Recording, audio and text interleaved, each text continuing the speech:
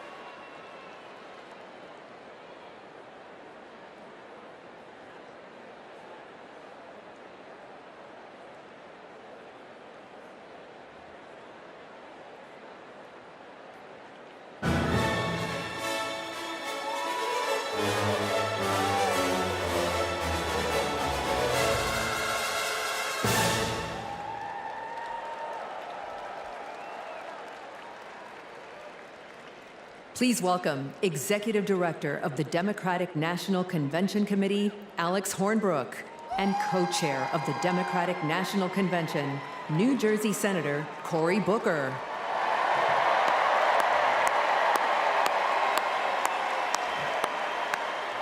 Good evening, everyone.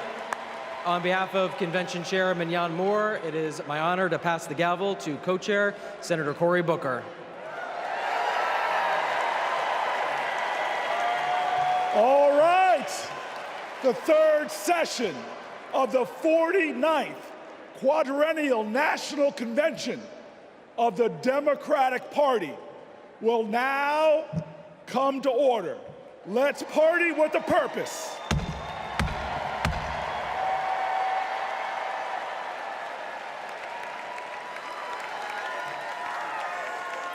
Please welcome Priest Sri Rakesh Bhatt and Bishop Leah Daughtry.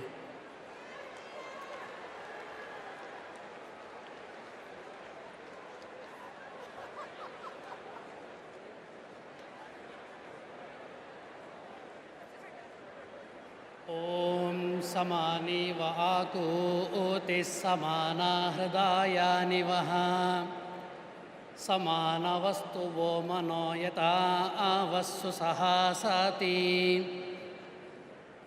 We should be in unison.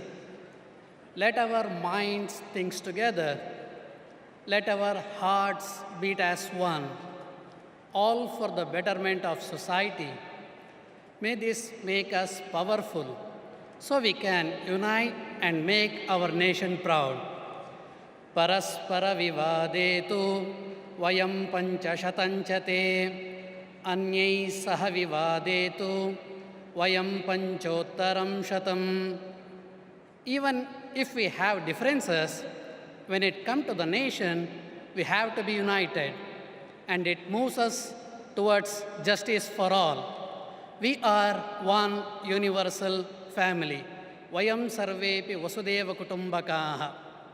Satyameva jayate sarvadahi. Asotoma sadgamaya. Tamasoma jyotirgamaya. Mrutyorma astamgamaya. Truth is our foundation and always prevails. Lead us from unreal to real, from darkness to the light, and from death to immortality. Om Shanti Shanti Shanti.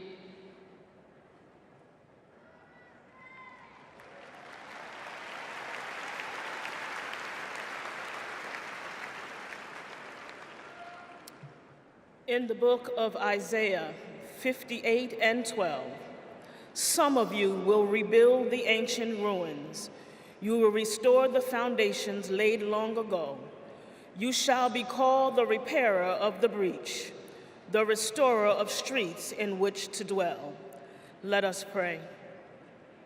O God, creator of heaven and earth, lover of peace, freedom, and justice, we thank you for this privilege and this opportunity to gather today for the important work of visioning our nation's future.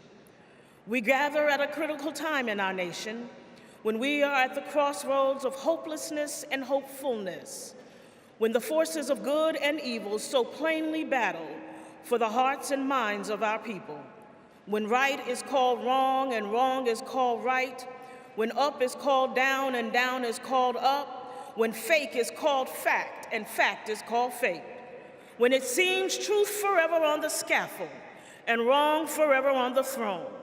And yet, even in the midst of this chaos and confusion, we see now a light on the horizon, and we are grateful. Grateful for hope, grateful for purpose, grateful for direction. You have called us to this moment, to march together toward the light, to join together with one voice in one fight, to move our nation away from division and despair and forward toward its highest ideals.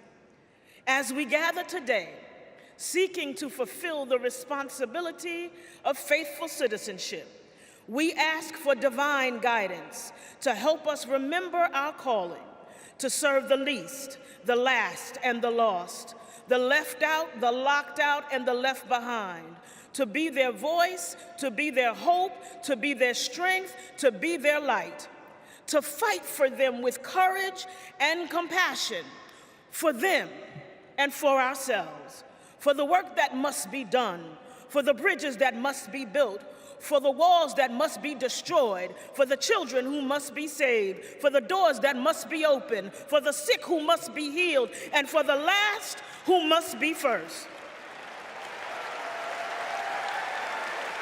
We ask for strength for the journey, clarity of thought, sharpness of vision, singleness of purpose, and the courage of our convictions to make the promise of America the practice of America.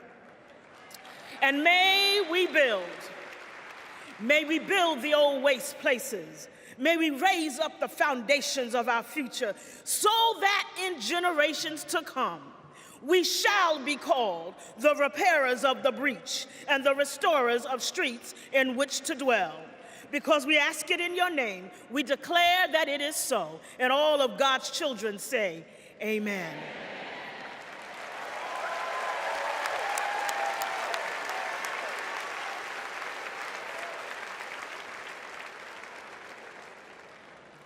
Please welcome Moreland Arts and Health Sciences Magnet School 3rd and 4th graders to lead us in the Pledge of Allegiance. I pledge allegiance to the flag of the United States of America and to the republic for which it stands, one nation, under God, indivisible, with liberty and justice for all.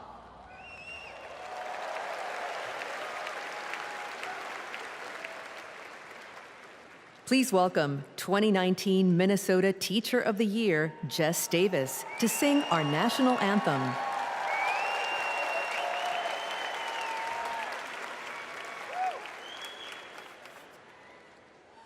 Oh, say, can you see by the dawn's early light what so proudly we hailed at the twilight's last gleaming, whose broad stripes and bright stars through the perilous fight o'er the ramparts we watched were so gallantly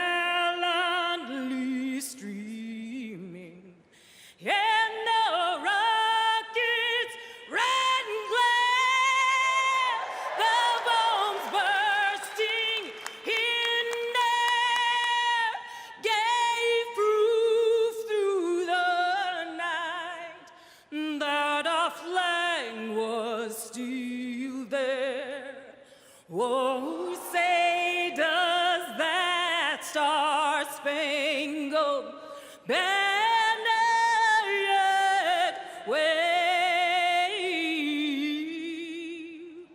o'er the land of the free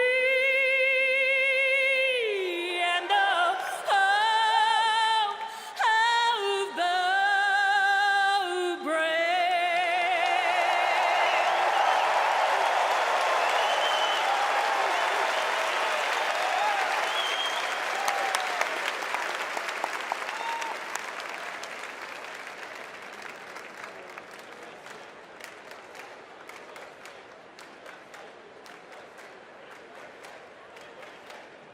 Please welcome Democratic National Committee Chair Jamie Harrison and the officers of the Democratic National Committee.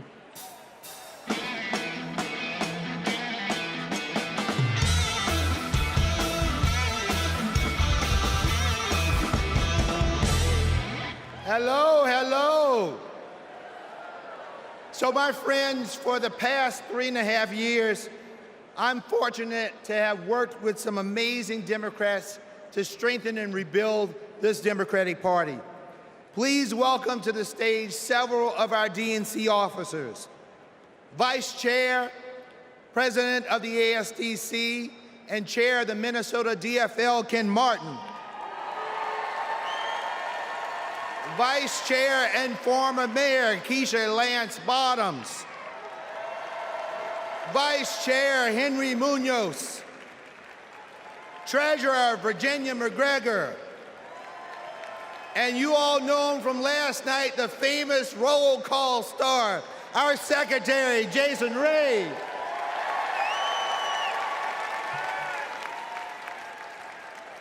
Fellow delegates, we now ask that you approve 3 honorary resolutions conveying our appreciation for those in Chicago who have set the stage for this convention's success. Our first resolution thanks the great city of Chicago, its mayor, governor, host committee, and residents for their unwavering dedication to organizing this historic convention. Our second resolution thanks the first responders who are working to protect every citizen and visitor of the Windy City. Our third and final resolution thanks the federal delegation of Illinois, its 14 U.S. representatives, and Senators Durbin and Duckworth for their continual support of the convention. We move that the convention approve these honorary resolutions. Delegates, you have heard the motion to approve these honorary resolutions. Is there a second? All in favor, please say aye. All opposed, say nay. The ayes have it, and the motion is passed.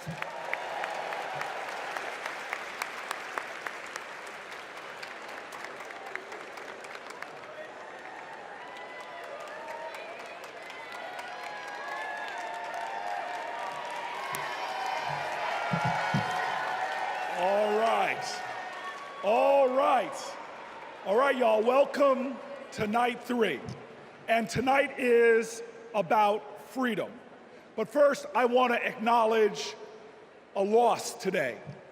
A man who always fought for freedom. Today, we lost Congressman Bill Pascrell, who passed away early this morning. Now, he's a Jersey legend, He is a powerful pugilist, a Prince of Patterson. He served in our state assembly. He served as our mayor. And for 27 years, he served in Congress. He never forgot where he came from in Patterson. And he never stopped fighting. He could push some pachyderms. He fought for the people. And so today, while we're heartbroken, we all are a people who can hold loss and joy in our hearts, because we are sad for his loss, but we celebrate his life. Let's give him a round of applause. And now, some of the greatest heroes, some of the greatest warriors, some of the greatest champions for fighting for reproductive freedom. I welcome them to the stage.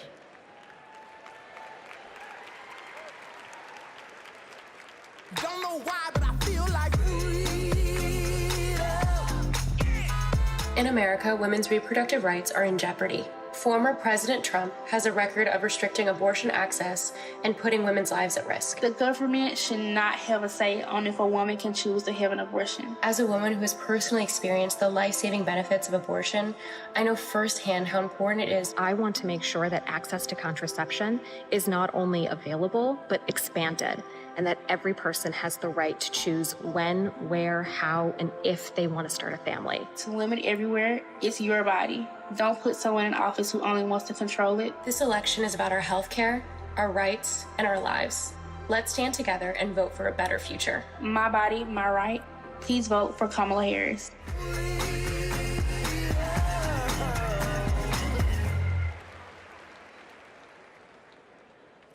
Please welcome President of Reproductive Freedom for All, Minnie Timuraju.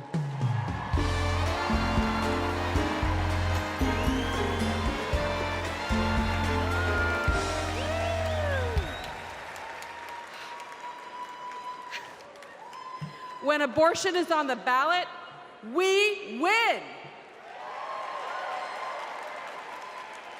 In California, Kansas, Kentucky, Michigan, Montana, Ohio, and Vermont. Voters sent a message. You come for our rights, we're gonna come roaring back.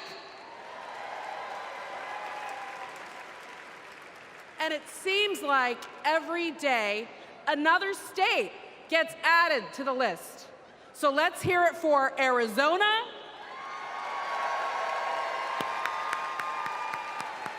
and Montana. The latest states to announce that the people will get to have their say this November. Because voters who support reproductive freedom, we're not the minority, we're the majority.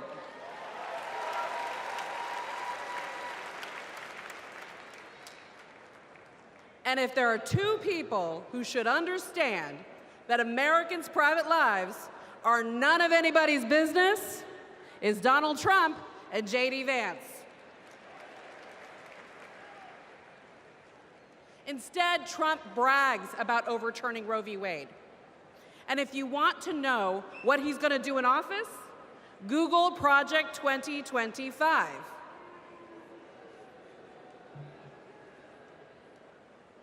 Kamala Harris has her own project for 2025, restoring reproductive freedom.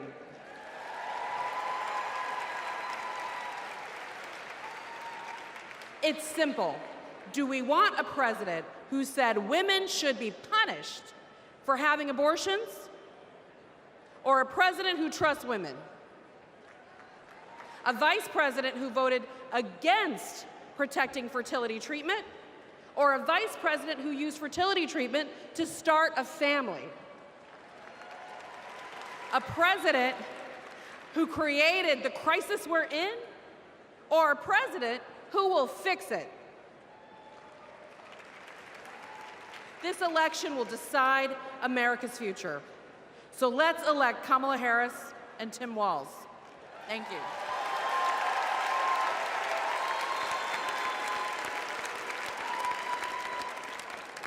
Please welcome President and CEO of Planned Parenthood, Alexis McGill Johnson.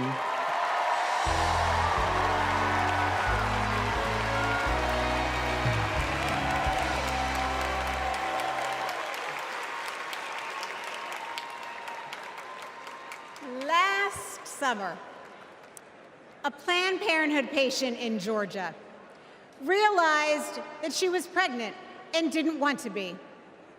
But Georgia bans abortion after 6 weeks. So she drove to South Carolina, but arrived the day that their 6-week ban went into effect. She went back home and then went to Florida. But she arrived just days when she was too late under their ban. She had to fly all the way to California to get an abortion.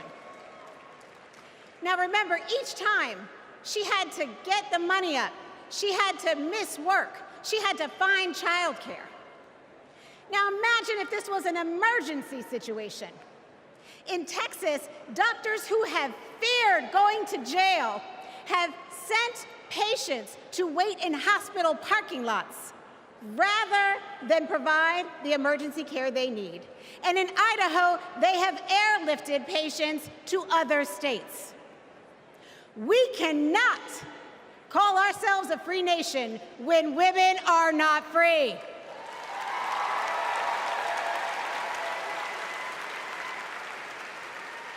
More than 1 in 3 women and nearly half of all Black women live in banned states.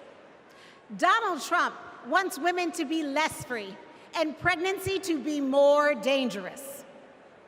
But I'm here to tell you, in no way are Donald J. Trump and J.D. Vance more qualified than doctors and women to make these decisions. We decide.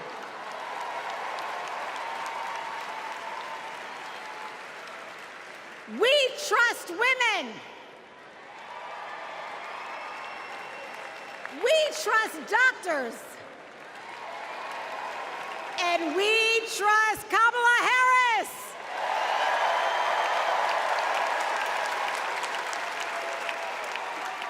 Our future is on the ballot. Our bodies are on the ballot. And come November 5th, we will decide this election.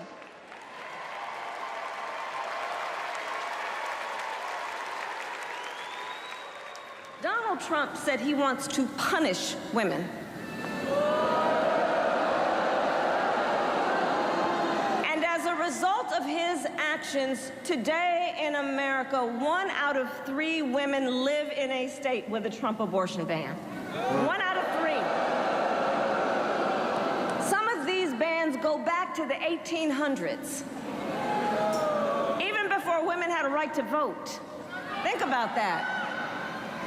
Well, Tim and I have a message for Trump and others who want to turn back the clock on our fundamental freedoms. We're not going back.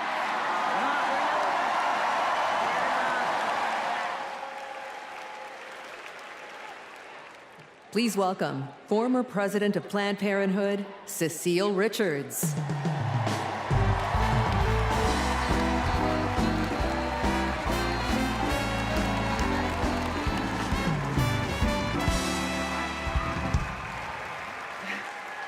Last few weeks have been a celebration of women, from cheering on Team USA to supporting Kamala Harris for president.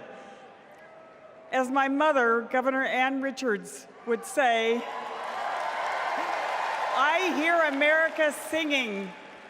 When women are free to make their own decisions about their lives and to follow our dreams, we are unstoppable.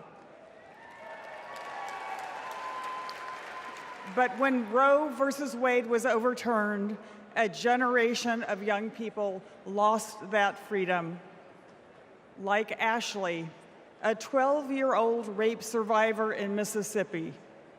Because of her state's abortion ban, she started 7th grade with a newborn. That's the Republican promise of states' rights. Last year, I became a grandmother. And during my daughter's pregnancy, nothing mattered more to me than her health. Politics should never stand in the way of anyone's health care or prevent any family from experiencing the joy my grandson, Teddy, has brought to my life. One day, our children and grandchildren may ask us, when it was all on the line, what did you do? And the only acceptable answer is, everything we could.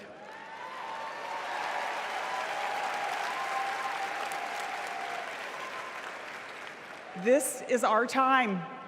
This is our time. So let's go elect Kamala Harris and Tim Walz.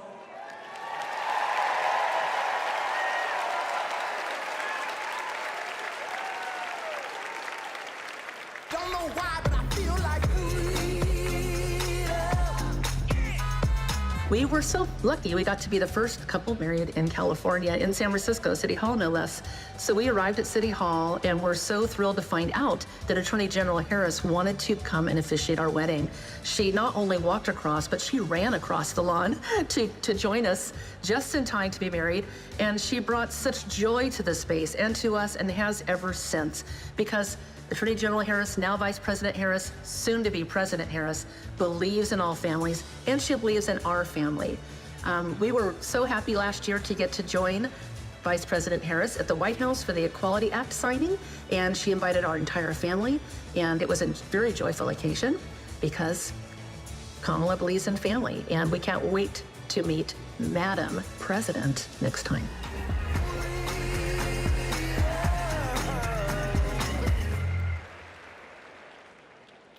Please welcome President of the Human Rights Campaign, Kelly Robinson.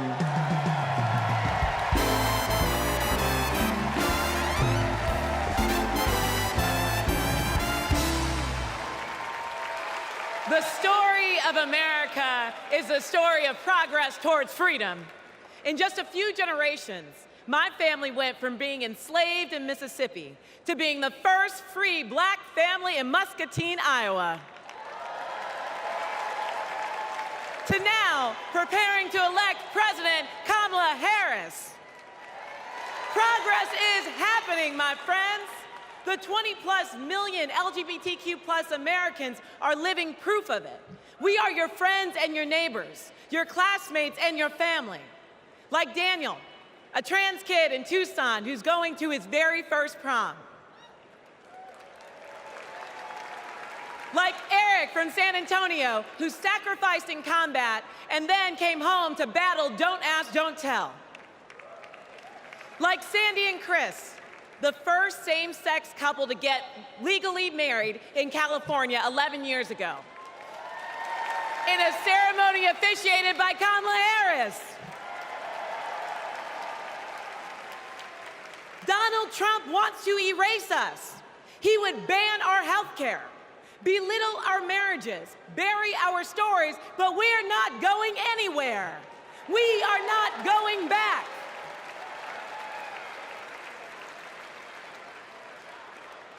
Kamala Harris.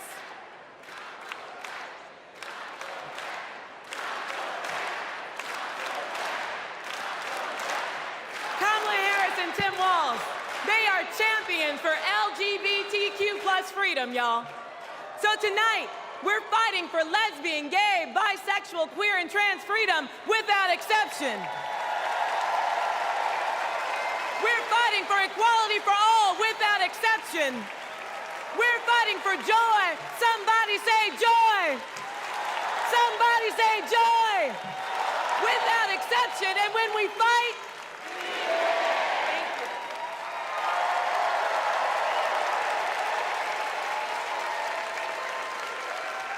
Please welcome President of Emily's List, Jessica Mackler.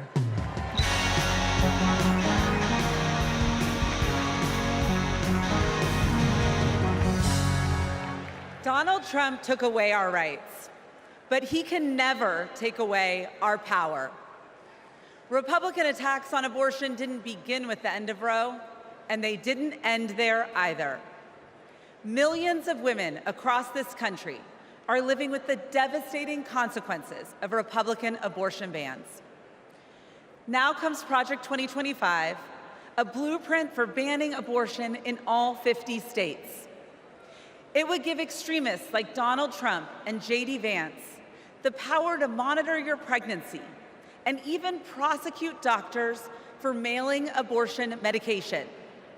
Make no mistake, the threat of Project 2025 is very real, but so is our ability to stop it. In 2022, Democrats didn't just run on reproductive freedom, we won on reproductive freedom.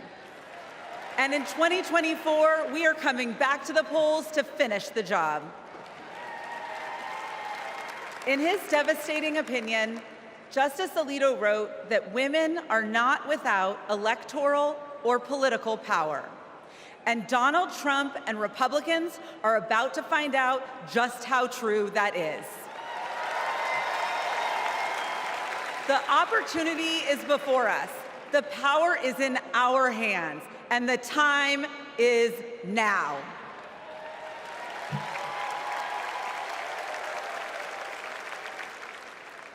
Please welcome President and CEO of Voto Latino, Maria Teresa Kumar.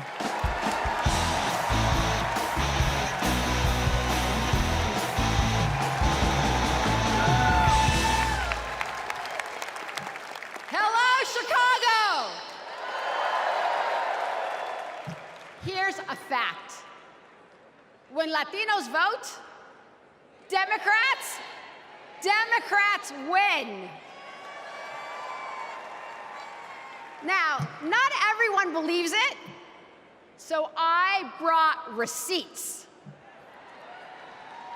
We flipped Nevada and Colorado in 2008. We delivered in 2020. Joe Biden and Kamala Harris won Georgia by 12,000 votes. Voto Latino, we registered 23,000 voters there.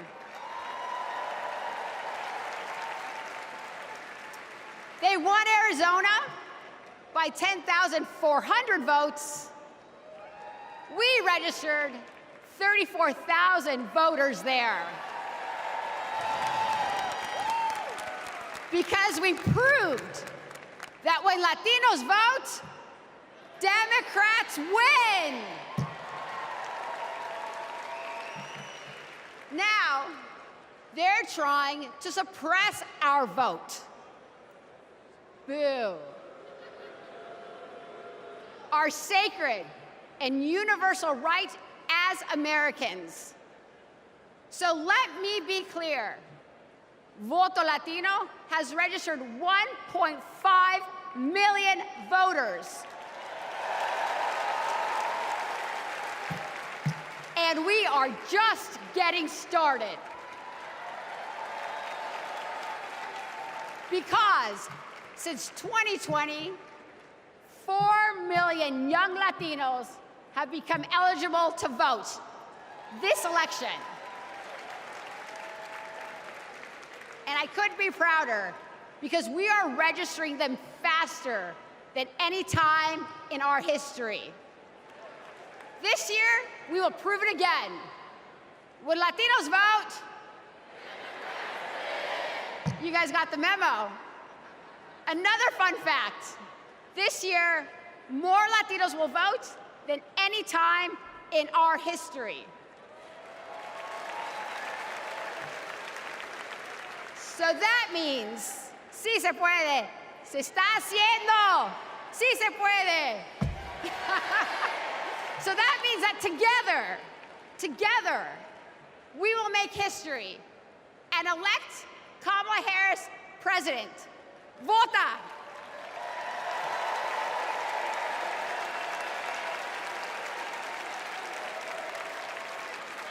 Don't know why, but I feel like My name is Scott from Tennessee. I'm a former Trump voter. My name is Matthew. I'm from Pennsylvania, and I'm a former Trump voter. My name is Mike. I live in southeastern Pennsylvania, and I am a former Trump voter. The main reasons why I won't support Donald J. Trump for president again starts with his chaotic behavior. He doesn't care about me. He doesn't care about my family. He doesn't care about working people. 34 counts, felony counts that he was found guilty of.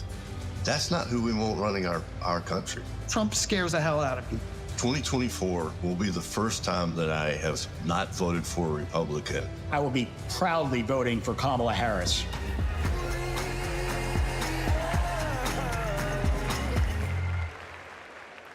Please welcome New York Representative Tom Suozzi.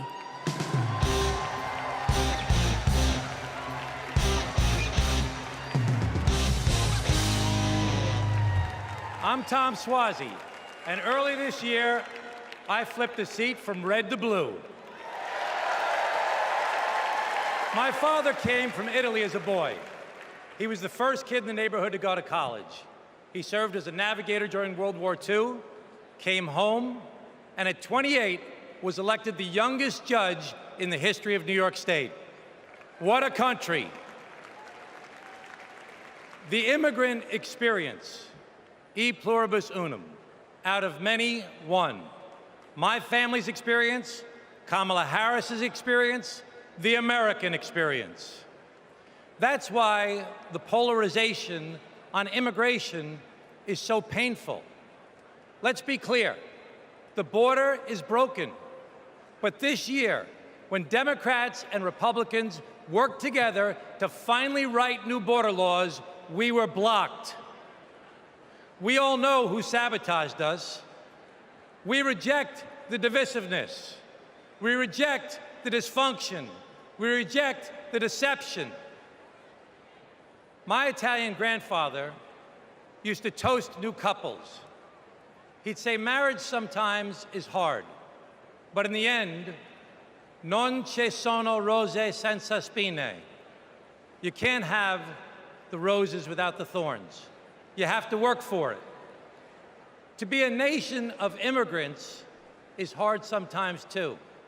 You have to work for it. Tonight, we celebrate the roses of life. We come together from every state, from every ethnicity, from every race and religion. We come together tonight to celebrate our candidate, Kamala Harris, who knows America is worth it, who knows this nation, built by immigrants, is a rare and beautiful thing, and who joyfully accepts the challenge to work across party lines, to secure our border, to treat people like human beings, and to move our country forward.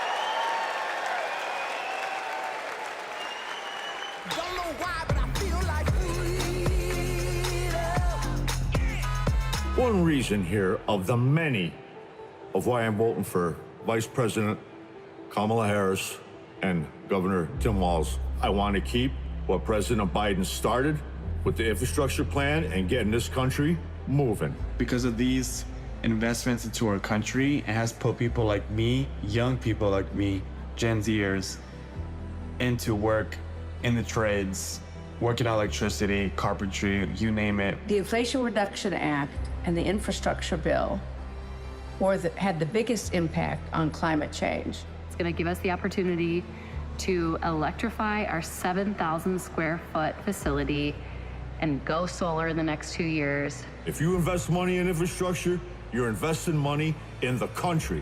Vote for Harris-Walz in November to continue these investments into our country and to grow our country forward. We should all vote Harris-Walz 2024.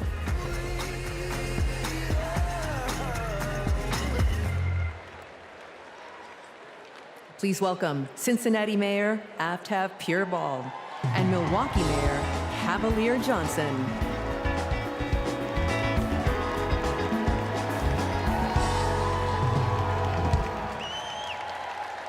Hello, my name is Aftab Pureball, and I am the first Asian American mayor in the great city of Cincinnati. As a Tibetan refugee, my mom believed deeply in the promise of America. And when I was growing up, she and my dad, who is from India, taught me that when you make a promise, you keep it. For years, politicians came through my city and promised to fix the Brent Spence Bridge, which connects Ohio to Kentucky. Donald Trump was one of them. He did what they all do, press conference here, photo up there, but nothing changed until Kamala Harris and Joe Biden. Joe Biden told Cincinnatians, we're gonna fix that damn bridge. And 4 months later, he signed the bipartisan infrastructure law. It gave our city the biggest infrastructure investment in history. It will stitch our communities back together, and it will fix that damn bridge once and for all. That's what leadership looks like. Not hollow promises, but solid progress. Not lip service, but true, honest-to-God public service. And under Kamala Harris, the progress will only continue.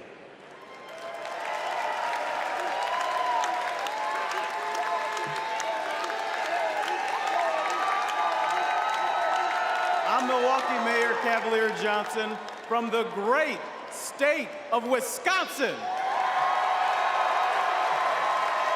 In Wisconsin, keeping promises is important. So is making amends for your mistakes. One of those mistakes happened 60 years ago in a neighborhood called Bronzeville, brimming with Black music, Black culture, and entrepreneurship. And then came urban renewal and the construction of Interstates 94 and 43, ripping our communities apart. 6th Street was widened and people of color were displaced. Homes destroyed, businesses shuttered, all for a quicker commute. Under Kamala Harris and Joe Biden, we're bringing Bronzeville back. With more green space, bike paths, and walkable streets to serve people who actually live there. The music is coming back. The culture is coming back. And thanks to the bipartisan infrastructure law, the opportunities are coming back. It's now my privilege to introduce two Milwaukeeans who know firsthand the power of reconnecting our communities, Rashawn Spivey and Deanna Branch.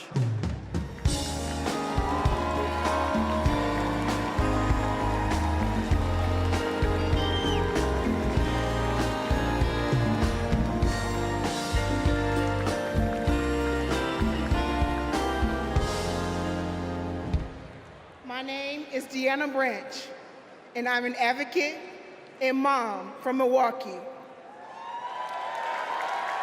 When my son, Aiden, was 2, he was hospitalized due to high levels of lead in his blood.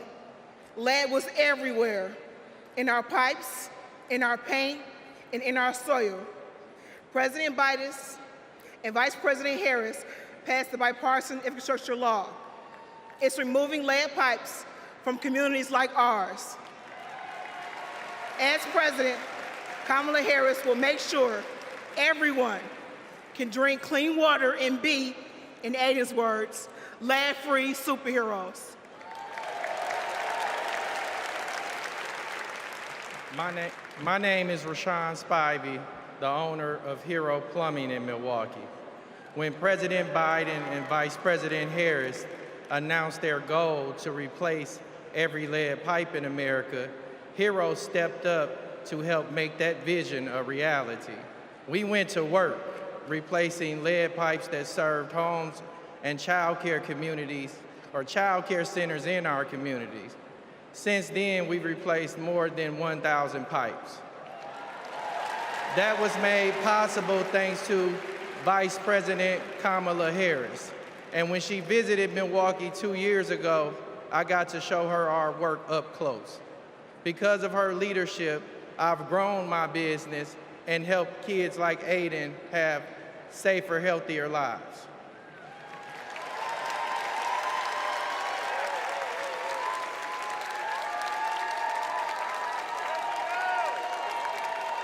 Don't know why, but I feel like Vice President Harris came and visited my restaurant.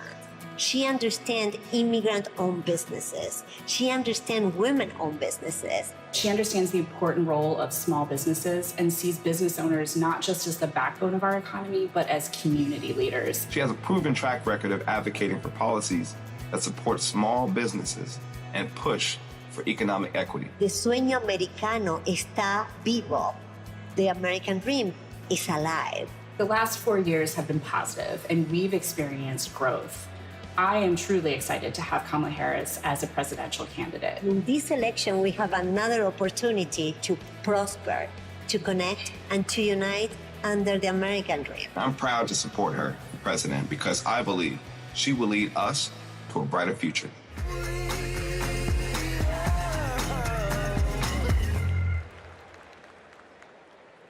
Please welcome Delaware Representative Lisa Blunt Rochester.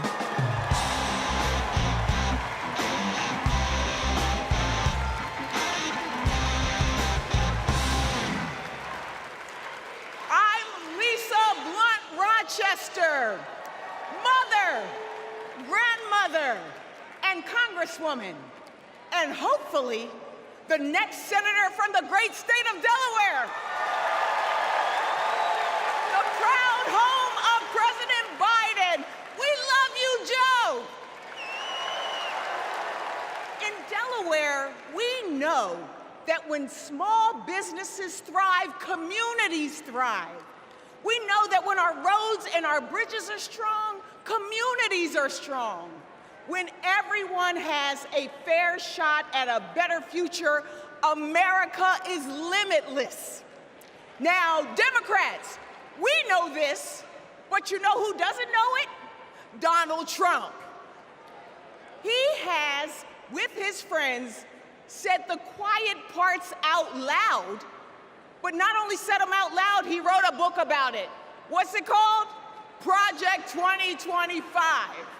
So with so much on the line, we've got to turn our biggest challenges into our greatest and brightest of hope. For me, Bright Hope was the name of the church that my grandmother attended for 70 years in Philadelphia. It's not just a name.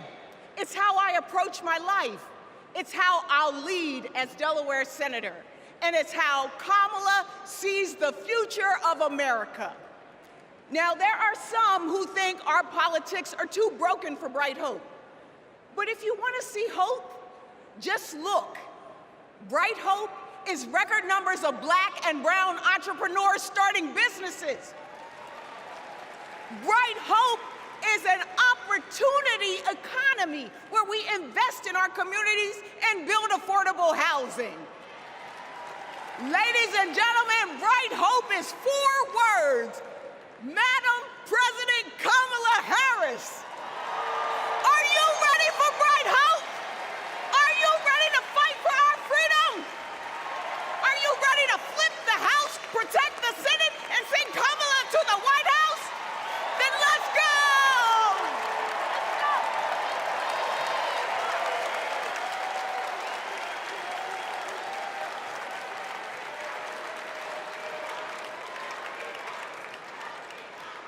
Wow. Wow. Oh my gosh. Lisa Blunt Rochester, know that name. Know that name. My friend, my sister, and soon to be our senator. I can't wait to work with her in the Senate. But next, we're going to hear more about the ongoing fight for reproductive freedom. This is a fight that affects every single American, no matter where you live, so-called blue states or red states. If Donald Trump has his way, he's gonna push through their extreme agenda. Project 1825. I'm sorry. I roll that back. I got that wrong. Project 1925. Oh, I'm sorry. Project 2025. That poisonous agenda where every single state will be in a state of crisis. So let's hear more from leaders who are fighting back.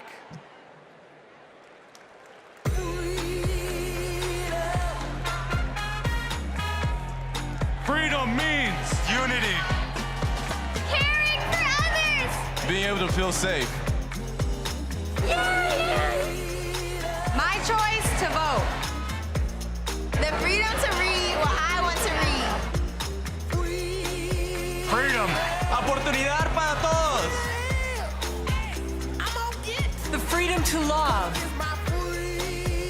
Be who I want to be. For all to be equal. Live my life. Freedom means my choice. IVF. Union strong. Basic human rights.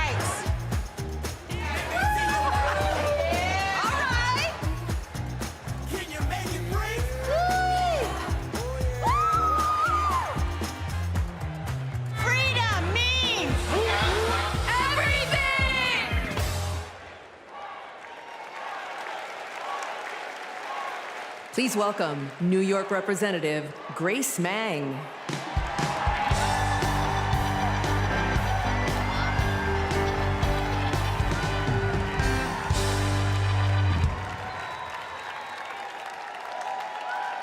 Generations of women fought for our rights.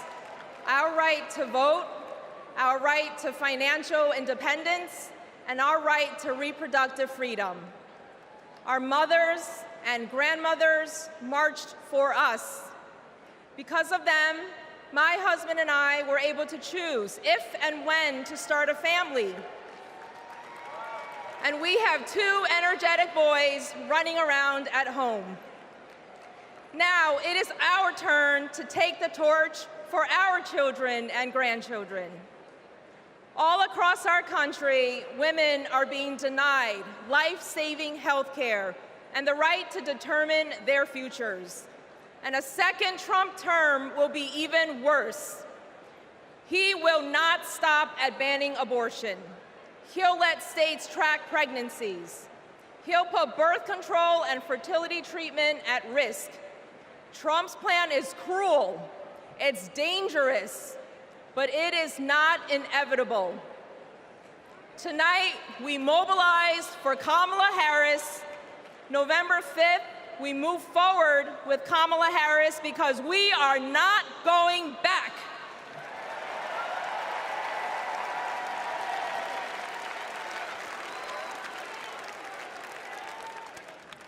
Please welcome Colorado Governor Jared Polis.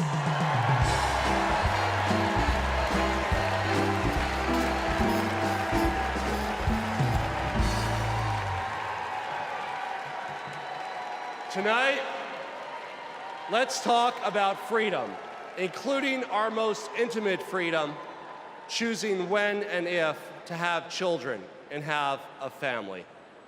And let's talk about Project 2025, Donald Trump's roadmap to ban abortion in all 50 states. Look, that sounds crazy, but right here on page 562, it says that Donald Trump could use an obscure law from the 1800s to single-handedly ban abortion in all 50 states, even putting doctors in jail. Page 486 puts limits on contraception. Page 450 threatens access to IVF. On page 455, Project 2025 says that states have to report miscarriages to the Trump administration. Page 451 says the only legitimate family is a married mother and father where only the father works. You know what? I'm going to take that one out. I'm going to put that in my pocket so I can share it with undecided voters so they better understand what's at stake this election. Project 2025 would turn the entire federal government and bureaucracy into a massive machine. It would weaponize it to control our reproductive and personal choices. Look, as a Redditor, gamer, entrepreneur, and Swiftie from the free state of Colorado, I'm excited by Kamala Harris's vision for protecting and expanding our personal freedom, internet freedom, and economic freedom. Democrats welcome weird, but we're not weirdos telling families who can and can't have kids who to marry or how to live our lives. These Project 2025 people, like Trump and Vance, are not just weird, they're dangerous. They want to take us backwards, but we aren't going back, like ever, ever, ever. Let's stop Project 2025 and elect Kamala Harris president this November.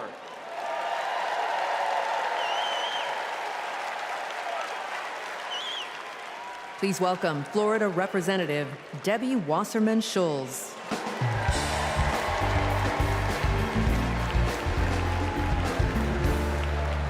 Hello, America. As a proud Floridian, I bring you a cautionary tale. For the people of my state, Project 2025 isn't just a threat. It's a reality that we battle every day. From the classroom to the emergency room, Governor DeSantis turned Florida into a testing ground for the right's most egregious, dangerous policies. I can tell you firsthand, it's been devastating for families in my district and across the state. Today in Florida, state policy requires that kids are taught racist lies about so-called benefits of slavery. Books are banned. Teachers are censored. And our LGBTQ+ community endures endless state-sponsored hate. Even a cruel "don't say gay" school law. Today in Florida, as we grapple with record heat and rising seas, extreme MAGA Republicans deleted mentions of climate change from state law. Today in Florida, a near total abortion ban endangers women's health and their lives every day. I keep thinking about a Central Florida woman I met named Deborah. And at 23 weeks pregnant, she got news every future parent dreads. Her baby's kidneys never developed. Doctors told her that not only would her baby not survive, her own health was in danger. Deborah couldn't get the care she needed in Florida, and she couldn't afford to travel hundreds of miles to get it. She had no choice but to carry her son Milo to term, only to watch him die in her arms 2 hours later. This is Project 2025 in practice. It's what Donald Trump and J.D. Vance want for the whole country. But we're not going to let it happen, are we? Now, I say this as a Floridian, but also a mom and an American. We can't let them do to America what they did to Florida. Are you with me? So let's fight like hell to elect Kamala Harris, the next president of the United States of America. Thank you so much.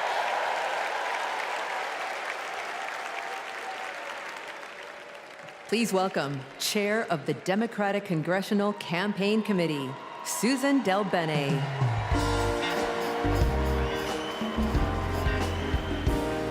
Hello, Democrats! It is my honor to represent the great state of Washington and to lead the House Democrats' work to take back the majority. As I travel the country, I hear the same thing. People want governance that works.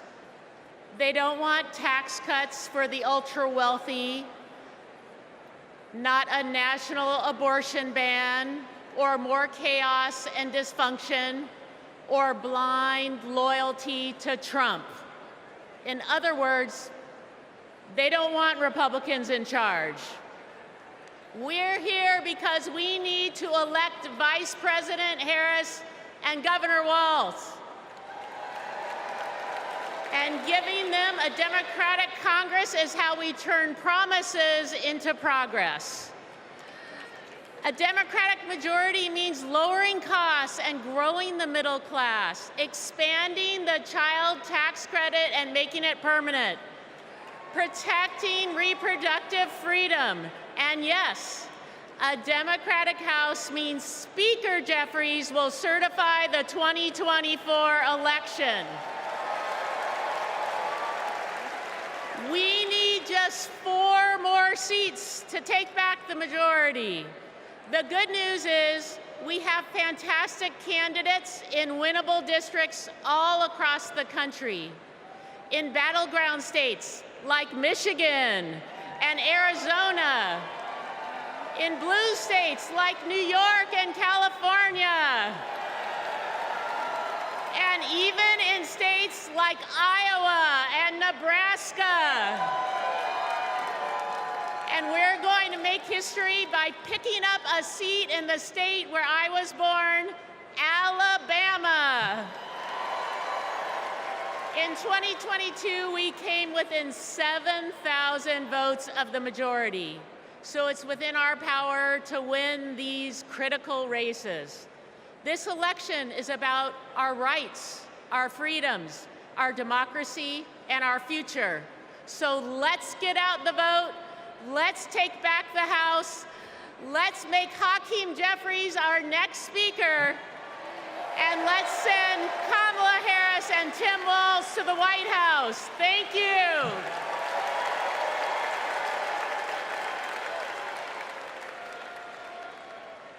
Please welcome Minnesota Attorney General Keith Ellison.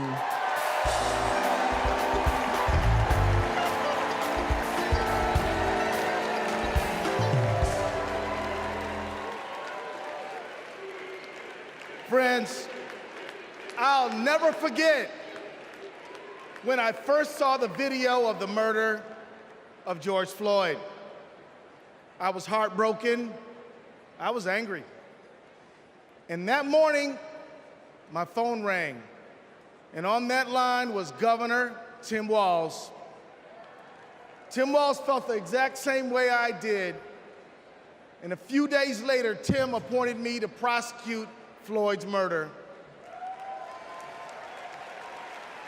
Almost a year after that, minutes after the guilty verdict came down, my phone rang again. And it was Vice President Kamala Harris calling to congratulate my team and the work. Now, Kamala and Tim, they understand the legacy of George Floyd. No one is above the law, and no one is beneath it. No one is outside the circle of our compassion. In the Republican Party, everyone thinks they're above the law. Hell, nearly a dozen of their own lawyers are facing serious charges. Even their lawyers need lawyers. These con artists are trafficking in the defective goods of division, exclusion, and fear. And friends, selling defective goods is a scam. And like Kamala Harris, I am an attorney general. And attorney generals know what a scam is when they see it. Like my friend Tish James, for example, from New York. America, we won't be scammed again. We're not going back, we are going forward. And Kamala Harris and Tim Walz are ready to lead us there. I've worked side by side with Tim Walz for 18 years. His office is right across the hall from mine. And I've seen him deliver for the people of the state of Minnesota every day. Everybody knows Minnesota is one of the best states to live in, to raise a family, to do business, and we've got the best voter turnout in America. Facts. Kamala and Tim, they fight for the people, and they also listen. And when they say we need a ceasefire and an end to the loss of innocent lives in Gaza, and to bring hostages home, they're listening, friends. They agree with us. There are people watching tonight, and maybe even here tonight, who aren't sure yet about Kamala Harris and Tim Walz. If you want to know where they stand on some of the most urgent issues facing our country and the world, let me assure you, Kamala and Tim hear you. They listen. They care, and everyone is included in their circle of compassion. They believe that everybody counts and everybody matters. Let's put a stop to the scam of Donald Trump once and for all, and let's put Kamala Harris and Tim Walz in the White House. Let's go win.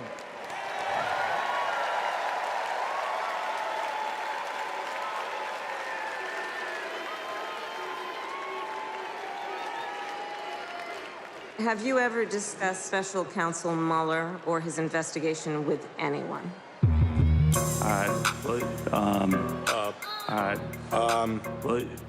Could you repeat that question? Has the president or anyone at the White House ever asked or suggested that you open an investigation of anyone? Yes or no, please, sir? Seems you'd remember something like that. I don't know. Please answer the question. Senator, I think I've answered the question. No, you've not. I'm not able to be rushed this fast. It makes me nervous. Can you think of any laws that give government the power to make decisions about the male body?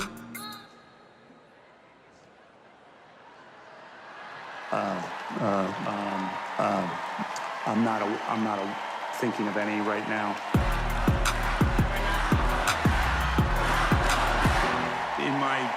Never mind. Let's move on. Okay.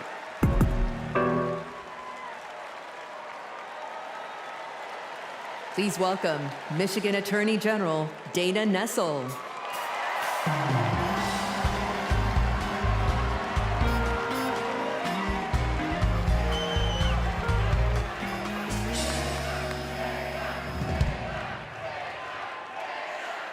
Hello, Chicago. I'm Michigan Attorney General Dana Nessel. tell you, being Attorney General is a tough job, right? But as California's Attorney General, Kamala Harris never shied away from a good fight. She's held accountable environmental polluters, sexual abusers, and transnational gangs. But what really stands out is when she stood up and protected her constituents' freedoms. In 2011, she refused to defend California's ban on same-sex marriage. She refused to argue that some families should have fewer rights than other families. It meant a lot. She was fighting for families like mine. Now, in 2022, I faced a similar situation when, after Roe v. Wade was overturned, Michigan's archaic abortion ban was resurrected. But Vice President Harris had my back, and she reminded me that protecting people's lives and defending their rights is our job. And just as the same-sex marriage ban was overturned in California, so too was the abortion ban in Michigan. By the way, I got a message for the Republicans and the justices of the United States Supreme Court. You can pry this wedding band from my cold, dead, gay hand.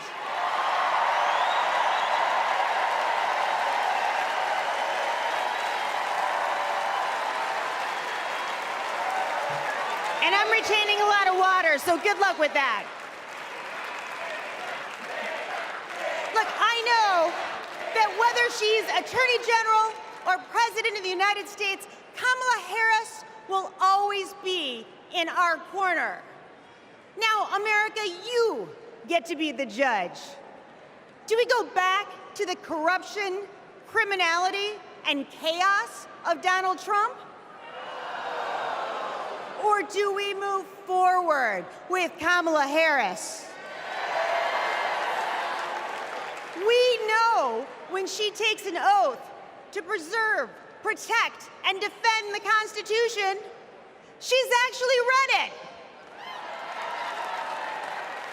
We know that she'll appoint Supreme Court justices who will protect our freedoms.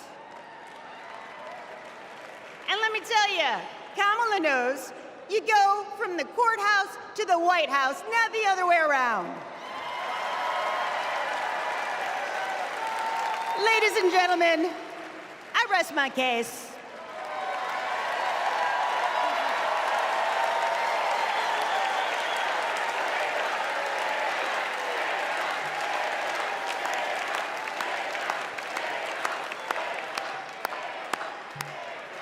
Wow.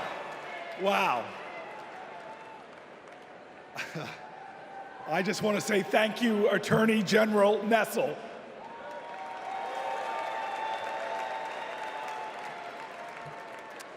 So coming up, we have John and Rachel, proud, loving parents of 3. On October 7th, their son Hirsch, a U.S. citizen, was at a music festival when Hamas attacked. He was taken hostage, and he is still being held today, an American citizen. Rachel and John want what every parent wants: to hold their child close, to love on them, and keep them safe. I'm honored to introduce the 2 of them tonight.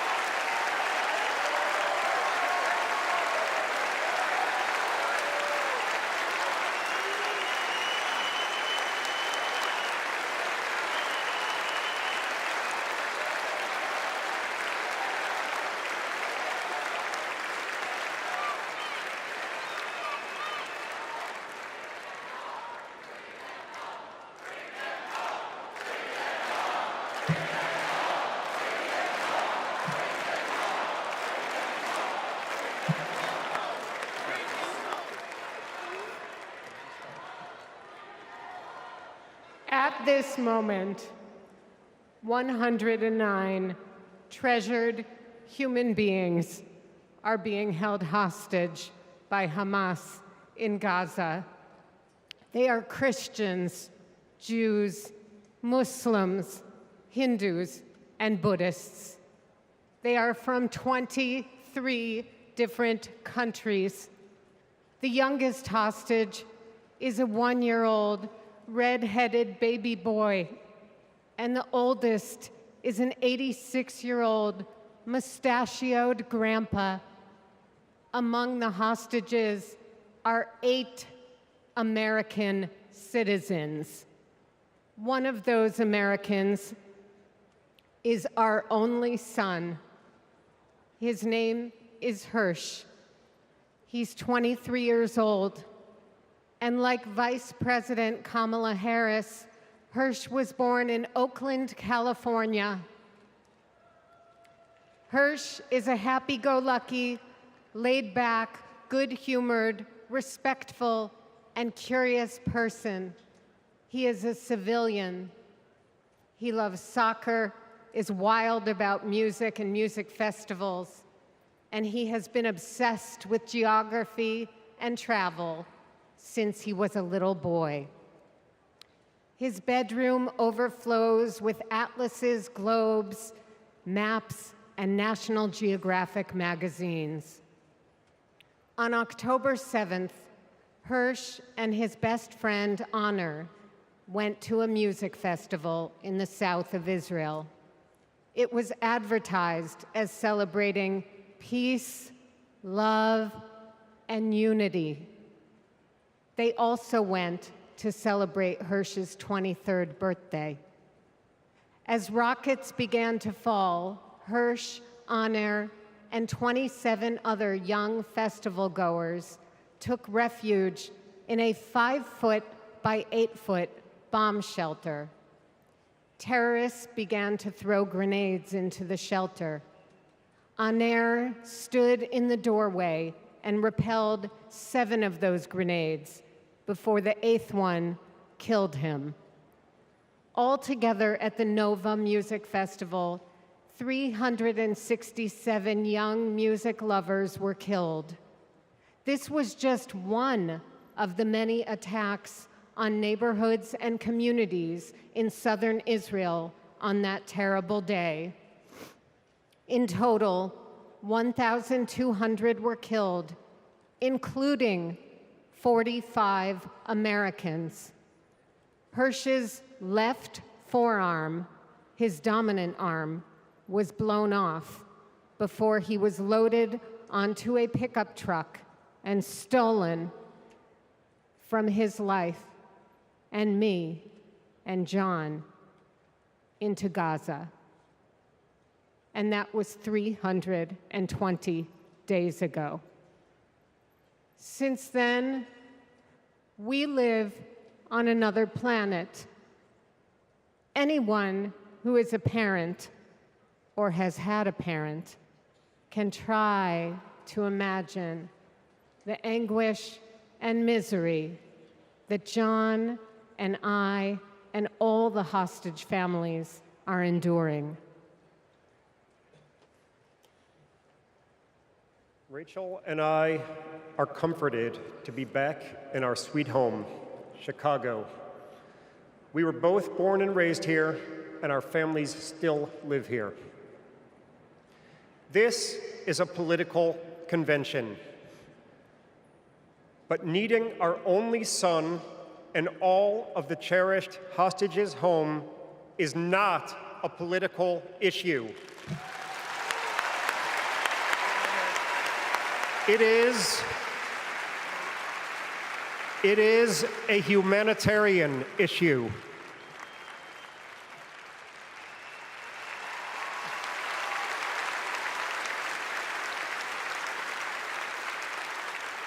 The families of the American 8 hostages meet every few weeks in Washington. We're heartened that both Democratic and Republican leaders demonstrate their bipartisan support for our hostages being released. We've met with President Biden and Vice President Harris numerous times at the White House. They're both working tirelessly for a hostage and ceasefire deal that will bring our precious children, mothers, fathers, spouses, grandparents, and grandchildren home, and will stop the despair in Gaza.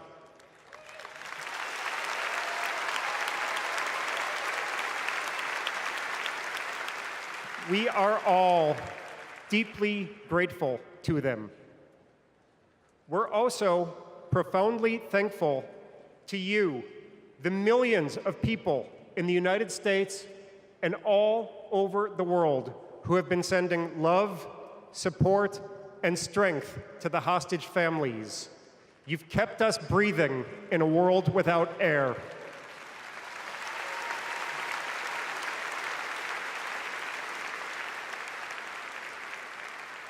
There is a surplus of agony on all sides of the tragic conflict in the Middle East. In a competition of pain, there are no winners.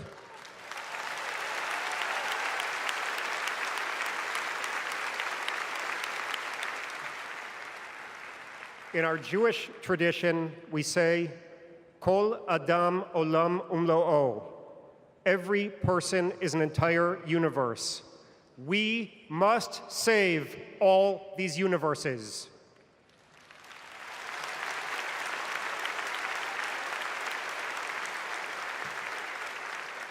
In an inflamed Middle East, we know the one thing that can most immediately release pressure and bring calm to the entire region.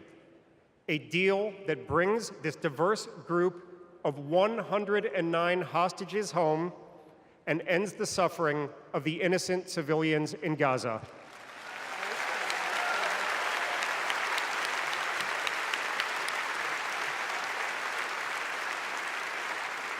The time is now.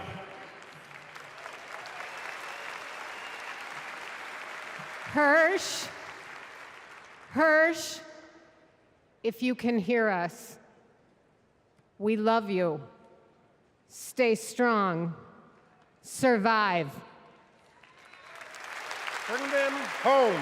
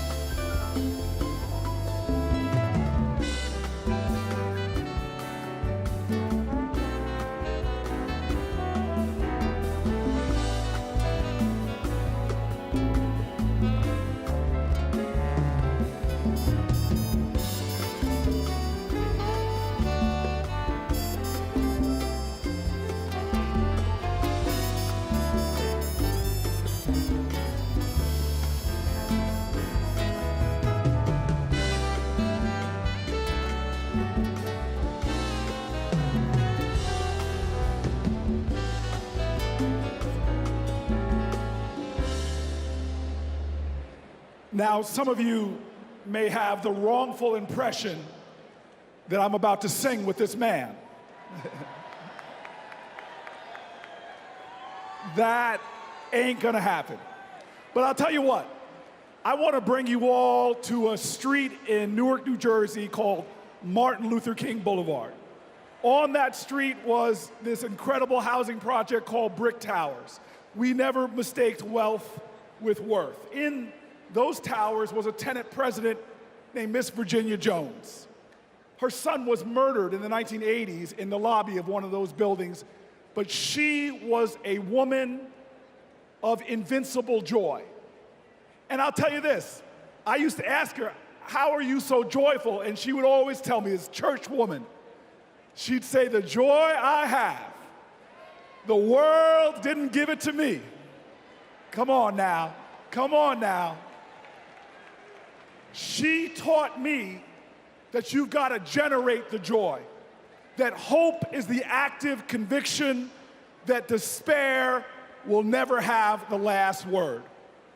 And so tonight, there are so many challenges in our nation. There are so many problems that we're facing. Heck, if America hasn't broken your heart, you don't love her enough. But yet, we will be joyful warriors. We are going to bring back to the journey of our nation joy. And if there's any tradition in America that has helped us to generate that joy, it has been the artists of America. It has been those folks bringing the rock and roll and the funk, bringing the gospel and the hard rock. Well, tonight we are blessed by one of those great American artists that helps us to cleanse our spirits, to raise our hearts, and to bring in that joy. Ladies and gentlemen, I give you one of the true greats in America, someone to bring the joy to this incredible arena, Maren Morris.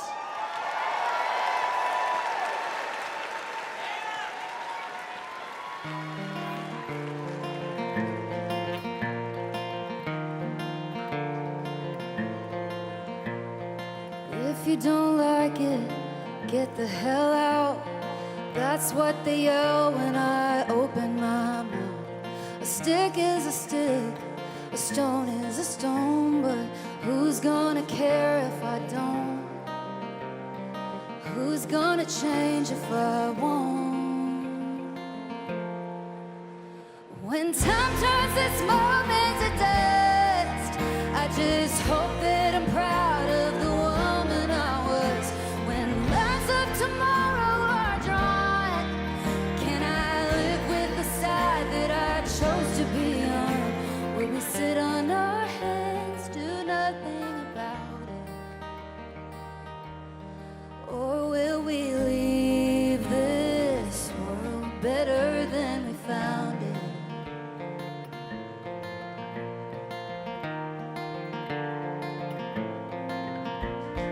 Over and under and above the law, my neighbor's in danger. Who does he call when the wolf's at the door? What would you do? Shouldn't we try something new? We're over a barrel and at the end of 1, 2.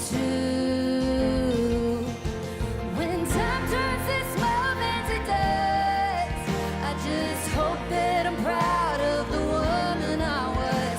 When lines of tomorrow are drawn, can I live with the side that I chose to be on? Will we sit on our hands, do nothing about it? Or will we leave this world better than we found it?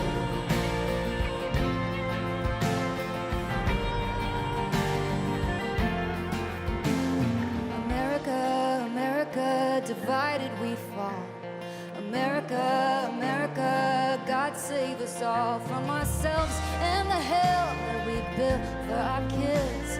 America, America, we're better than this. When time turns this moment to dust, I just hope my son's proud of the woman I was. When lines of tomorrow are drawn, can I live with the side that I chose to be on? Will we sit on our hands, do nothing about it? Can we leave this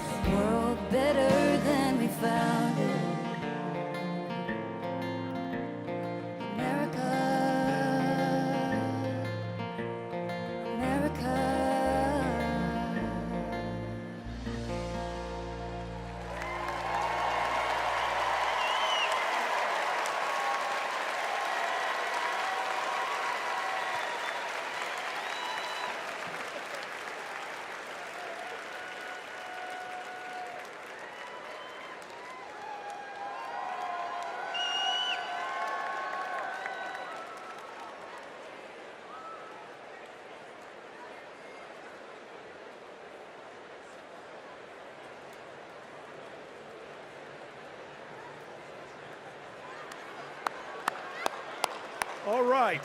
You know what? I'm inspired. Maybe I will sing a song. To Donald Trump, a little B.B. King classic, The Thrill Is Gone.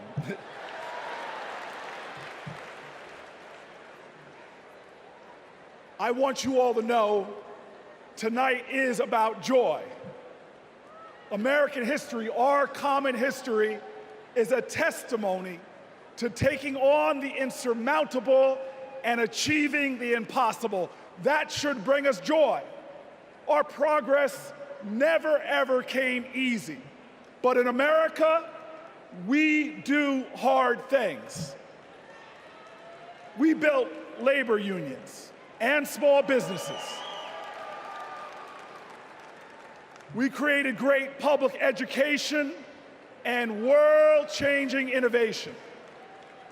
We nurtured the best athletes and artists humanity has ever seen, and we kept the promise of Medicare and Social Security for our seniors. Look at who we are. Against bigotry and hate, we advanced equal rights for all Americans. Civil rights, workers' rights, LGBTQ rights, reproductive rights, the right to marry who you love, the right to be free. We did all of this in a way that didn't pit American against American. We did this by healing rifts, by bridging divides, by pulling people together. And all the while, we in this nation lived up to our calling and our creed to be a more perfect union, to make this one nation under God a little more indivisible. Now, you all know this. Trump betrays these ideals. He viciously attacks Democrats and Republicans. His put-downs know no shame. John McCain's military service, Nikki Haley's heritage, women, people with disabilities, trans people, our veterans. He is indiscriminate in his put-downs. His is the politics of smear and fear, not inspiration and elevation. Donald Trump speaks more of American carnage than American compassion. But in America, you can't lead the people if you don't love the people. All the people. Now, our nominees, Kamala Harris and Tim Walz, they bring the joy. Think about it.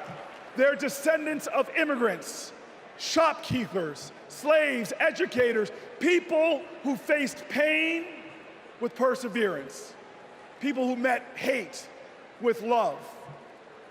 They are the living dreams of their ancestors. But look in this arena, look around you right now.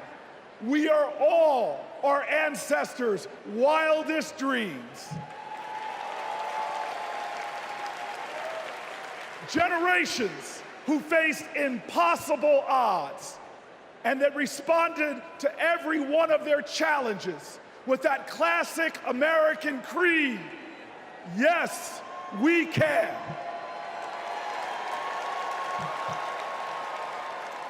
So there are doubters out there. There are people that doubt our collective strength. They want to tell us how bad we are. They want to say that they alone can save us. Well, we know that the power of the people is greater than the people in power. And we're not going to lose our faith.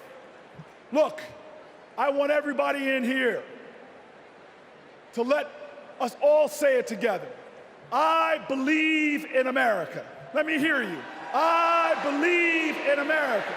I believe in America because our elders told us that no matter what the obstacle, like the gospel says, we shall overcome.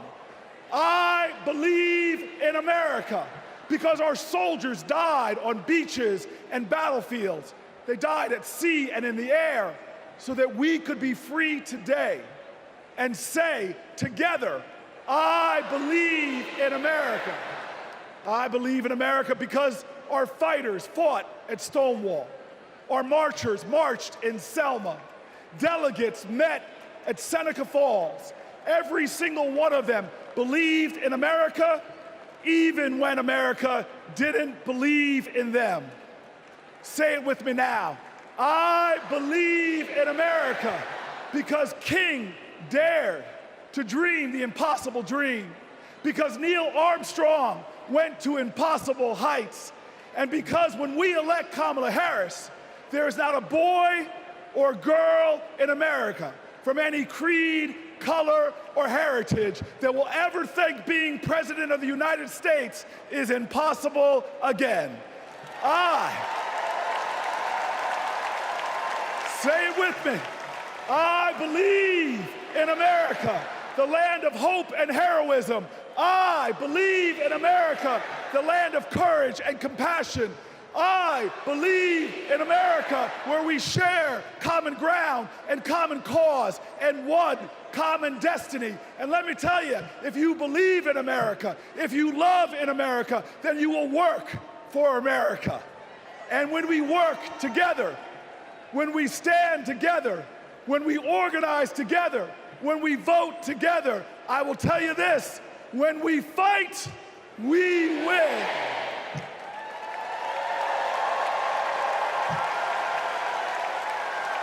Ladies and gentlemen, Veronica Escobar.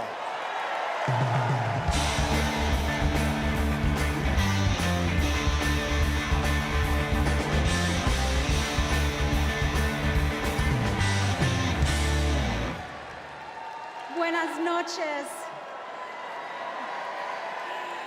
Like countless Texans, I grew up going back and forth across the border from El Paso to Ciudad Juarez.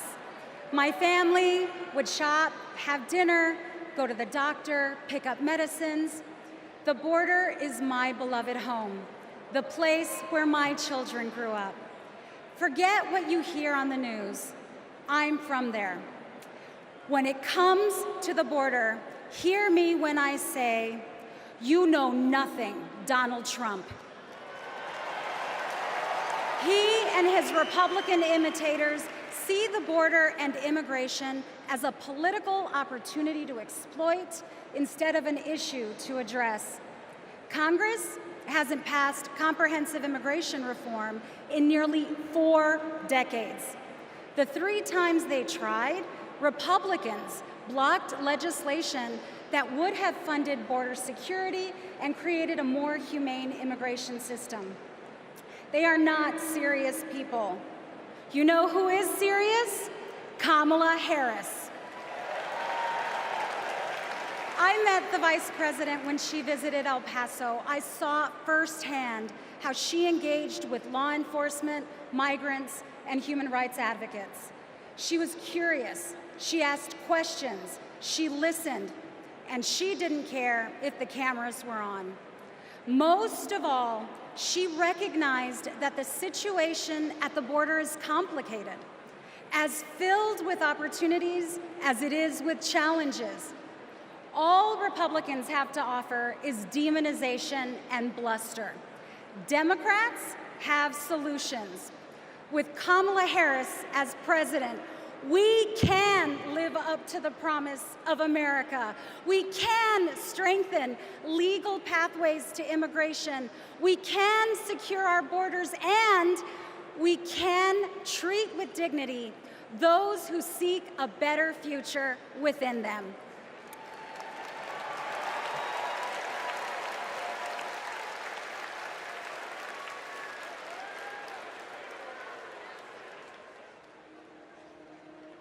I have a question for you.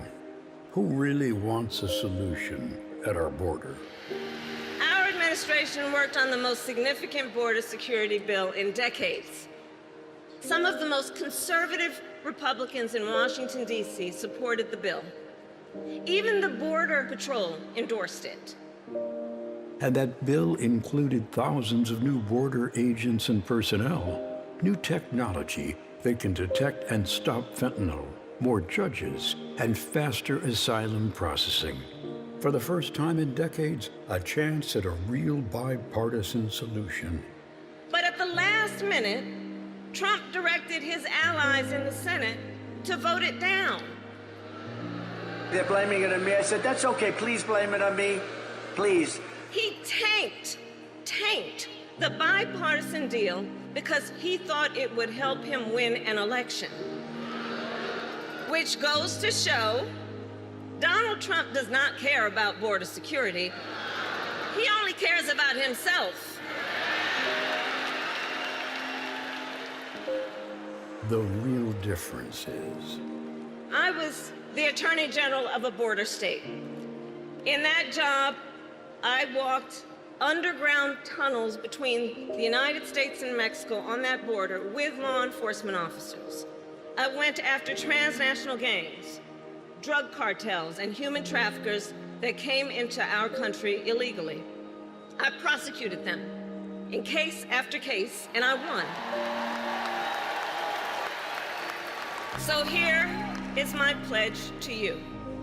As president, I will bring back the border security bill that Donald Trump killed, and I will sign it into law and show Donald Trump what real leadership looks like.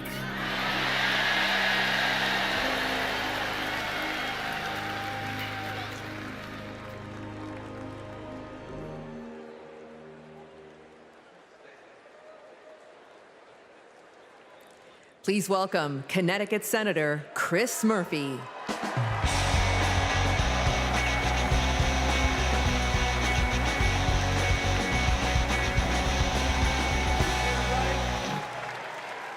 So, I just want to let you know,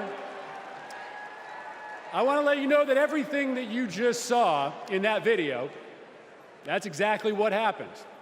I know because I was the Democratic senator who negotiated that bill to secure the border with President Biden and Vice President Harris. I want to tell you this as well.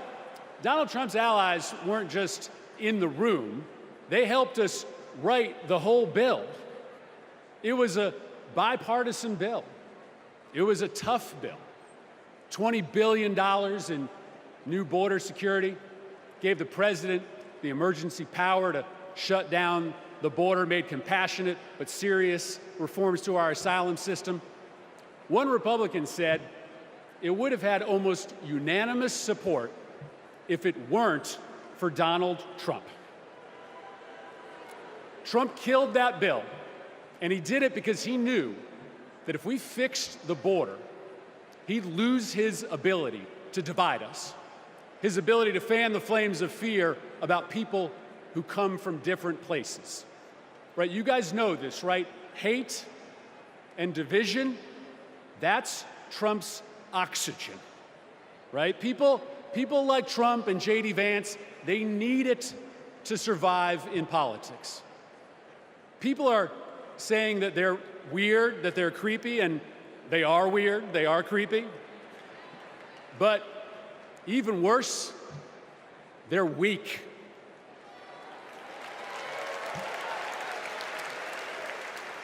Kamala Harris is not weak. For 20 years, Kamala Harris has been tough as nails when it comes to securing our border. When she was a California prosecutor, she went after drug smugglers, human traffickers. She put 100 gang members away in a single sweep. Trump says that a safe nation can't be an immigrant nation. That's flat wrong, and Kamala Harris knows it. She knows this too.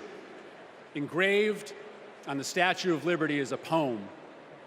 The last line reads, "I lift my lamp beside the golden door." For generations, that lamp has called people to start a brave new life in America. My ancestors, your ancestors, and the parents of the next president of the United States of America. Kamala Harris knows that we can be a nation of proud immigrants and a nation of strong immigration laws. That's why when she's president, she will bring that border bill back, and Kamala Harris is going to pass it.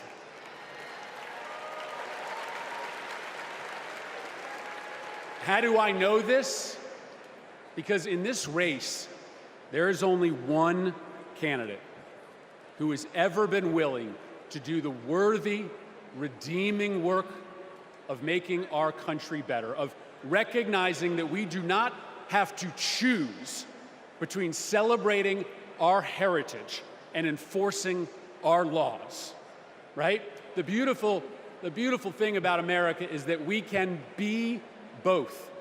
We can be a nation of immigrants who love their country and a nation with a secure border. And there is only one candidate.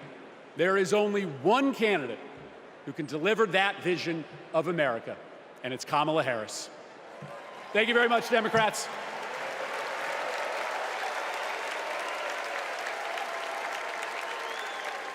Please welcome Bexar County Sheriff Javier Salazar.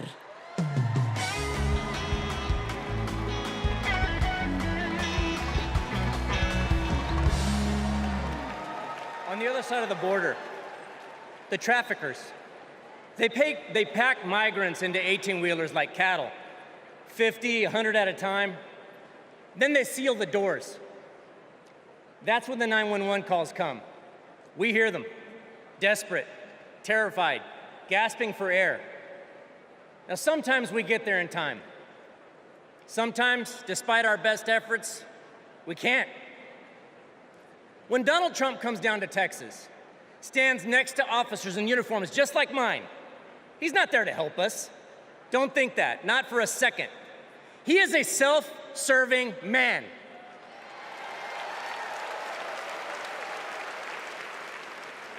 I mean, look, just like when he killed the border bill, he just made our jobs harder.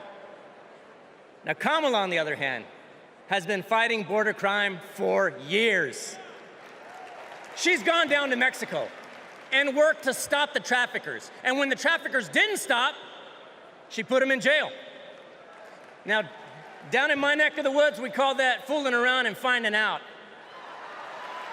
I may be paraphrasing a bit. We protect them. Now, the border sheriffs that I know, right, and we're like Kamala. We protect and serve. We enforce the law. We show compassion. And we fight like hell to protect our border. Because as we've always known in Texas, cuando luchamos, ganamos. When we fight, we win.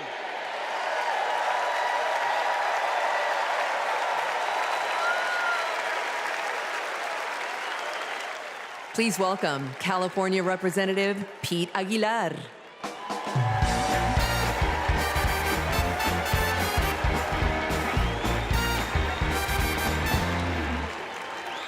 I'm Pete Aguilar, chair of the Democratic Caucus. For 4 generations, my family has called California home. I grew up in San Bernardino, a working-class community defined by family, faith, and hard work. These values, shared by Latino families across this country, are what made my family's American dream possible. And only Kamala Harris and Tim Walz will protect the American dream so that every family can earn a living, own a home, and reach their full potential. This is a vision for America that Donald Trump will never understand. All he knows is chaos and division. He talks about tearing American families apart, pitting neighbor against neighbor, community against community. Compare that to what Kamala Harris has done as vice president. Almost 500,000 people who live here and are married to a U.S. citizen can now apply for lawful permanent residents. DACA recipients who graduated college have easier access to work visas. And we would have much more security at the border if Donald Trump hadn't tanked the bipartisan bill. Folks, we don't have to choose between a secure border and building an America for all. Under President Harris, we can and will do both. As a prosecutor, she took on transnational gangs and cartels. As president, she will fight for pathways to citizenship. And I can tell you, as the highest-ranking Latino in Congress, our community understands the stakes in this election because we believe in the promise of this country. We believe our nation is stronger when we keep families together.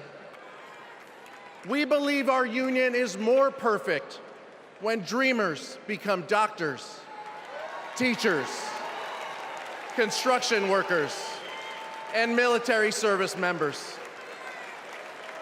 Latinos believe in that American dream and a brighter future. One where we secure our border, fix our broken immigration system, and unlock economic opportunity for all. And together, we will win. Thank you.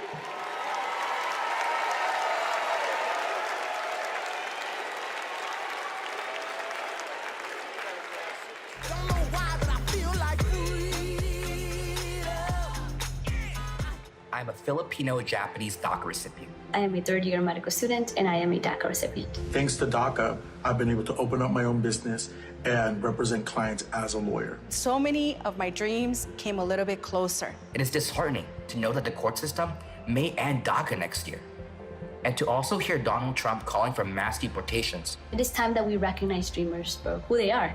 We are contributors to this great nation. I support Vice President Harris, who has continued to fight for DACA recipients. She was the one who stood with us, who sat with us, who heard our stories. We need a future President Harris to ensure that dreamers like me can continue to work and provide for ourselves, our communities, and our families.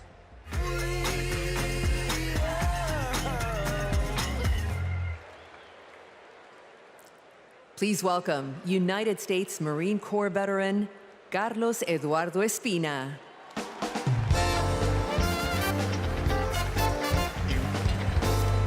Buenas noches, mi gente.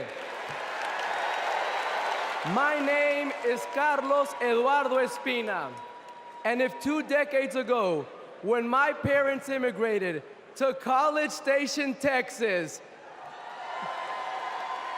you told them that one day their son would reach 14 million followers on social media, graduate law school, and speak at the Democratic National Convention, they might not believe you. But this is the United States of America, the land of opportunities where anything is possible. I know this because daily I interact with people who, like my parents, came to America to fulfill the dreams and ambitions that in their home countries were impossible. People who work hard, contribute to society, pay taxes because, yes, immigrants pay taxes, and love this country deeply. The same people Donald Trump wants you to believe are poisoning the blood of our country. This is dangerous, and it is outright anti-American. Because as Ronald Reagan, a Republican, once said, we lead the world because unique among nations, we draw our people, our strength from every country and every corner of the world. Reagan knew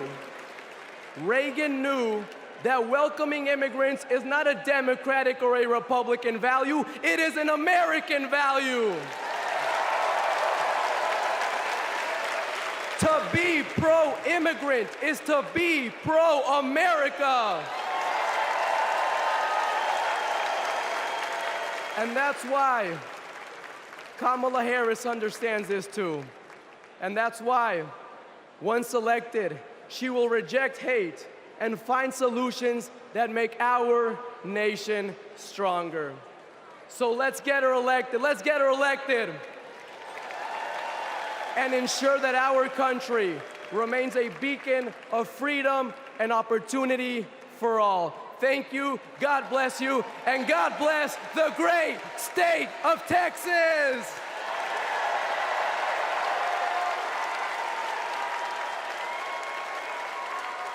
Please welcome former Homeland Security and Counterterrorism Advisor to Vice President Pence, Olivia Troy.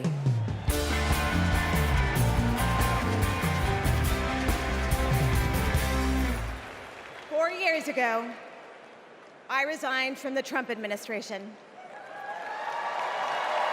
As a Republican who dreamed of working in the White House, it was a hard decision.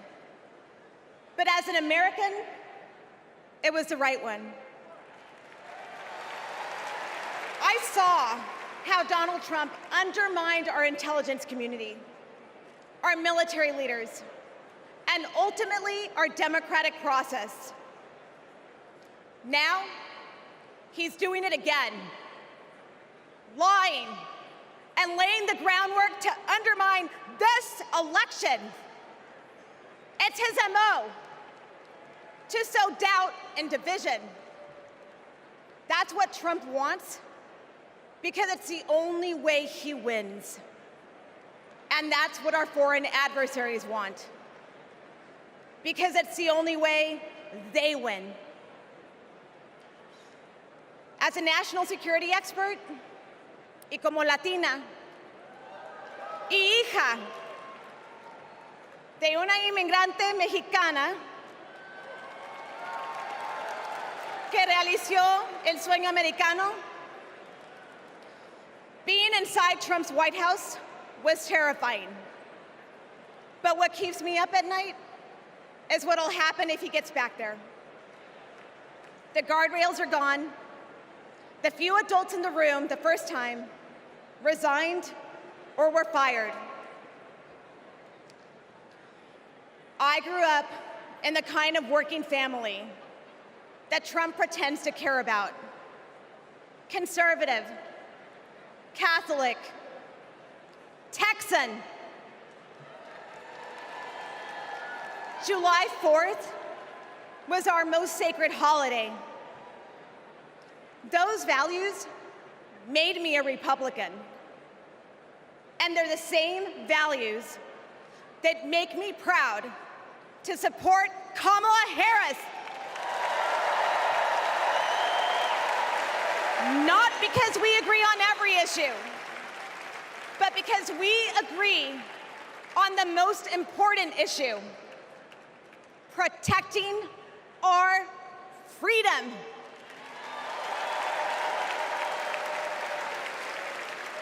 So to my fellow Republicans, you aren't voting for a Democrat.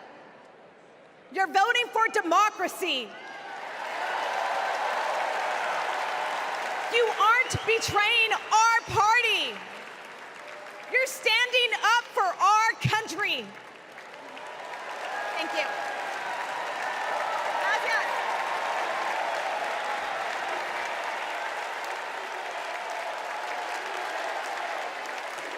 Please welcome former Georgia Lieutenant Governor Jeff Duncan.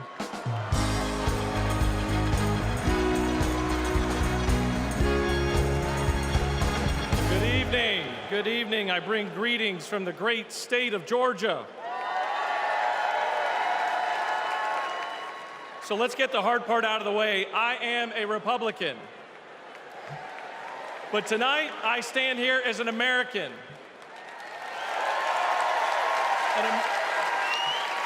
An American that cares more about the future of this country than the future of Donald Trump. My journey started to this podium years ago when I realized Donald Trump was willing to lie, cheat, and steal to try to overturn the 2020 election. I realized Trump was a direct threat to democracy, and his actions disqualified him from ever stepping foot into the Oval Office again.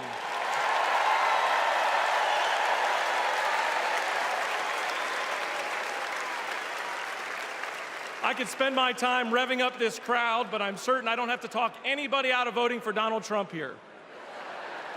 So I'm going to focus my attention on the millions of Republicans and independents that are at home that are sick and tired of making excuses for Donald Trump.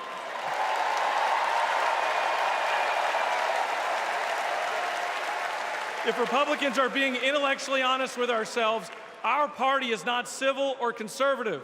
It's chaotic and crazy, and the only thing left to do is dump Trump.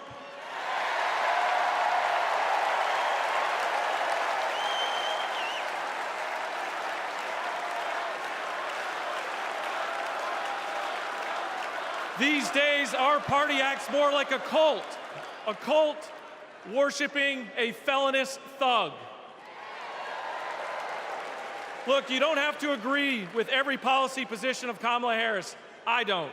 But you do have to recognize her prosecutor mindset that understands right from wrong, good from evil. She's a steady hand and will bring leadership to the White House that Donald Trump could never do. Let me be clear to my Republican friends at home watching. If you vote for Kamala Harris in 2024, you're not a Democrat, you're a patriot.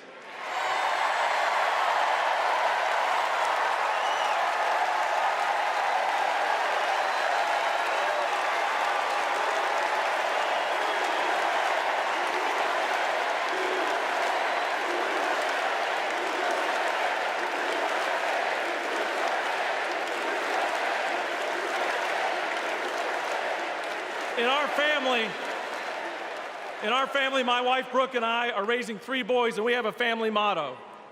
And it says, doing the right thing will never be the wrong thing.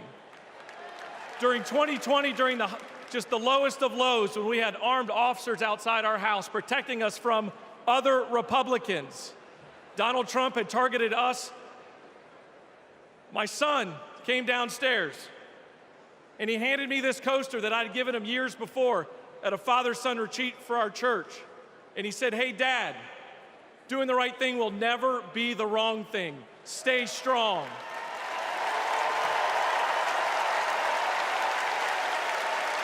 To my fellow Republicans at home that want to pivot back towards policy, empathy, and tone, you know the right thing to do. Now let's have the courage to do it in November. Thank you, and God bless you.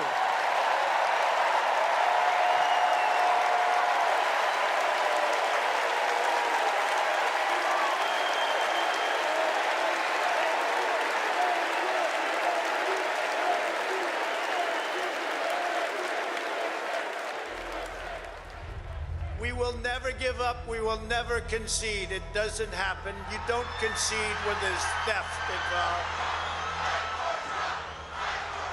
And after this, we're going to walk down, and I'll be there with you. We're going to walk down to the Capitol, because you'll never take back our country with weakness. You have to show strength, and you have to be strong. It does look like we're going to have an ad hoc march stepping off here.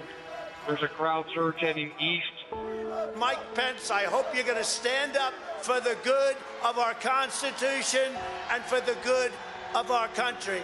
And if you're not, I'm going to be very disappointed in you. I will tell you right now.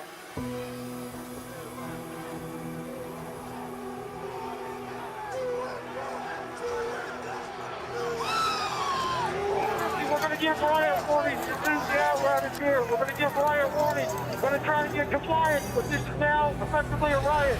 49 hours declaring it a riot. 5 to 50 be advised. They're trying to breach and get to the Capitol.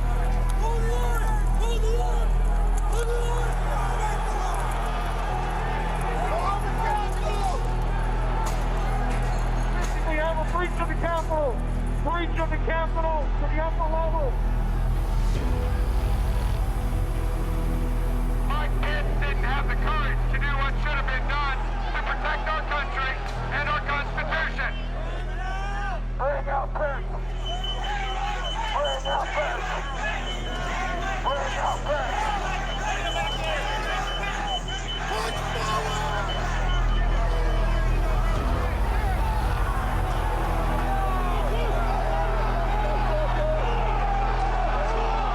We can't hold this. We're going to go too many people. Look at this vantage point, man.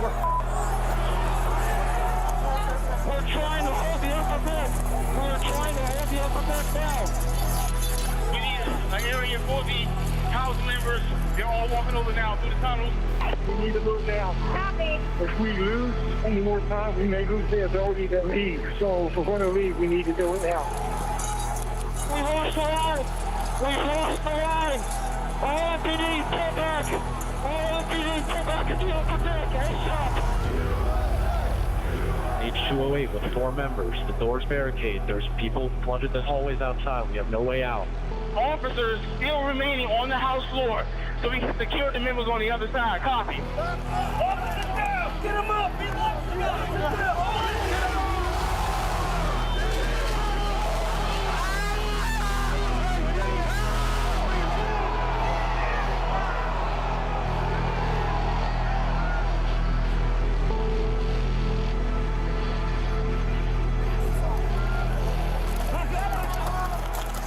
And if I win, I will be looking very, very strongly about pardons.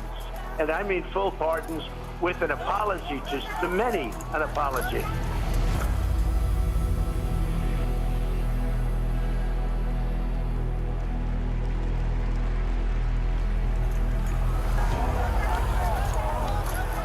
They were peaceful people. These were great people.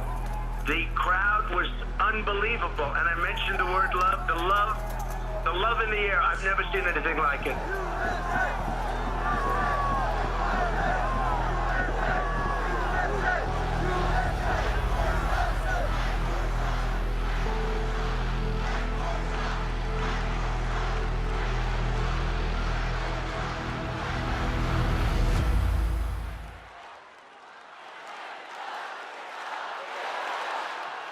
Please welcome Mississippi Representative Benny Thompson.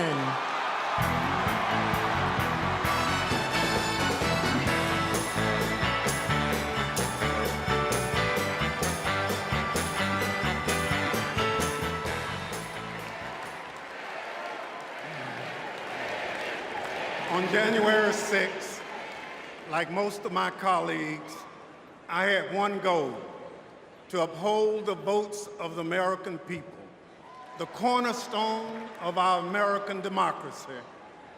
But as what you've just witnessed, let me remind you that the members of that violent mob had another goal. They wanted to stop the peaceful transfer of power for the first time in American democracy. Thank God they failed. Because in this country, we settle our differences at the ballot box, not through violence. It took a long time to get here, and we are not going back. Because I remember that dark history. It's my own history.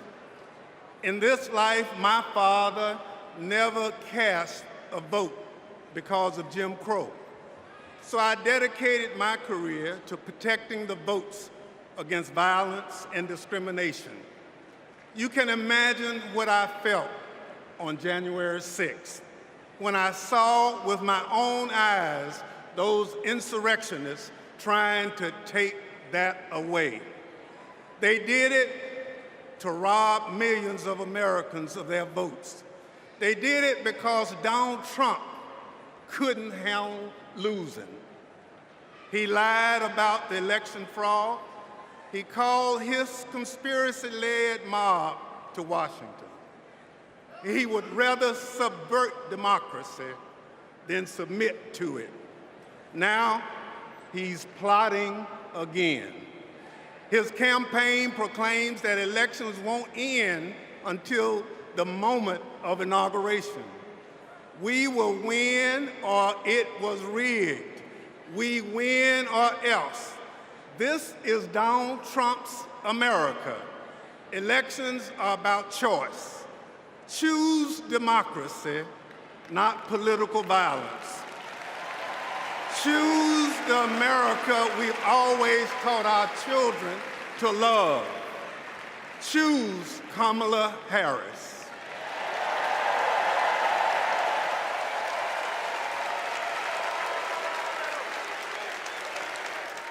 Please welcome former United States Capitol Police Sergeant Aquilino Ganell.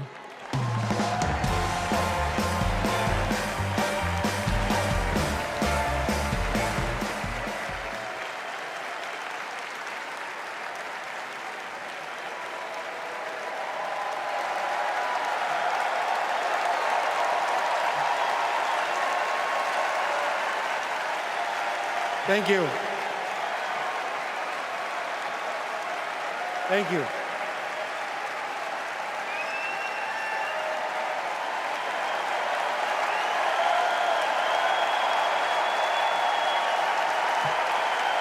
Thank you. Before I begin, I need to acknowledge the sacrifices that 5 officers who died as a result of January 6 made on that day.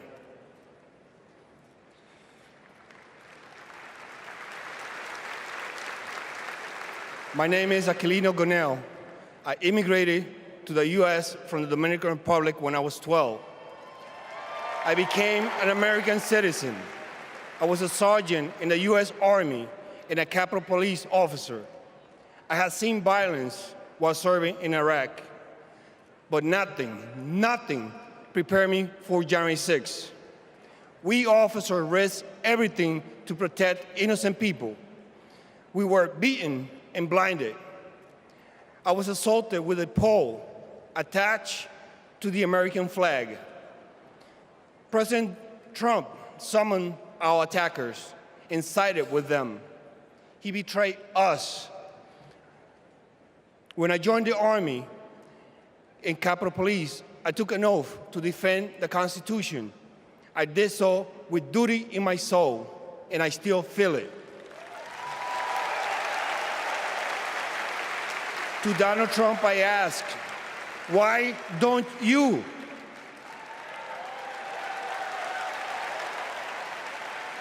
On January 6, I nearly died protecting the Capitol, and I will do it again for our democracy. The way to preserve it is to elect Kamala Harris, our first female commander-in-chief.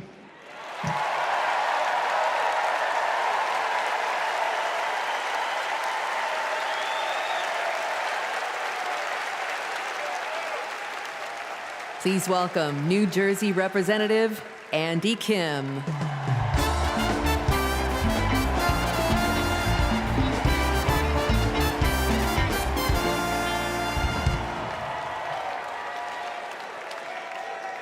When I was a kid, my parents brought me to the Capitol.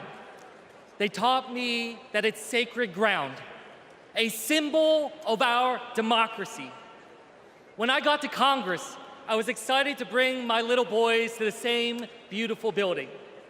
I asked them, "Do you like the Capitol?" And my oldest son, Austin, said, "I love the Capitol, and lowercase too." They are so sweet. But shortly after, we saw something unimaginable. A mob tearing down flags, assaulting police officers. That night, I walked into the rotunda. The floor was covered in broken glass and garbage, strewn with the chaos unleashed by Donald Trump. And I thought to myself, how did it get this bad? So I did the only thing I could think of. I grabbed the trash bag and started cleaning up.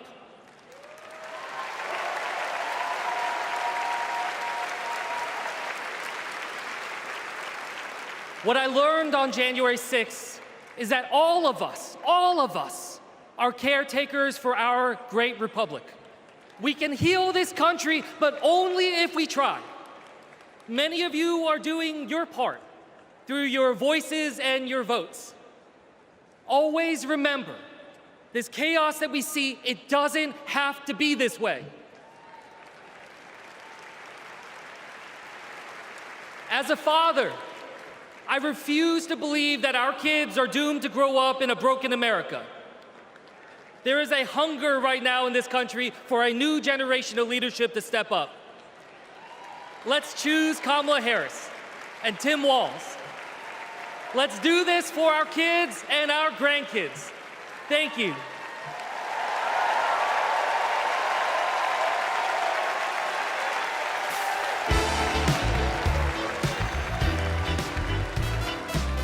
Please welcome Olivia Juliana.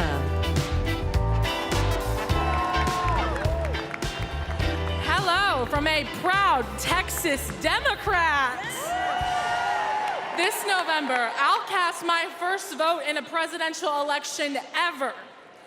The fact is, our right to vote is under attack. I've seen it. Long wait lines. People blocked from registering to vote. Texans denied our voice. Donald Trump's Republicans are making it harder for us to vote, but we won't let them get away with it. And Kamala Harris won't let them get away with it either. She's fought for our freedoms. She's fought for our voice, but we will only be heard if we vote. As the saying goes, if you're not at the table, you're on the menu.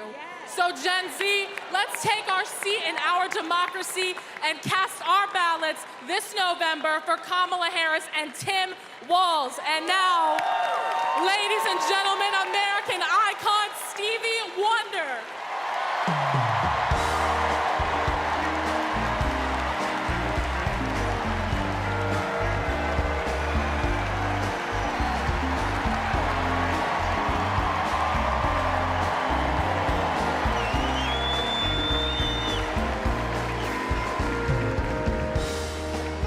I love you.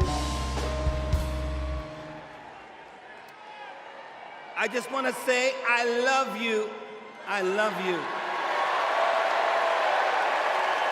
And every song that I've sang, every song that I've written, it's because of my love for you right here. But this year I've prayed very hard for peace to come to our world's nations, but also to each one of our hearts. Even though our hearts have been beaten and broken, beyond prayer, I know the importance of action, and now is the time to understand where we are and what it will take to win. Win the broken hearts, win the disenchanted, win the angry spirits. Now is the time.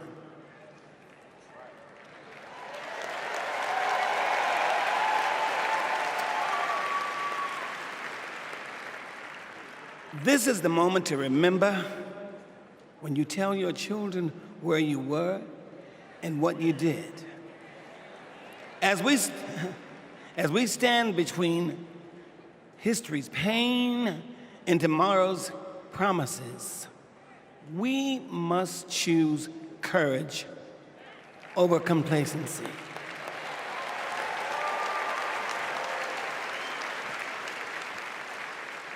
It is time to get up and go vote.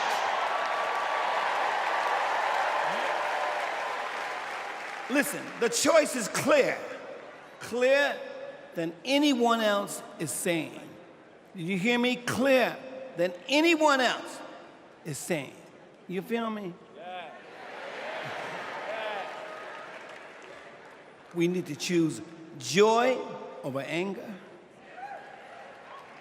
kindness over recrimination, and peace over war. Every time.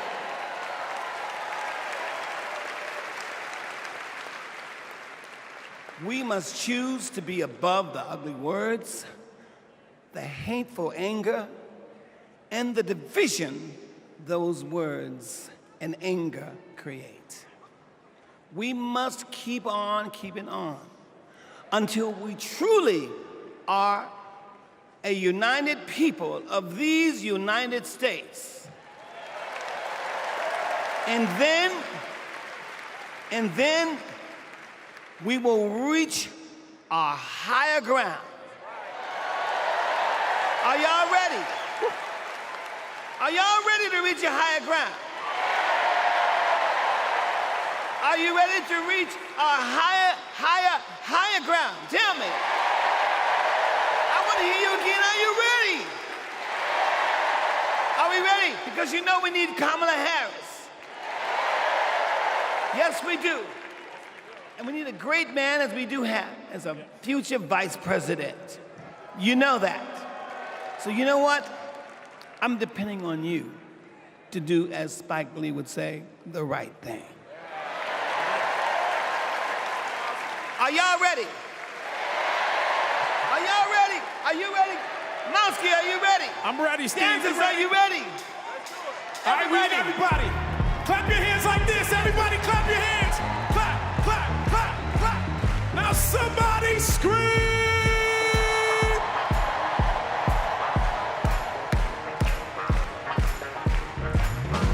Here we go.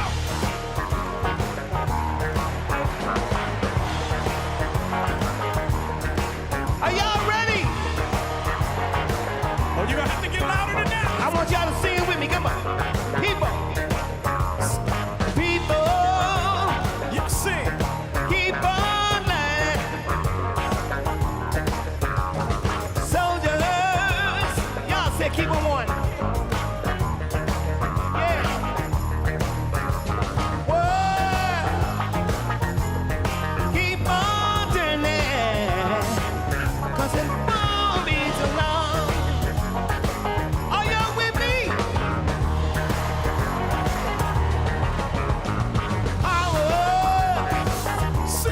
Keep on lying. While your people keep on dying.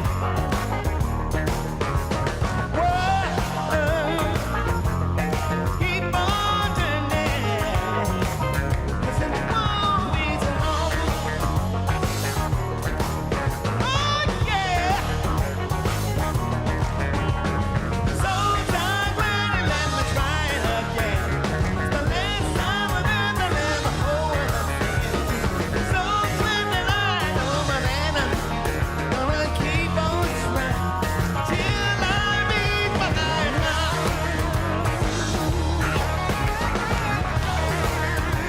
Till I meet my higher ground. Oh no, no one's gonna beat me now. All right, till I meet my highest ground.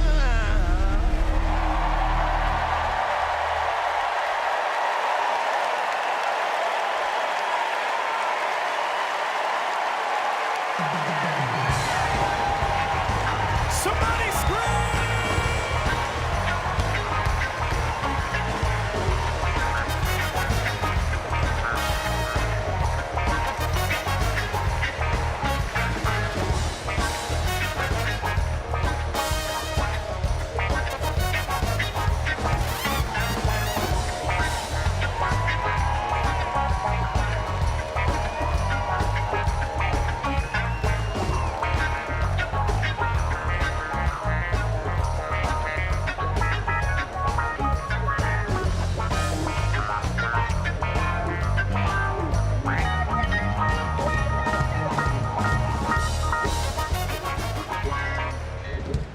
Wow.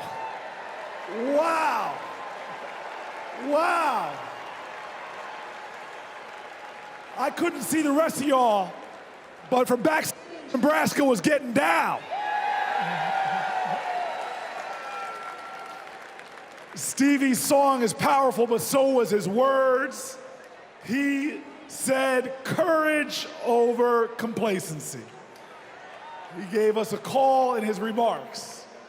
But now I gotta tell you, the party is gonna keep going. We're just getting started, y'all. And this is a segment that I am very, very excited about, because it might be Wednesday night and we might be in Chicago, but it's starting to feel like something I've wanted to say my whole life. Live from New York, it's Saturday night. Please welcome Kenan Thompson.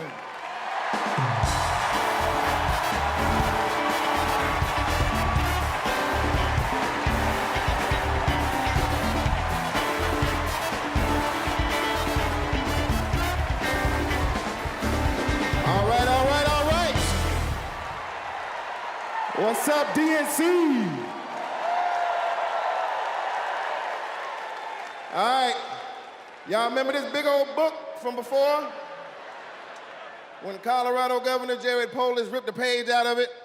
This is Project 2025, the Republican blueprint for a second Trump term.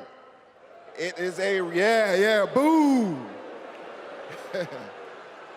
It is a real document that you can read for yourself at kamalaharris.com/Project 2025. You ever seen a document that could kill a small animal and democracy at the same time? Here it is. You know how when you download an app and there are hundreds of pages there that you don't read, it's just the terms and conditions, and you just click agree, right? Well, these are the terms and conditions of a second Trump presidency. You vote for him, you vote for all of this. Let's take a look. All right, do we got Matt here with us tonight? Is Matt here? Hey, there he is. Matt, how are you, sir? All right, Matt.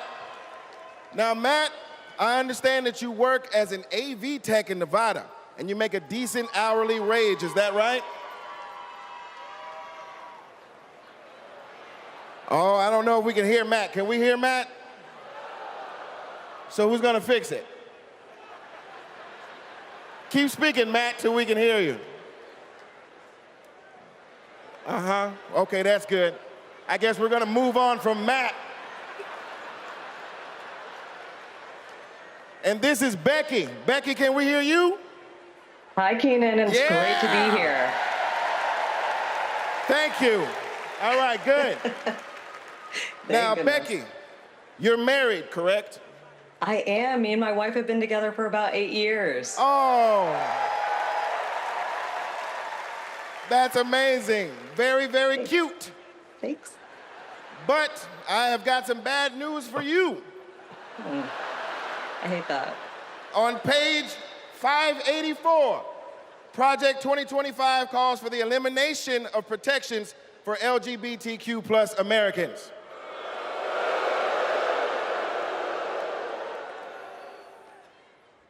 So yeah, right back to the Stone Age. I'm afraid so. Right back to the Stone Age. That's terrible. Yeah, it is. Thank you, Becky, for being here and making that wonderful point. All right, next up, we have Nirvana. Nirvana, are you with us? And your people are with us as well? All right, good. Now, Nirvana, I understand that you are on insulin to manage your diabetes, yes? Yes, and thanks to President Biden and Vice President Harris, I only pay $35 a month for my insulin. That is great. That is great. But on page 465, Project 2025 calls for millions of people like yourself to pay more for prescription drugs like insulin. Why? Why? Well, I guess maybe to help Big Pharma make more money that they can donate to Republican politicians, I assume. Yeah, that makes sense. Yes, unfortunately, it does make sense. All right, let's talk to Anita. Anita, are you there? Yes. Hello, Anita. Hello. And Anita, what do you do for a living? I'm an OBGYN who delivers babies and does surgery. An OBGYN. She is an OBGYN that delivers babies. Uh-oh. Uh-oh, yeah. It's bad news, isn't it? It sure is. On page 459, Project 2025 resurrects a law from the 1800s called the Comstock Act to ban abortion nationwide and throw healthcare providers in jail. Oh my God, that is awful. Yes, it is awful. All right, let's do one more. Is Sharia with us? Sharia, are you there? Hey, Keenan, I'm here. Yes, Sharia, I love it. All right, let's talk to you. I understand that you work for the federal government? Yes, sir. I'm in the United States Department of Education. I'm a proud civil servant and a proud union president. She works for the Department of Education and she's a proud civil servant. Well, unfortunately for you, on page 78, Project 2025 calls for President Trump to purge the civil service of everyone who isn't a MAGA loyalist. Are you a MAGA loyalist? Now, Keenan, absolutely not. I'm just asking. I mean, you might as well be, because also page 319 calls for the complete elimination of the Department of Education. There's a bunch of stuff in here, but that's all we have time for at the moment. Just remember, everything that we just talked about is very real. It is in this book. You can read it online at kamalaharris.com/Project 2025. And most importantly, you can stop it from ever happening by electing Kamala Harris as the next president of the United States.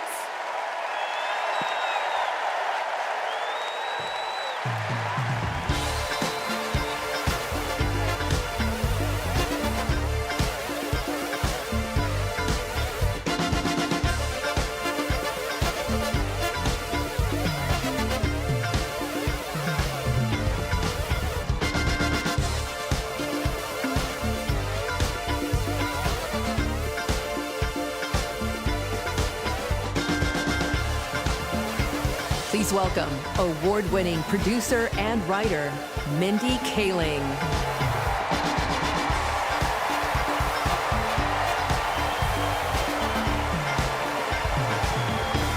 Good evening, everyone. Hello. Hello and welcome. Welcome to the third night of the Democratic National Convention. My name is Mindy Kaling. Thank you. For those of you who don't know me, I am an incredibly famous Gen Z actress who you might recognize from The Office. Thank you, The Mindy Project. Or as the woman who courageously outed Kamala Harris as Indian in an Instagram cooking video. Yes, you're welcome. I am so proud to be here supporting my friend.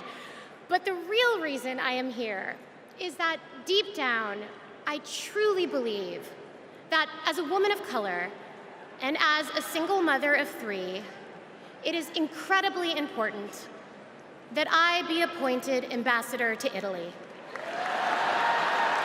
That's how this works, right? That's like why I'm here. I've never been, I'm dying to go.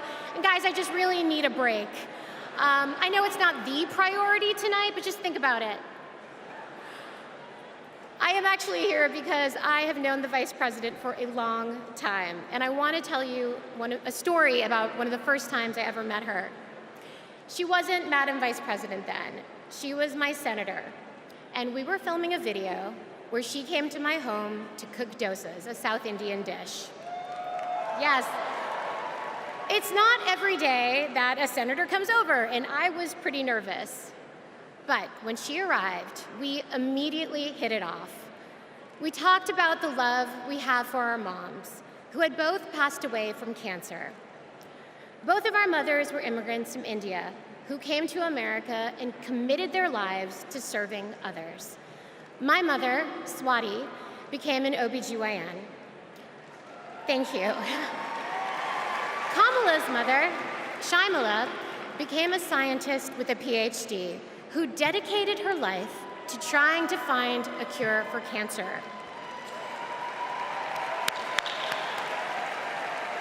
And after speaking to Kamala, it was clear to me that Shyamala had passed down the same optimism and fearlessness to her daughter. But the thing I remember the most about the vice president is that Kamala Harris can cook. Guys, she was so much better than me. But she also knew that my family was watching. So, as she gently corrected my sloppy dosa making, she was complimenting me every step of the way, making sure that my daughter Kit heard how good of a cook I am. She had no desire to be seen as better than anyone else. She just wanted my kid to be impressed with her mom. And when she finally bit into my dosa, she looked at me and said, really good, and then never took another bite again. Yes, but it is that warmth, that generosity of spirit that I know she will bring to the White House as our next president. Kamala Harris cares deeply about other people. She will fight to protect our freedoms because those are the values that her mother passed down to her. But in order to protect those freedoms, Democrats also need to win the House. So we have a lot to do, and please welcome to the stage your next Speaker of the House, Hakeem Jeffries.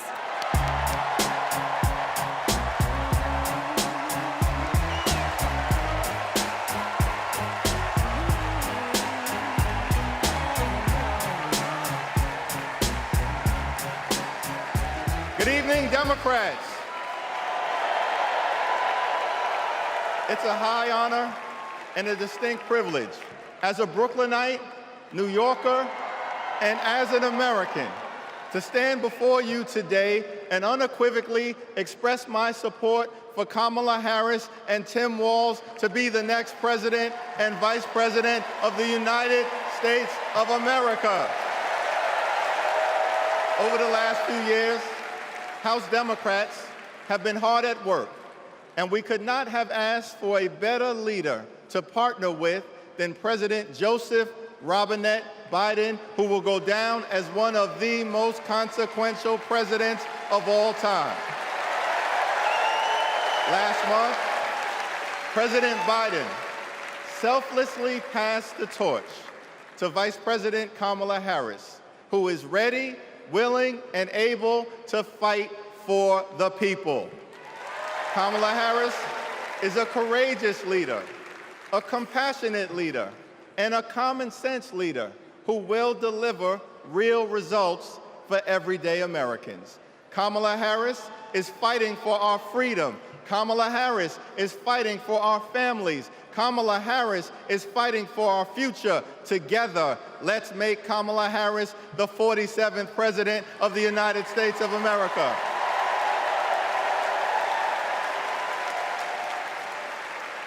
In our great country, when you work hard and play by the rules, you deserve to earn a living wage. You deserve to have an affordable place to call home. You deserve to educate your children in a great public school that is free from gun violence. And you deserve high-quality, affordable health care, and you deserve the chance to one day retire with grace and with dignity. But for far too many people in our great country, they are struggling to live paycheck to paycheck. And as a result, the American dream is out of reach. Here's the thing. Extreme MAGA Republicans don't care about everyday Americans. They only care about themselves. Our approach, led by Kamala Harris and Coach Walz, is very different. We care about you, the American people. And we will fight hard to make sure that the American dream is alive and well in every single community. Now, the road ahead will not be easy, which brings me to you-know-who. Donald Trump is like an old boyfriend who you broke up with, but he just won't go away. He has spent the last 4 years spinning the block, trying to get back into a relationship with the American people. Bro, we broke up with you for a reason.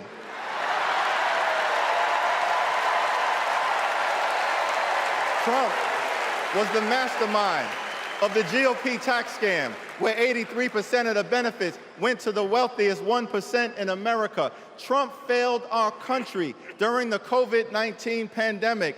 Trump is a chaos agent who is focused on himself, not the American people. Trump tried to destroy our democracy by lying about the election and inciting a violent mob to attack the Capitol. Trump put 3 extreme justices on the Supreme Court who destroyed Roe v. Wade. We broke up with you for a reason. Donald Trump can spin the block all he wants, but there's no reason for us to ever get back together. Been there, done that, we're not going back.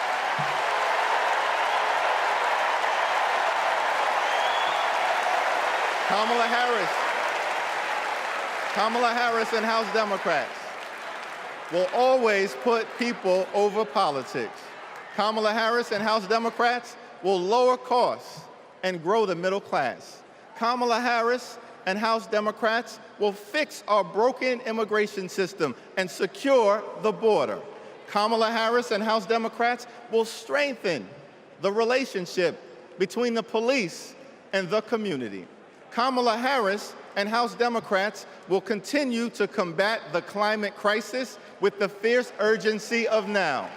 Kamala Harris and House Democrats will protect Social Security, protect Medicare, protect Medicaid, protect the Affordable Care Act, protect working families, protect small businesses, protect the middle class, protect free enterprise, protect our children, protect our seniors, protect our veterans, protect our unions, protect our dreamers, and always protect a woman's freedom to make her own reproductive health care decisions.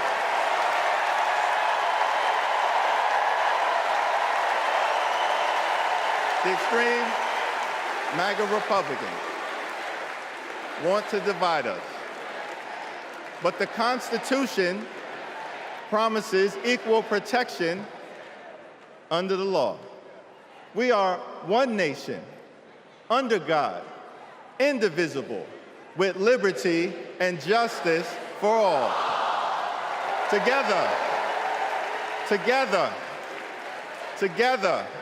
let's build a brighter future for our children and our grandchildren.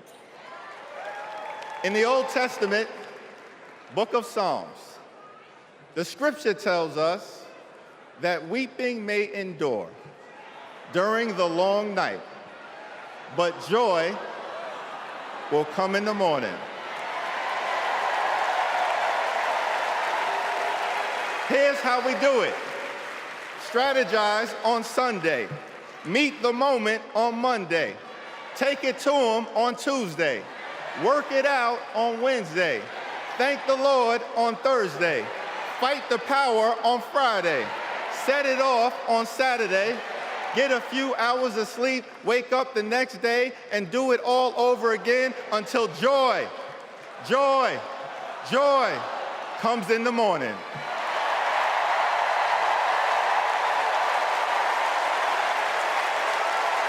Now there's only 76 days left. There are only 76 days left We must continue to speak up. We must continue to show up. We must continue to stand up, not as Democrats or Republicans, but as Americans. And when we do, nothing can stop Kamala Harris from becoming the 47th President of the United States of America. Nothing can stop House Democrats from taking back the majority. Nothing can stop the American people from continuing our march toward a more perfect union. Nothing can stop us. We're all the way up. God bless you. God bless Kamala Harris. May God bless the United States of America.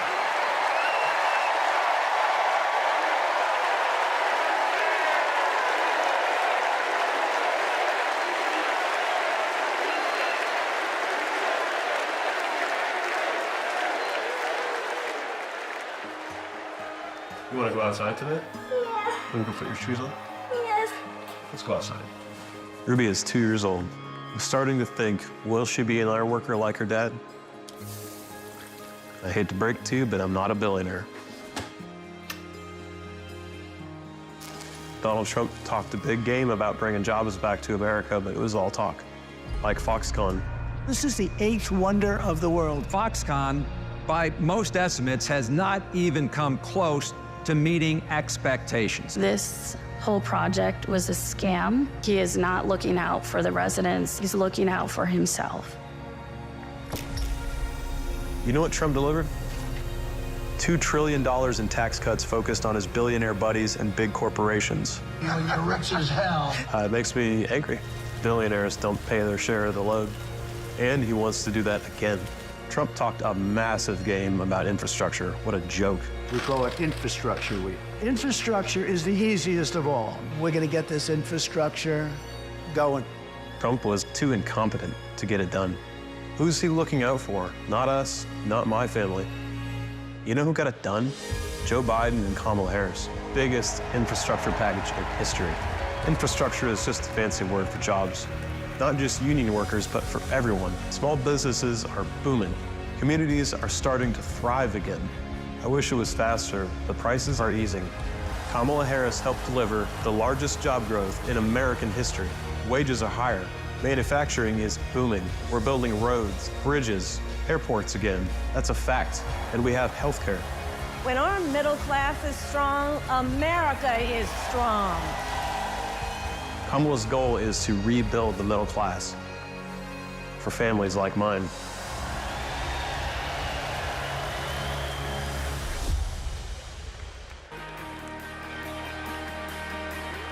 Please welcome the 42nd President of the United States, Bill Clinton.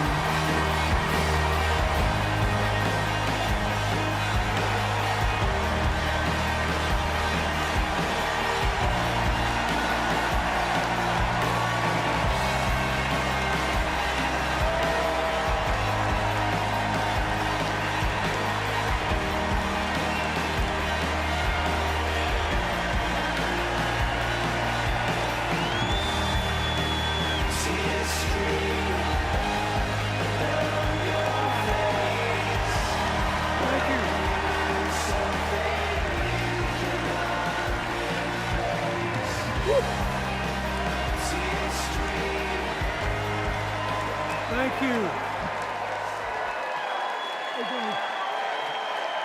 Thank you.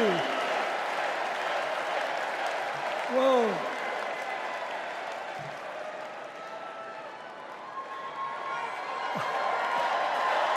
Let me ask you something. After the last 2 days, aren't you proud to be a Democrat? And I am very grateful to the Republicans and independents that have joined us, have been up here on the stage. And I hope they feel better about it now. Because I've seen all these things that even I have to be reminded of from time to time when I get my spirits down. I love seeing the Obamas here. I love seeing President Biden. And I thought Hillary gave a great speech, too. And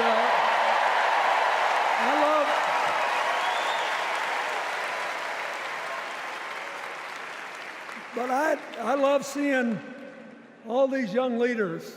A bunch of them are coming up after me. They look better, they sound better, and they'll be exciting. I do want to say one word about President Biden. Remember, he had an improbable turn that made him president. And we were in the middle of a pandemic and an economic crash. He healed our sick and put the rest of us back to work. And he strengthened our alliances for peace and security. He stood up for Ukraine. He's trying desperately to get a ceasefire in the Middle East.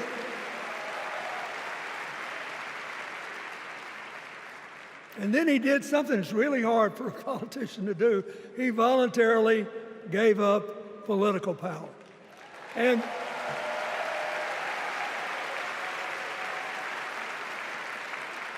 George Washington knew that, and he did it. And he set the standard for us serving 2 terms before it was mandatory. It helped his legacy, and it will enhance Joe Biden's legacy. And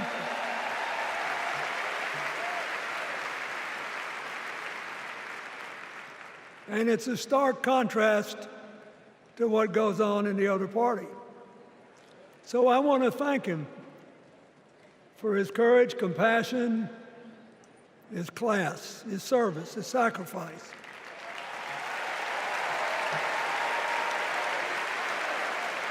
Joe Biden,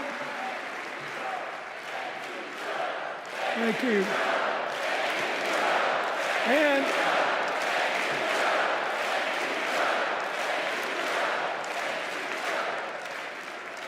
he kept the faith, and he's infected a lot of the rest of us. Now let's cut to the chase. I am too old to gild the lily. 2 days ago, I turned 78, the oldest man in my family for 4 generations. And the only personal vanity I want to assert is I'm still younger than Donald Trump.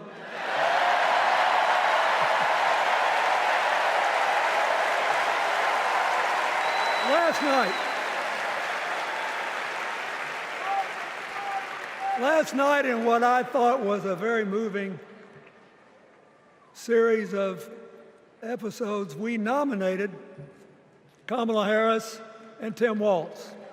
And just think about that. 2 leaders with all-American but still improbable life stories. It could only happen here. Their careers, after all, started in community courtrooms and classrooms. 2 leaders who spent a lifetime getting the good job done.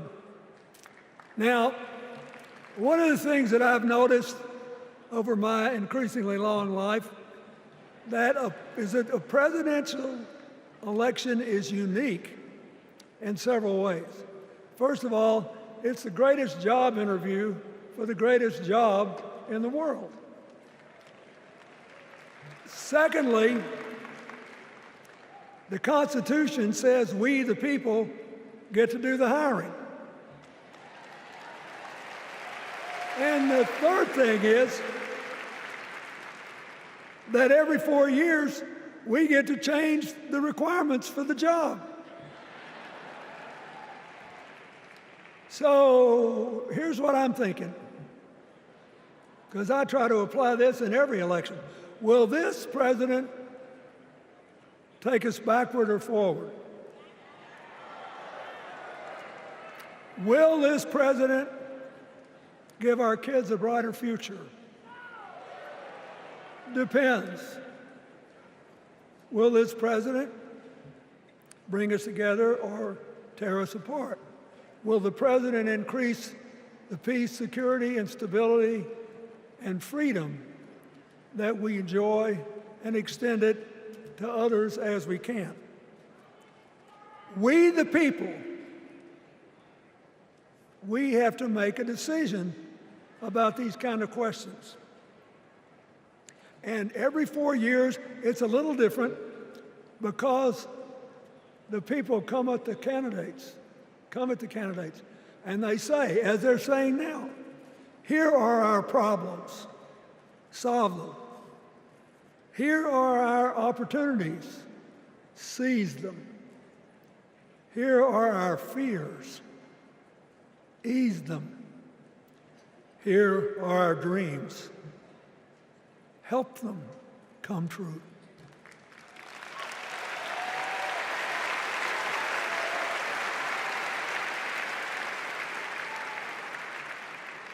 A president can answer that call by saying, I'll do my part, but you have to help me. We have to work together. Or you can dodge what needs to be done by dividing, distracting, and diverting us. So in 2024, we got a pretty clear choice, it seems to me. Kamala Harris for the people,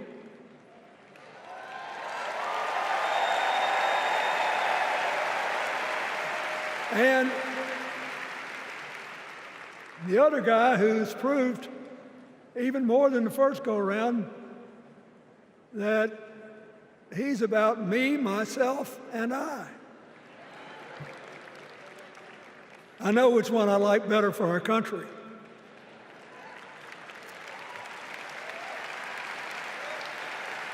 Kamala Harris will work to solve our problems, seize our opportunities, ease our fears, and make sure every single American, however they vote, has a chance to chase their dreams. You know, when she was young, she worked at McDonald's. And she greeted every person with that 1,000-watt smile and said, "How can I help you?"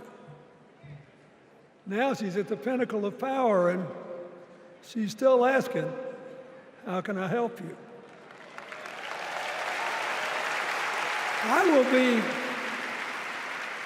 I'll be so happy when she actually enters the White House as president, because she will break my record as the president who spent the most time at McDonald's.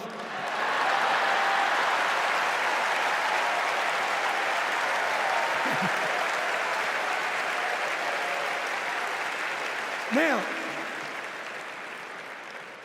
but we got an election to win. And remember, we've got a guy that's pretty good at what he does. Donald Trump has been a paragon of consistency. He's still dividing, he's still blaming, he's still belittling other people. He creates chaos, and then he sort of curates it as if it were precious art.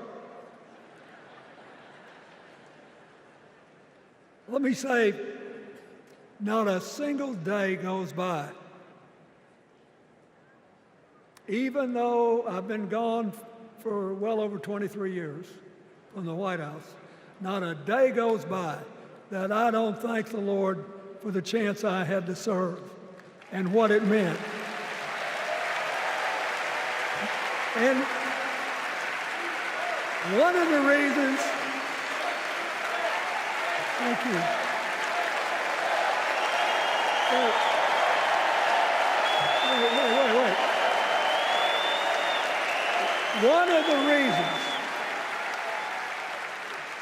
One of the reasons I love the job so much is that in the toughest times, even on the darkest days, if you tried hard enough, there was always something good you could do for somebody else. Now, some days that's not easy to do. You've got to deal with all these emergencies, or there's something going on here, there, or yonder. But Kamala Harris is the only candidate in this race who has the vision, the experience, the temperament, the will, and yes, the sheer joy to get something done.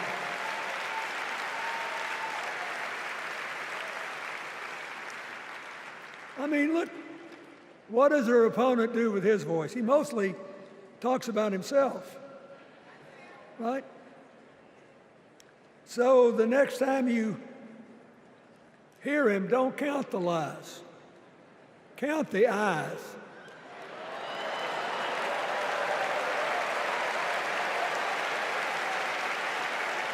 Count the eyes.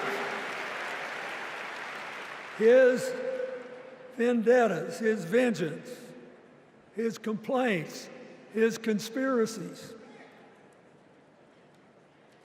He's like one of those tenors opening up before he walks out on stage, like I did, trying to get his lungs open by singing, me, me, me, me, me, me.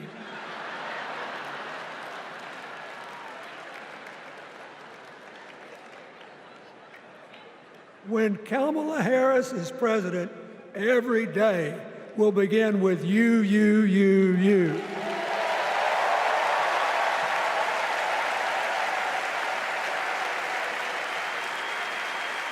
So, we got to ask ourselves the questions if we're going to hire a president. Do you want to build a strong economy from the bottom up and the middle out? Or do you want to spend the next 4 years talking about crowd size?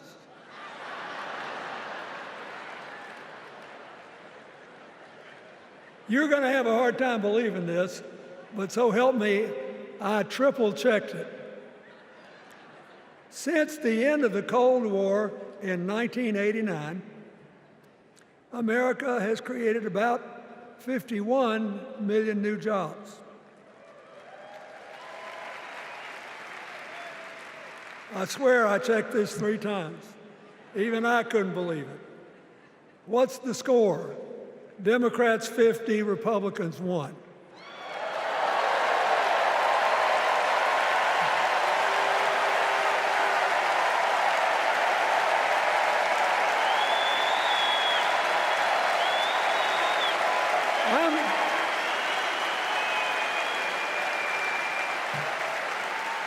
I'm glad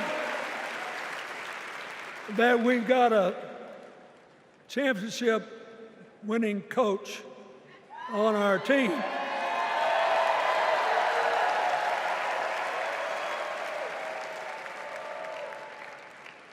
But even the most limited of us in what we know about football or any other sport knows that if you're got 50 and the other side's got 1, you're ahead.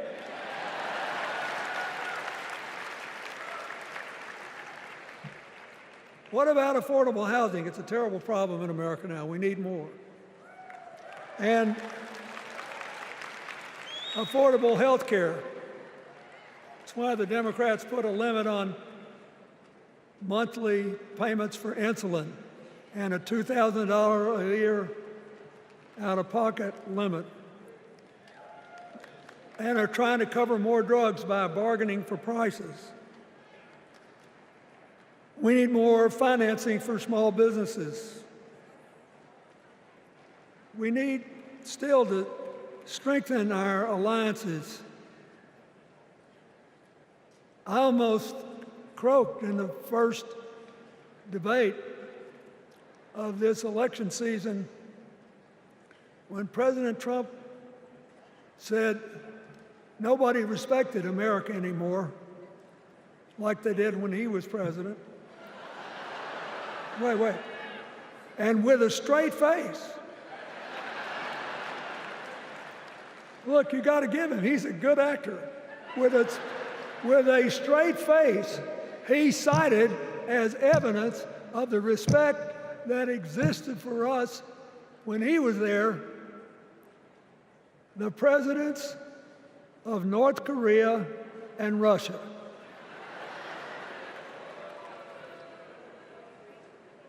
I'd rather have the people who respect us now. And one of the things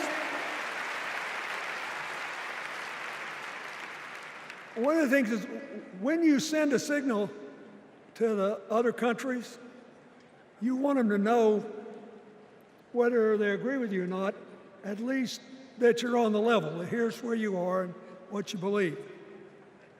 What are they supposed to make to these endless tributes to the late, great Hannibal Lecter?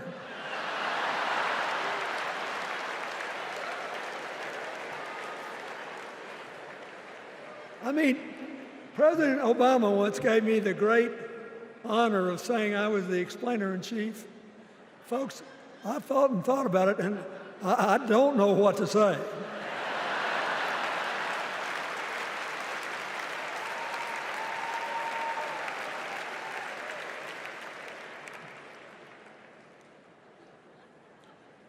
Like Hakeem Jeffries, I too want an America that's more joyful, more inclusive, more future-focused. Just think what a burden it's been on us to get up day after day after day after day, buried in meaningless hot rhetoric, when there's so many opportunities out there, so many problems that need to be solved. I want that. And that's the America Kamala Harris will lead. And she's already made her first presidential decision, and she knocked it out of the park when she asked Governor Gwen Walz to be her nominee for vice president.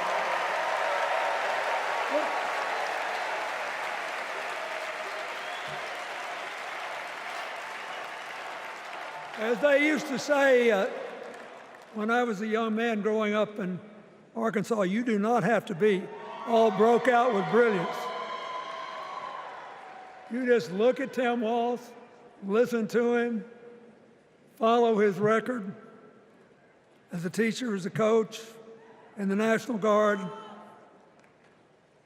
as a congressman, where he was the only Democrat, save one, elected in that district in more than 100 years. And he stayed a long time. And then he became a great governor. And by all accounts, he was a crack shot who had the courage among his rural constituents to say, we do not need these assault weapons available to people who can kill our kids in school.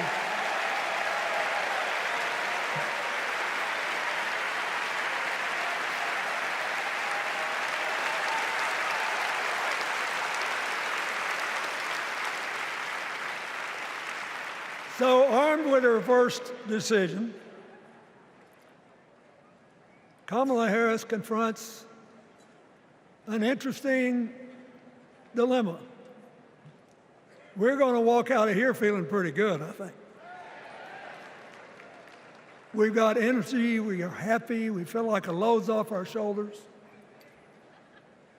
And we know we're just being asked to fight the same fight that the forces of progress have had to fight for 250 years.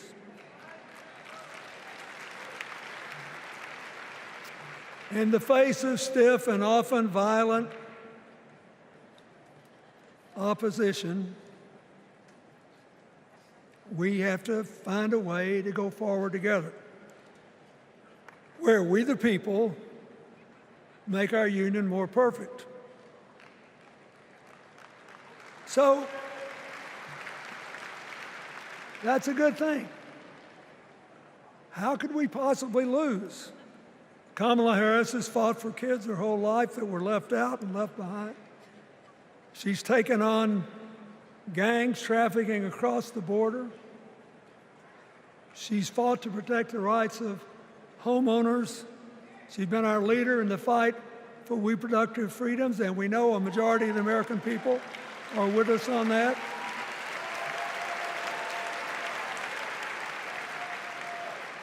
And she's gained an invaluable amount of experience as vice president, advancing our values and interests around the world. She's already said she's going to work really hard to make sure that no American working full-time lives in poverty or has to worry about their children living in poverty. She says that we got to make home ownership an achievable dream for everyone, not just a privilege. She said that and this meant a lot to me, that she would protect everybody's right to vote, whether or not they voted for her.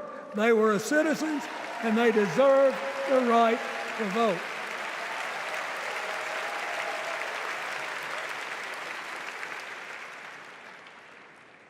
The other day, her opponent implied that as his people voted one more time, they'd be able to rig it from now on and they wouldn't have to vote again. You think they're kidding, but I know a lot of these folks, and most of them are really good people, but some of them think that they are bound to dominate America politically, economically, and socially, and they have to use politics to do it, and they should rig the system. I don't believe that. And so here's what I want to tell you. We've seen more than one election slip away from us when we thought it couldn't happen, when people got distracted by phony issues or overconfident. This is a brutal, tough business. I want you to be happy. One of the reasons that President-to-be Harris is doing so well is that we're all so happy.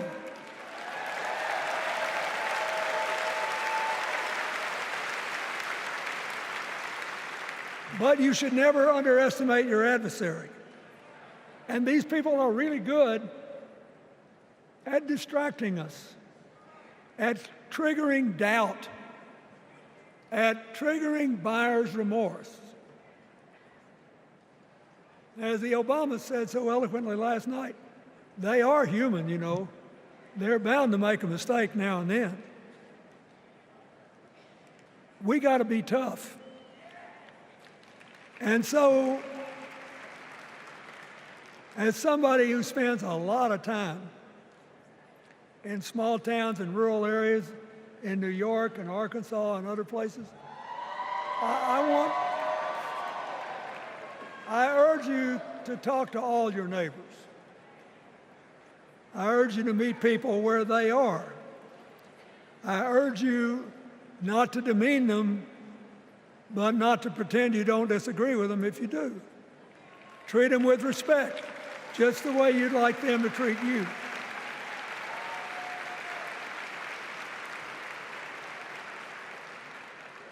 Ask for their help and then follow our leader, Kamala, and ask them, how can I help you? We Democrats right now have a lot of hay in the barn. We've got massive achievements, massive advances, but there's still a lot of slips between today and Election Day that we have to navigate. And so I want to say this from the bottom of my heart. I have no idea how many more of these I'll be able to come to. I started in '76, and I've been to every one since. But no, 72. Lord, I'm getting old. But here's what I want you to know. If you vote for this team,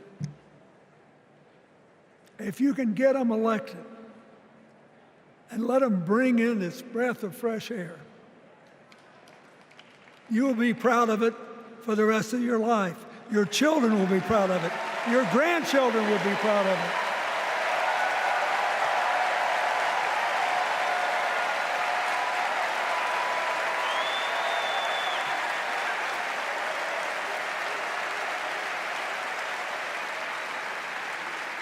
Take it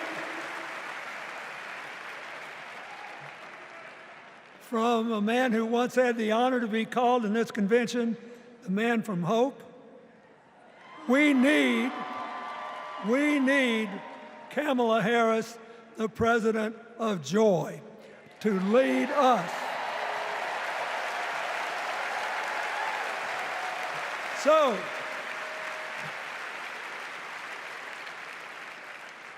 I'll be doing my part, you do yours.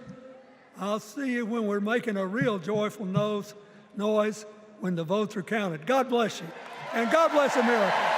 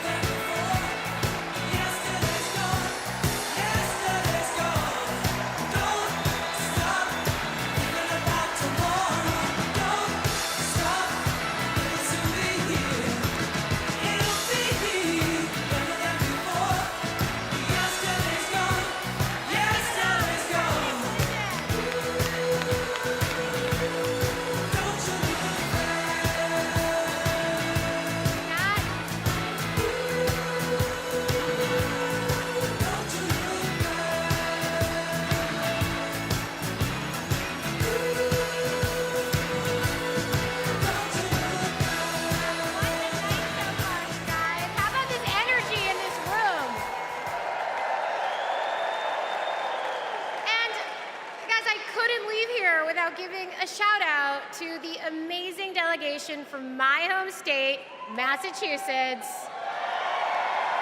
I love you, Massachusetts. Everyone is always hating on us, but they just don't get it. Go Sox! Go Jason Tatum! Ben Affleck, hang in there! Dunkin' Donuts is the best coffee in the world. Okay.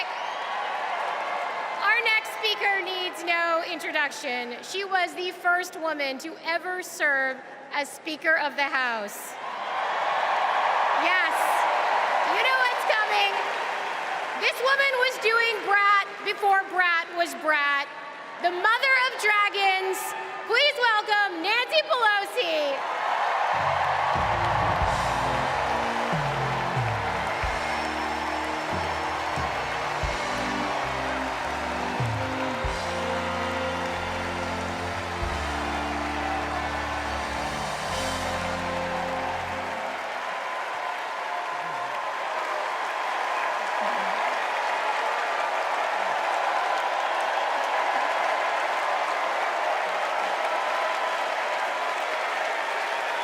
Hello, California. Hello, Maryland. Hello, Democrats.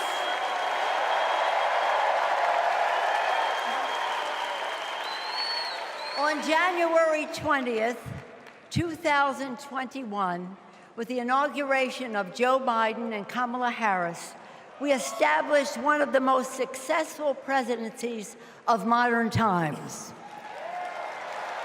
And we quickly proved that Democrats deliver. Millions of jobs, stronger infrastructure and rural broadband, a Biden child tax credit, rescuing human pensions, honoring our veterans, bold climate action, lowering the cost of prescription drugs, all thanks to President Biden's patriotic vision of a fairer America, doing so with liberty and justice for all. Thank you, Joe.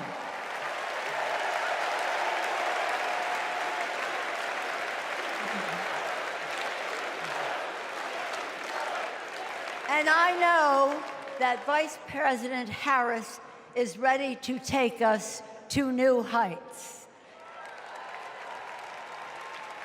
I've known Kamala Harris for decades. Personally, I know her a person of deep faith, which is reflected in her community care and service.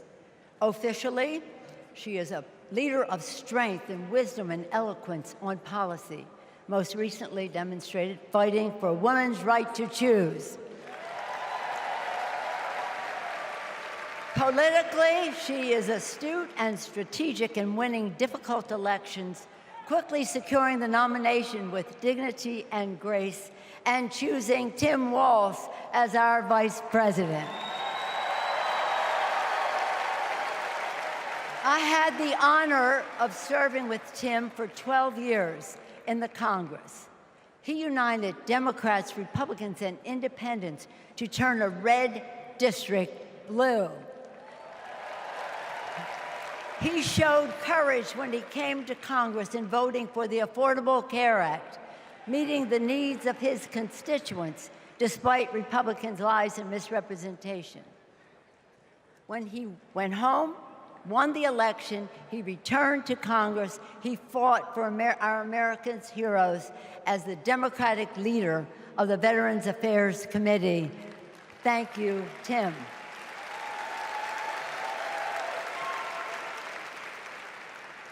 January 6th was a perilous moment for our democracy.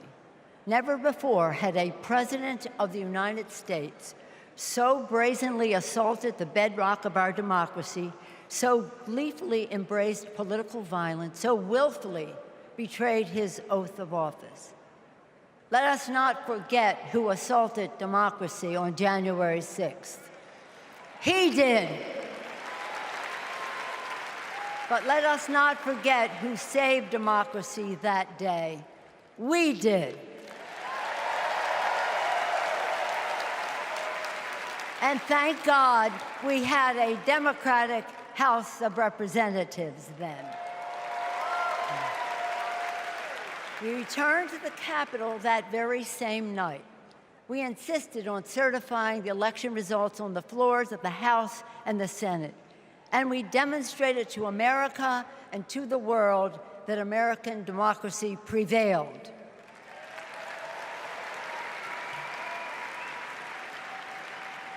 The parable of January 6th reminds us that our democracy is only as strong as the courage and commitment of those entrusted with its care. And we must choose leaders who believe in free and fair elections, who respect the peaceful transfer of power. The choice couldn't be clearer. Those leaders are Vice President Harris and Governor Walz.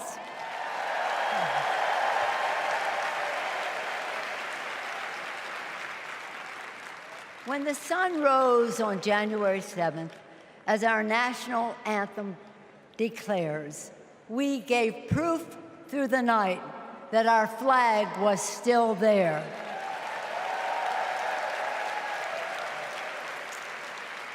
Now, in this election, we are called upon to do the same, to stand together, to reject autocracy, to choose democracy, and we will do so by electing a Democratic House with Hakeem Jeffries as Speaker of the House,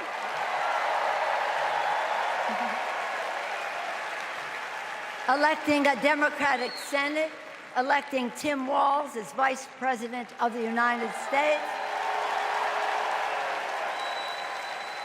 and electing Kamala Harris as the President of the United States. Onward to victory!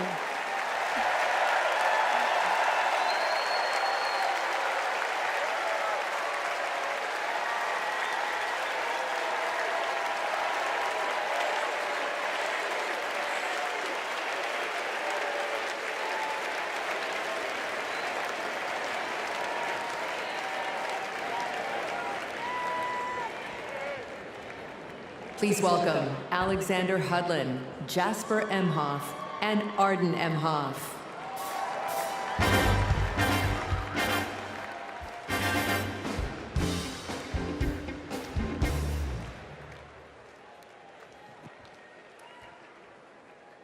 Kamala Harris is our auntie.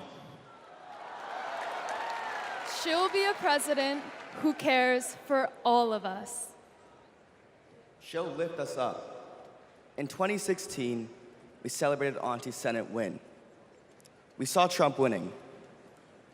I was only 9, but I knew enough to be concerned.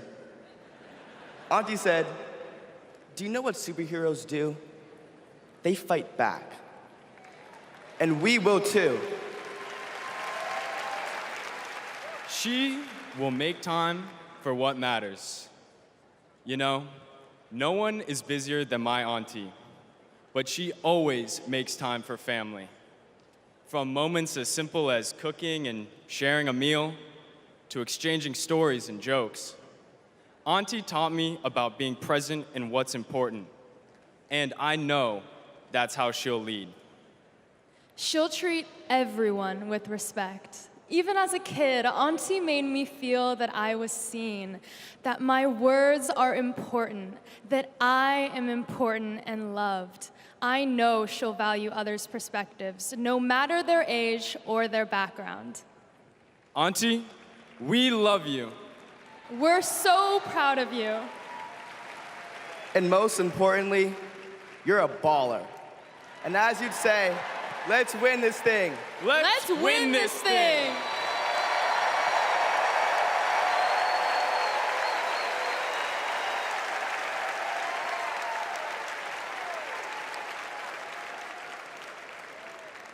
Please welcome nominee for U.S. Congress in California, Latifah Simon.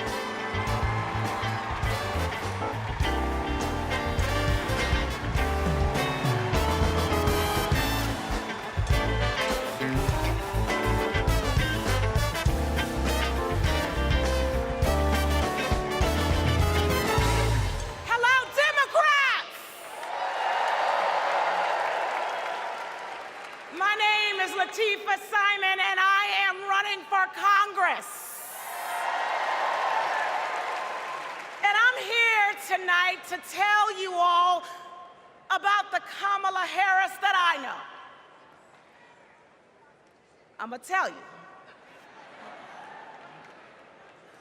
When Kamala Harris was the district attorney in San Francisco, California, I was a teen mother running an organization working to end sex trafficking among beautiful young women and girls, to build the self-determination and power among those girls. And Kamala learned about the work that I was doing, and she asked me to join her team. And I joined her team. She saw my potential, my commitment, and the good work that we could do together. And I saw her. I saw Kamala Harris holding the hands of sexual assault survivors. I saw scores of mothers who lost their babies to gun violence, lining up day after day at the courthouse, waiting only to speak to Kamala because they knew that she would hear them, that she would truly see them, because there's something about Kamala Harris. For those who know her, you know. When she hears your story, she carries it with her. When she sees you, she truly sees you. She truly sees you. She is the best among us. After working with Kamala Harris day in and day out for 5 years to create programs that supported young people to get out of the criminal justice system once and for all, with good jobs, with opportunity, She wanted to get to the root cause of a broken criminal justice system. I saw her chip away. She came early and she left late every single day because, you know, like those mothers, like those sexual assault survivors, when she goes into that Oval Office, when she goes into that Oval Office, I guarantee you she will take all of us with her. All of us. The single mothers, the disabled veterans, the low-income folks who are dying to survive, the immigrants who are trying to work towards the promise of America. She will take us all. The farm workers, she will take us all with her. All of us. That is the Kamala Harris that I know so deeply. That is the Kamala Harris that I love. A woman of the people. A woman, a fierce woman for the people. Good night, Democrats.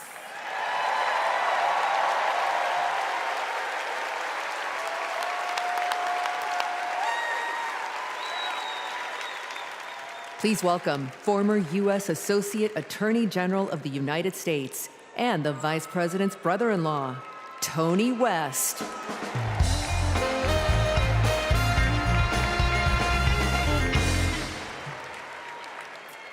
35 years ago, in my first week at law school, I met a new classmate, Maya Harris.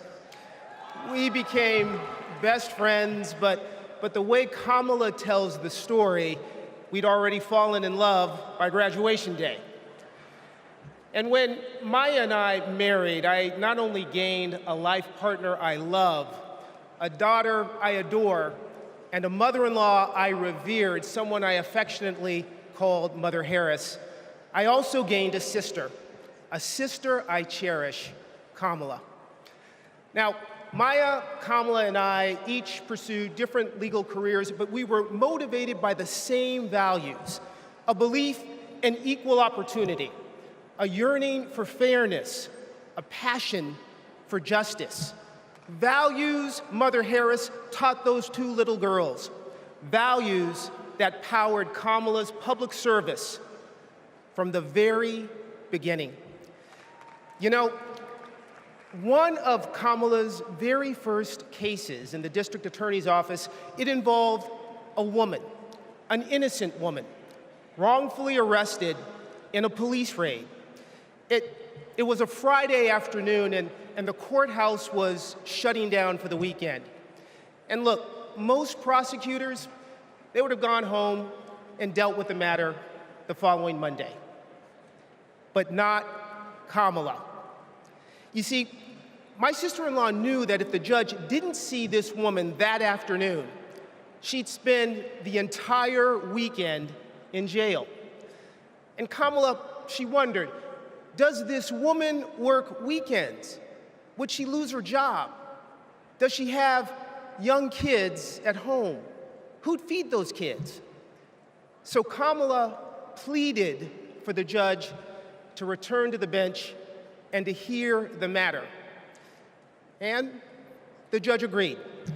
And within minutes, that woman was released back to her family that night. Now, it may seem small, but that's what it means to stand up for justice. That's what it means to stand for the people. And as Kamala says, when you know what you stand for, you know what to fight for. And look, believe me when I tell you, as a sister, a daughter, an auntie, and a mother, I've seen Kamala fight for her family. As district attorney, Attorney General, U.S. Senator, and Vice President of the United States, I have watched her fight in the halls of power for those who have no voice there. And as president, I know she'll fight for you. She'll fight for all of us. Because, friends, when Kamala fights, we win. Thank you. God bless you.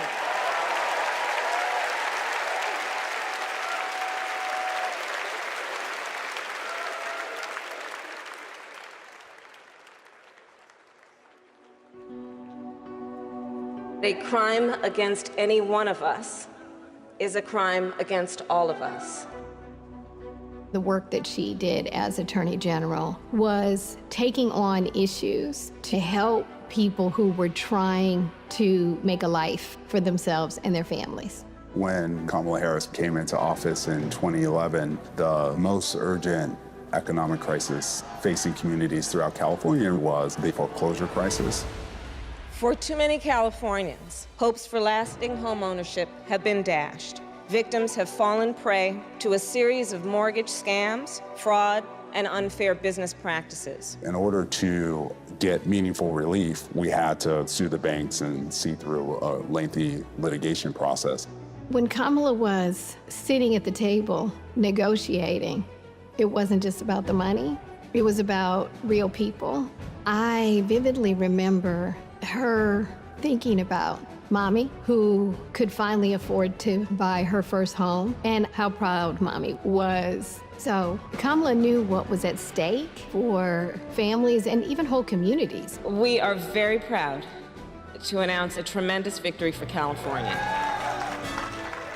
She truly believes that every single person, every American is worthy of the promise and the prosperity of this country.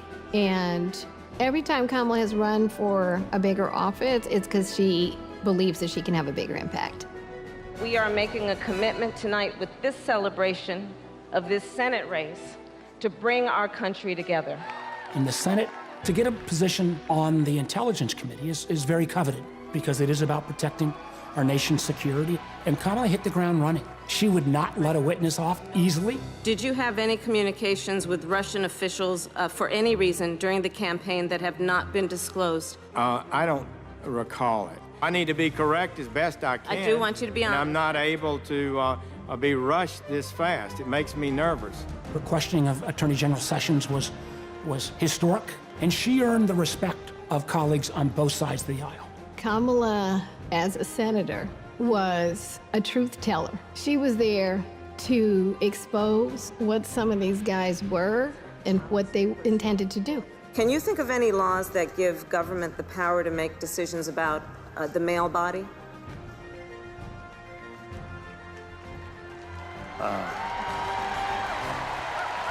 I'm not thinking of any right now, Senator.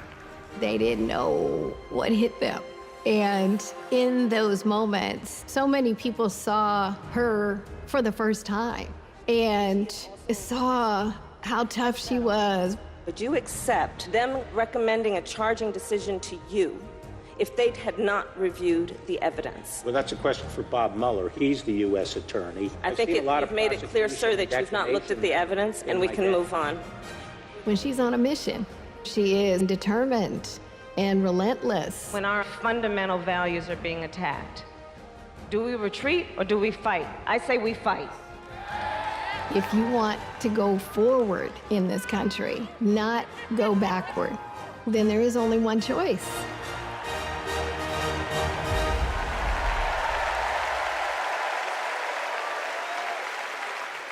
Please welcome Nevada Senator Catherine Cortez Masto.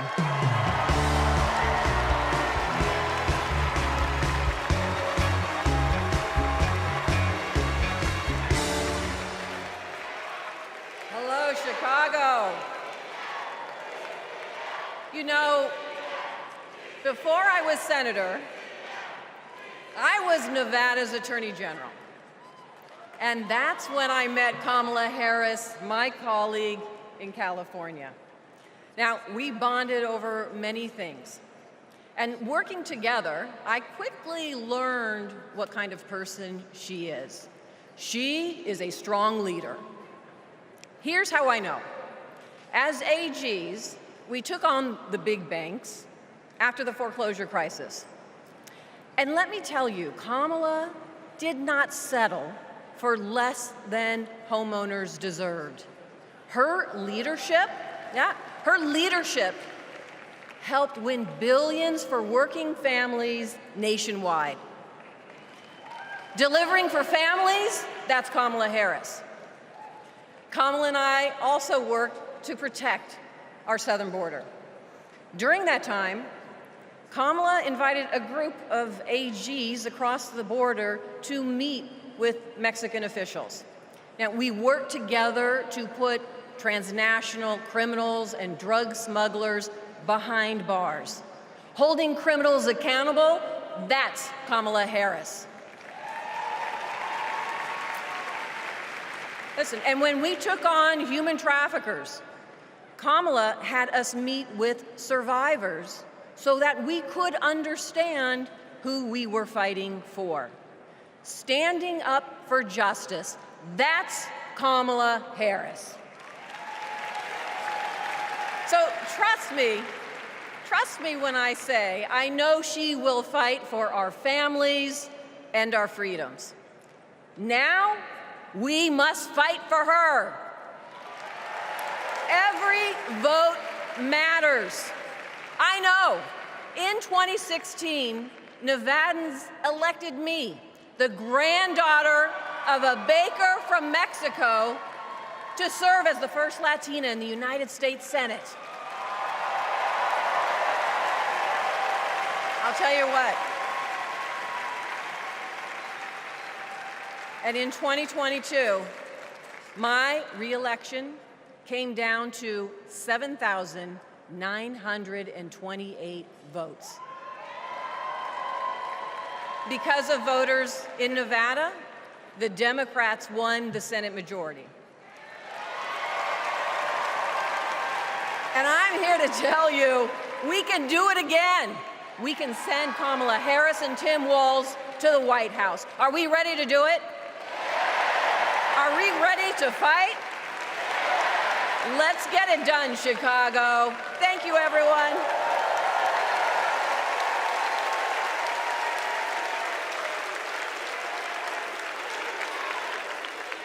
Please welcome Pennsylvania Governor Josh Shapiro.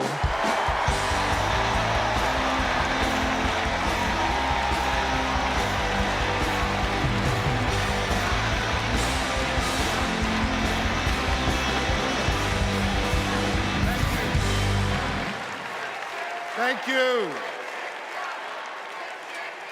2.5 centuries ago in Philadelphia, a band of patriots declared their independence from a king and set ourselves on a path of self-determination.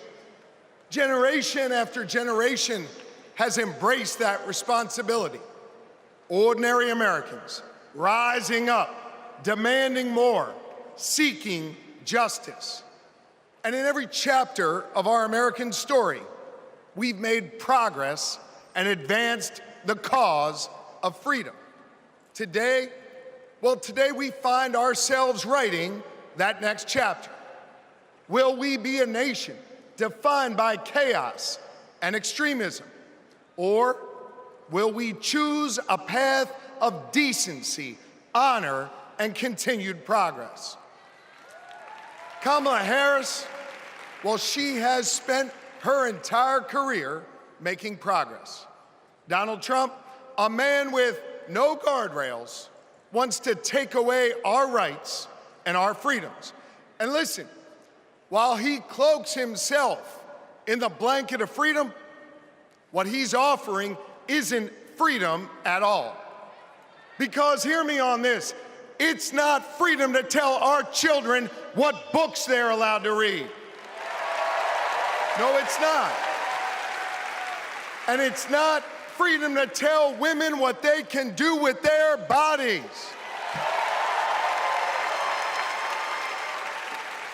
And hear me on this, it sure as hell isn't freedom to say you can go vote, but he gets to pick the winner.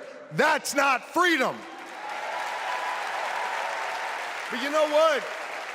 You know what, Democrats? We are the party of real freedom. That's right.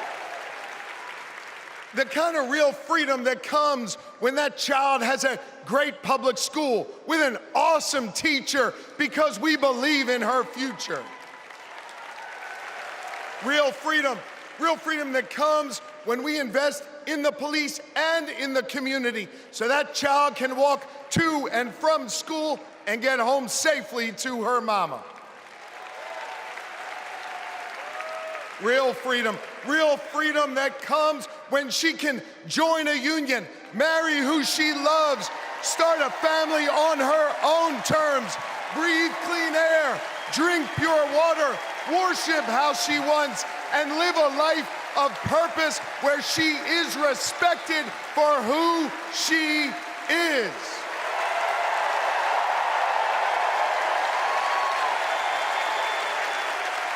Real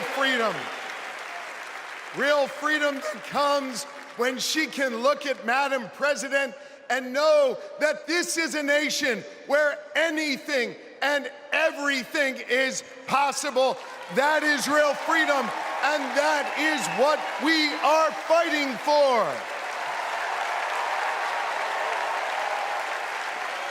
You know, Kamala and Tim's names may be on the ballot, but it's your rights. It's our rights. It's our future and freedoms that are on the line. And you have the power to shape the future of this country. Just like our ancestors who fought for freedom on the battlefield and sat in at lunch counters so our kids could stand up.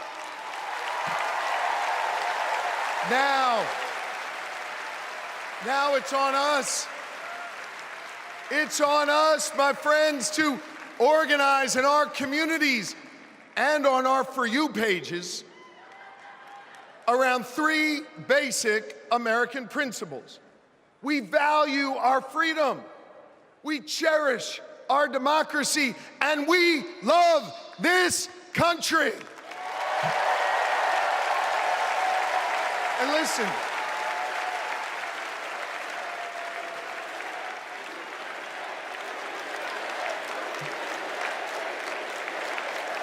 we love this country. And listen, despite our challenges, hear me on this, I want you to know I have never been more hopeful because I see in all of you the enduring promise of America.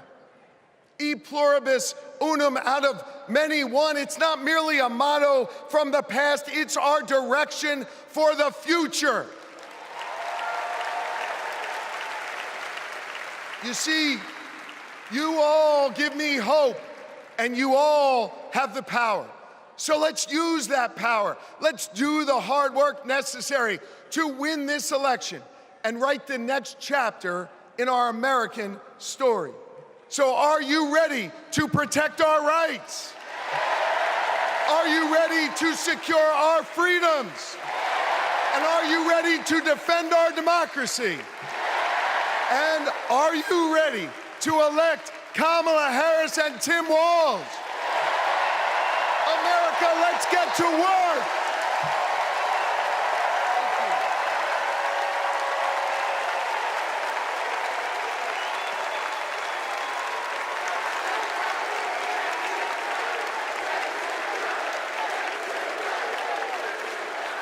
Please welcome author, activist, and youngest presidential inaugural poet in American history, Amanda Gorman.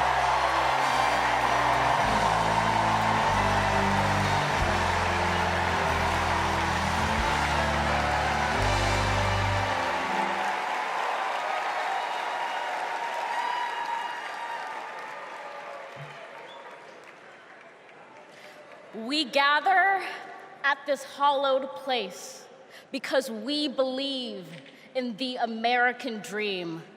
We face a race that tests if this country we cherish shall perish from the earth, and if our earth shall perish from this country. It falls to us to ensure that we do not fall, for a people that cannot stand together cannot stand at all. We are one family, regardless of religion, class, or color. For what defines a patriot is not just our love of liberty, but our love for one another.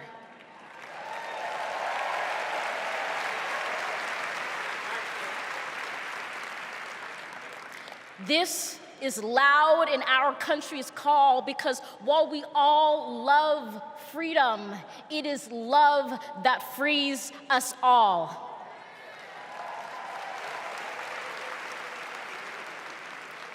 Empathy emancipates, making us greater than hate or vanity. That is the American promise, powerful and pure.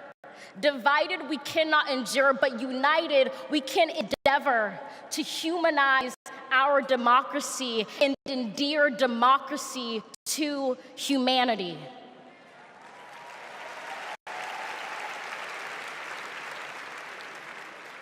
And make no mistake, cohering is the hardest task history ever wrote. But tomorrow is not written by our odds of hardship, but by the audacity of our hope, the vitality of our vote.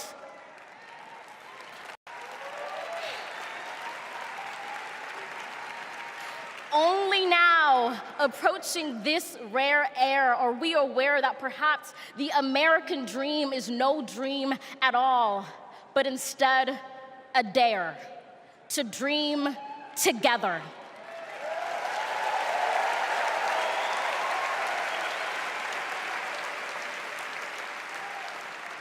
Like a million roots tethered, branching up humbly, making one tree. This is our country from many, won from battles won, our freedoms sung, our kingdom come has just begun.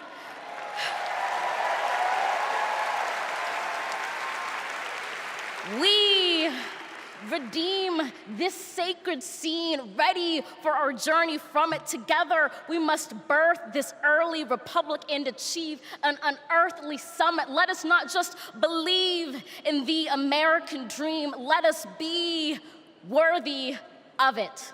Thank you.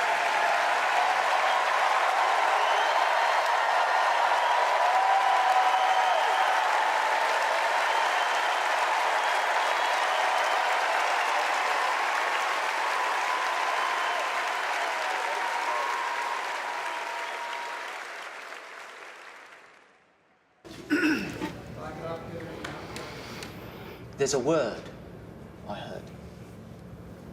The word is called freedom. Can you tell me what it means? Interesting. Let me think about that for a second. The spirit of freedom. For me? Oh, yeah. Freedom, to me, means choice. The ability to laugh with friends. Be who you want to be. Go where you want to go. Living your life day to day. Having new chapters in that life. I believe in having your own words and being able to do what you want to. The freedom to raise our family in healthy communities. The idea that I can turn to my partner, my husband, and say I love you with every being of my soul. Being able to start a family when I want to, being able to, support the missions that I want to go to the church that I want to. Not everyone has the same opportunities, but the United States is, of anywhere I've ever been, just one place where you can accomplish more. The big, fantastic thing about America is that it is the land of opportunity. I know it sounds trite, but it's the truth. I grew up with a single mom, and she really imbued in me these qualities that you just really have to care about your neighbors and your family and your friends. I feel like the American dream is having opportunities, having the opportunity to go to college if you want to, having the opportunity to get any job you can, no matter who you are or where you come from. The American dream is about having the ability to make choices about your medical care and do whatever you want to do with your life without anybody telling you if it's good or not. We are in an incredible moment in history. We've seen women stripped of their most fundamental right to autonomy over their bodies. The freedom to make choices about your body, your life, your career should be entirely in your control. But I have found that good people want to do good things. That you find a way to move forward under ugly and scary circumstances. The work that lies ahead is to make America live up to its highest ideals. And, we're proud to go to work. The work to build a better future really depends on all of us coming together. We have to bring back that respect for everyone. I don't think we're as divided as we seem. Let's come together as one big nation. I feel like we are on the verge of something very amazing in this country. It makes me want to fight for our children and future generations to ensure they have just as many, if not more, freedoms than we had. I believe in a future where my mom can feel safe no matter where she is in the country. A future that is filled with a healthy and vibrant planet, where families are not separated by fences or jail bars. A future in which we all get what we need. I want to say that for people who are younger than me. Hopefully the kids I teach can chase their dreams and believe in what they want to be. I want a future for him that he knows that he's covered and protected. Everyone should think about what we can leave to the next generation. It's our responsibility. It's what we have to do. My name's Tyler. My name's Yvette. And we believe in love. I'm Alex. I'm Kiara. My name is Steven. My name is Charlie. I'm a proud 7th-generation Texan. I am from Waterford, Michigan, just north of Detroit. I'm from East Tennessee. And we believe in the American dream. We believe in a better world for our child, and we believe in this country. My name is Karen, and I believe in justice. My name is Nancy. My name is Thoreau. My name is Jennings. My name is Dana, My name is Todd. and we believe in freedom. My name is Gina, and I believe in freedom. My name is Pat, and I believe in the freedom to work together.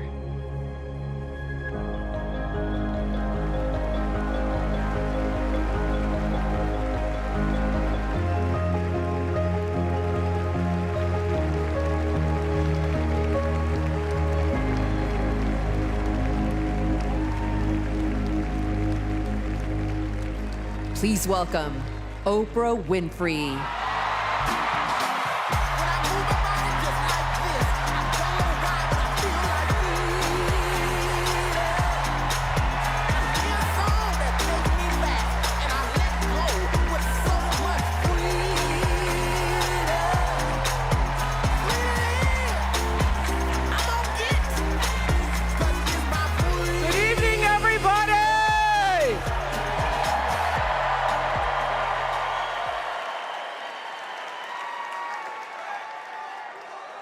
Who says you can't go home again?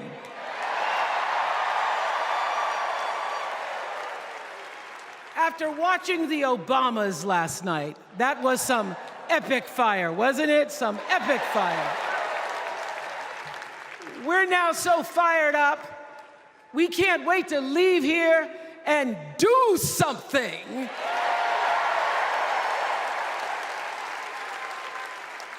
And what we're going to do is elect Kamala Harris as the next president of the United States.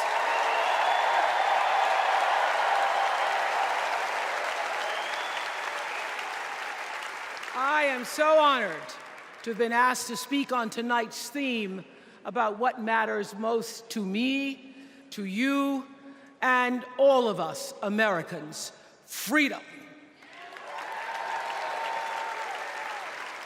There are people who want you to see our country as a nation of us against them, people who want to scare you, who want to rule you, people who'd have you believe that books are dangerous and assault rifles are safe, that there's a right way to worship and a wrong way to love, people who seek first to divide and then to conquer. But here's the thing. When we stand together, it is impossible to conquer us.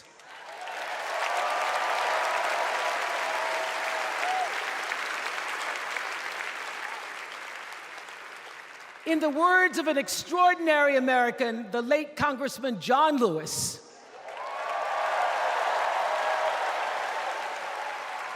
he said, no matter what ship our ancestors arrived on, we are all in the same boat now. Congressman Lewis knew very well how far this country has come because he was one of the brilliant Americans who helped to get us where we are. But he also knew that the work is not done. The work will never be done because freedom isn't free. America is an ongoing project. It requires commitment. It requires being open to the hard work and the heart work of democracy. And every now and then, it requires standing up to life's bullies.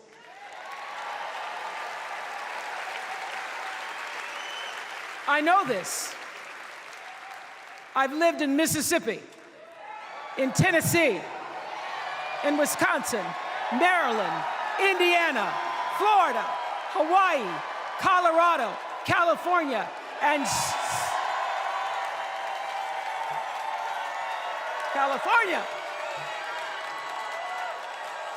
sweet home Chicago, Illinois.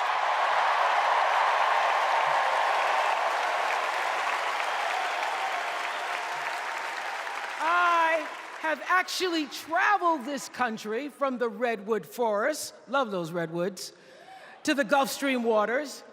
I've seen racism and sexism and income inequality and division. I've not only seen it, at times I've been on the receiving end of it. But more often than not, what I've witnessed and experienced are human beings, both conservative and liberal, who may not agree with each other, but who'd still help you in a heartbeat if you were in trouble. These are the people who make me proud to say that I am an American.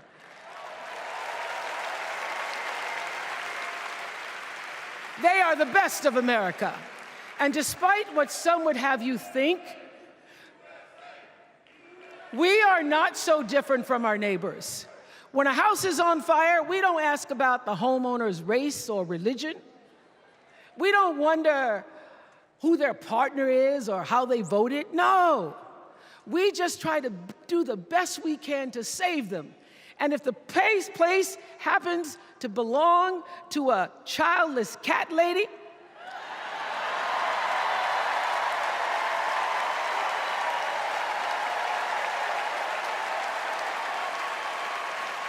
well, we try to get that cat out too.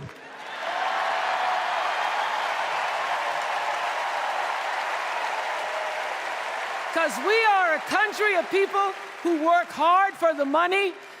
We wish our brothers and sisters well, and we pray for peace.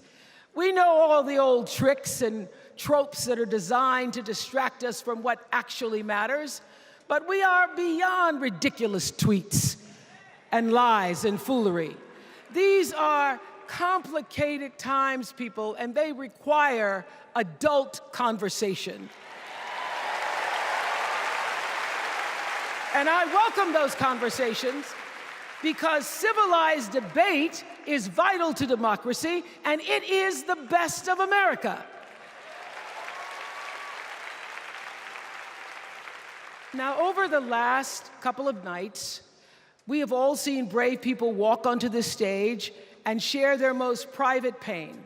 Amanda and Josh, Caitlin, Hadley, they told us their stories of rape and incest and near-death experiences from having the state deny them the abortion that their doctor explained was medically necessary.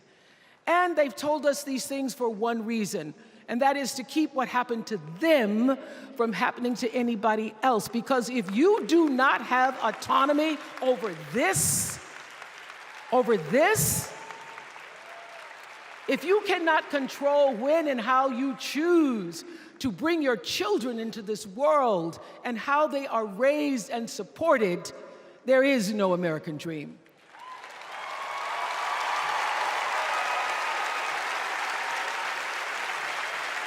The women and men who are battling to keep us from going back to a time of desperation and shame and stone cold fear, they are the new freedom fighters. And make no mistake, they are the best of America.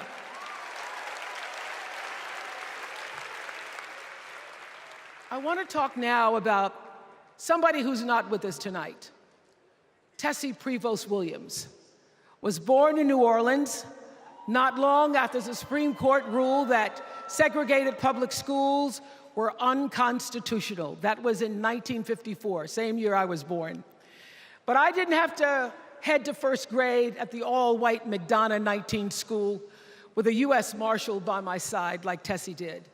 And when I got to school, the building wasn't empty like it was for Tessie. You see, rather than allowing McDonough to be integrated, parents pulled their kids out of the school, leaving only Tessie and two other little black girls, Gail Etienne and Leona Tate, to sit in a classroom with the windows papered over to block snipers from attacking their 6-year-old bodies. Tessie passed away 6 weeks ago. And I tell this story to honor her tonight because she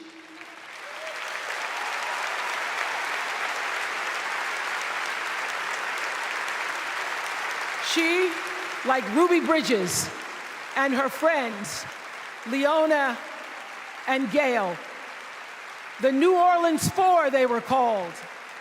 They broke barriers and they paid dearly for it.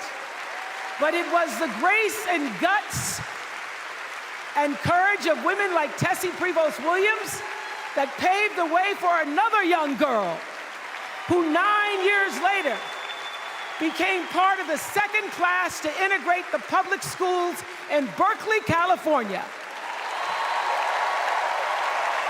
And it seems to me that at school and at home, somebody did a beautiful job of showing this young girl how to challenge the people at the top and empower the people at the bottom. They showed her how to look at the world and see not just what is, but what can be. They instilled in her a passion for justice and freedom and the glorious fighting spirit necessary to pursue that passion. And soon, and very soon,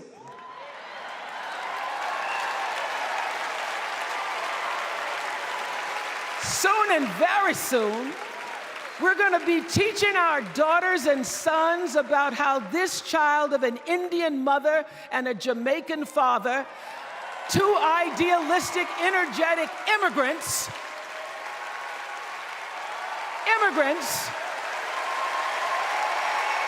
how this child grew up to become the 47th president of the United States.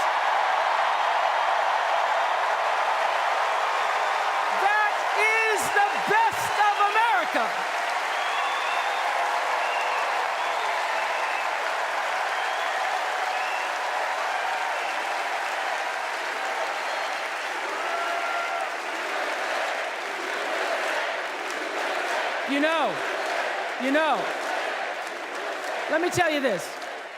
This election isn't about us and them. It's about you and me. and what we want our futures to look like. There are choices to be made when we cast our ballot. Now, there's a certain candidate that says if we just go to the polls this one time, that we'll never have to do it again. Well, you know what? You're looking at a registered independent who's proud to vote again and again and again because I'm an American and that's what Americans do. Voting is the best of America. And I have always, since I was eligible to vote, I've always voted my values. And that is what is needed in this election now more than ever. So I'm calling on all you independents and all you undecideds. You know this is true. You know I'm telling you the truth, that values and character matter most of all. In leadership and in life. And more than anything, you know this is true, that decency and respect are on the ballot in 2024.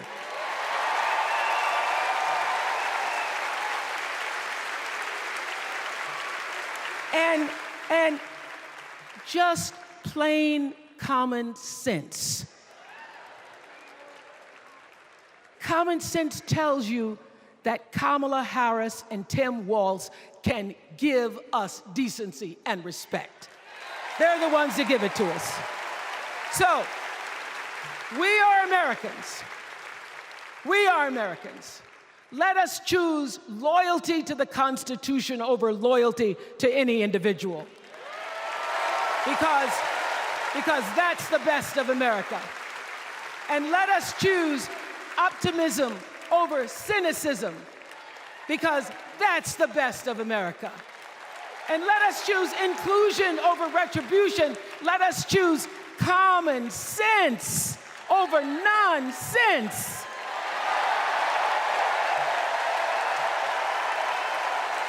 Because that's the best of America. And let us choose the sweet promise of tomorrow over the bitter return to yesterday. We won't go back. We won't be set back, pushed back, bullied back, kicked back. We're not going back.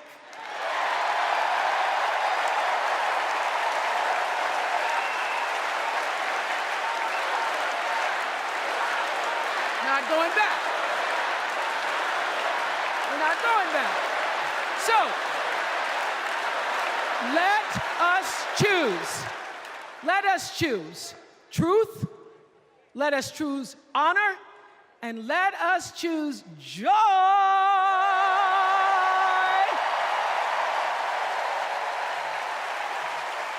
Because that's the best of America.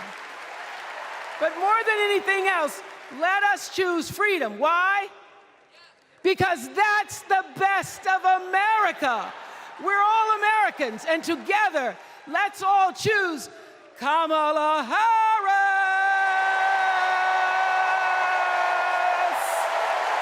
Thank you, Chicago. Thank you, America.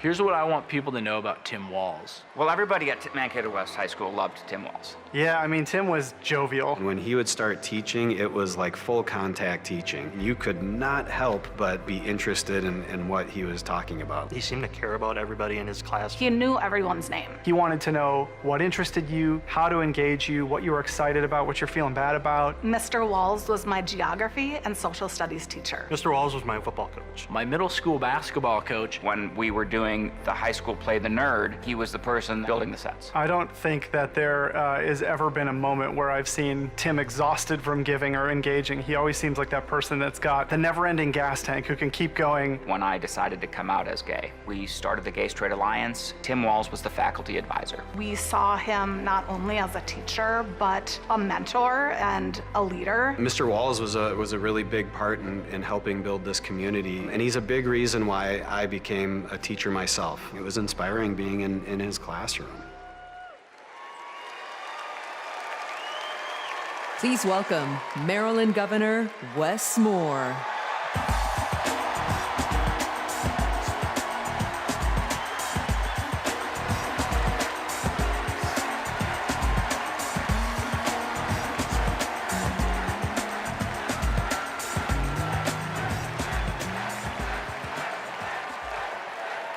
Thank you.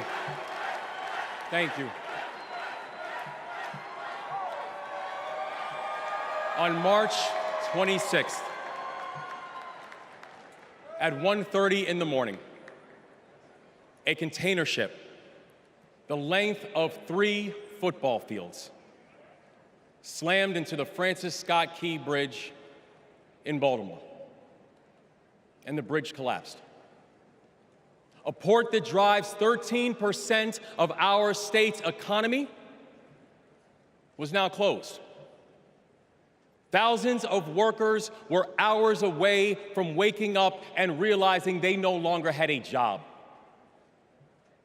6 Marylanders who had been on the bridge in the middle of the night fixing potholes lost their lives. And one of the first phone calls that I got that morning started with these 3 words. Gov, it's Kamala. She said, I know you spoke to the president, and I want you to know we are here with you every step of the way.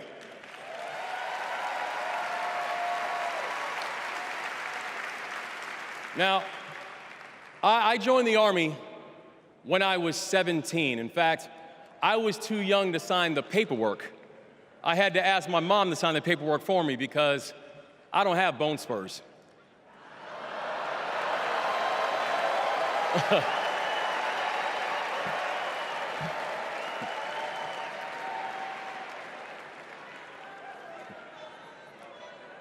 I led soldiers in combat in Afghanistan.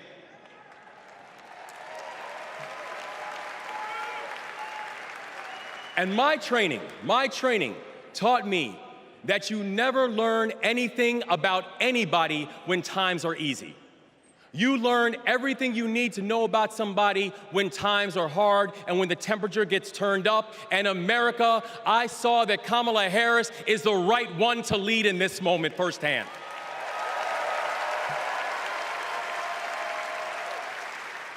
And united, with the Almighty God's grace, we brought closure to the families of the 6 victims. And while many said it could take 11 months to reopen the port of Baltimore, we got it done in 11 weeks.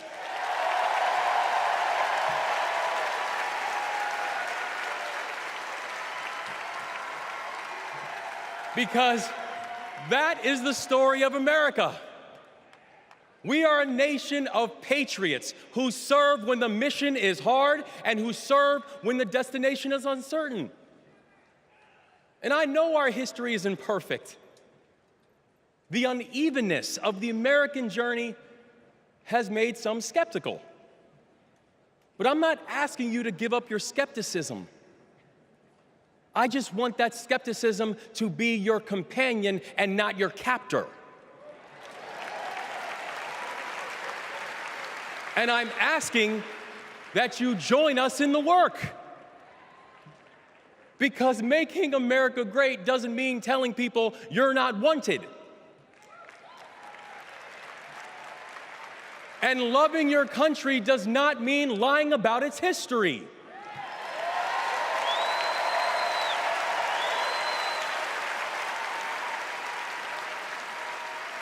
Making America great means saying the ambitions of this country would be incomplete without your help. It's the legacy of those 6 workers who fixed potholes on a bridge while we slept, who were born in a different country, but who knew that America was big enough for them too.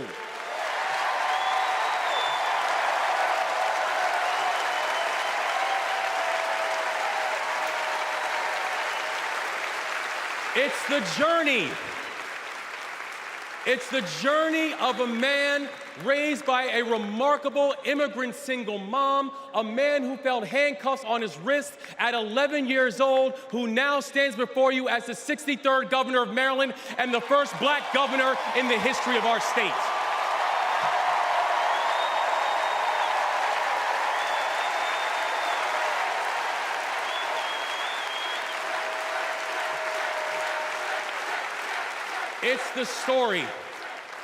It's the story of a prosecutor who defended our freedoms and had Maryland's back when we needed it most. And now, MVP, we've got your back as well.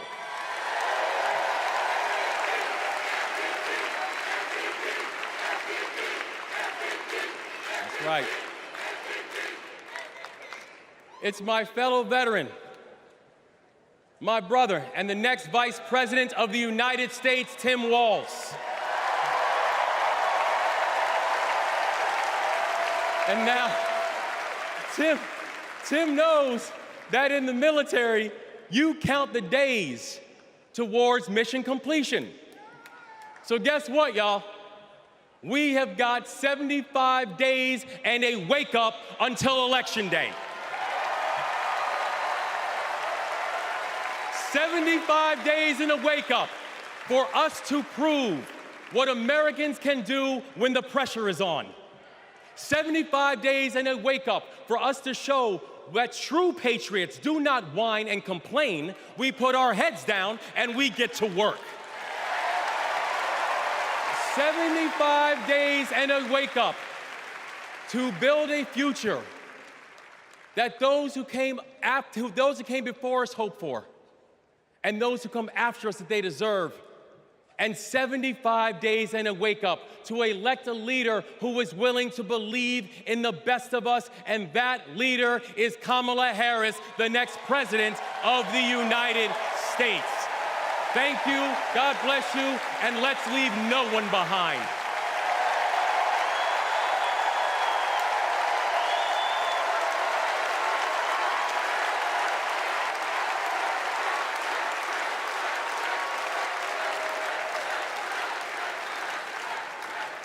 Please welcome former South Bend, Indiana Mayor Pete Buttigieg.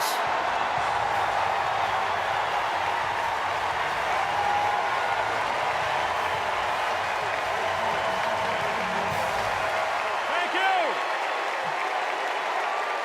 Thank you. Good evening, Democrats. Thank you, Chicago. Here's a sentence I never thought I'd hear myself saying. I'm Pete Buttigieg, and you might recognize me from Fox News.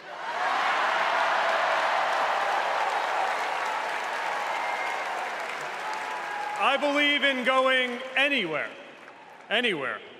in service of a good cause, and friends, we gather in a very good cause, electing Kamala Harris and Tim Walz, the next President and Vice President of the United States.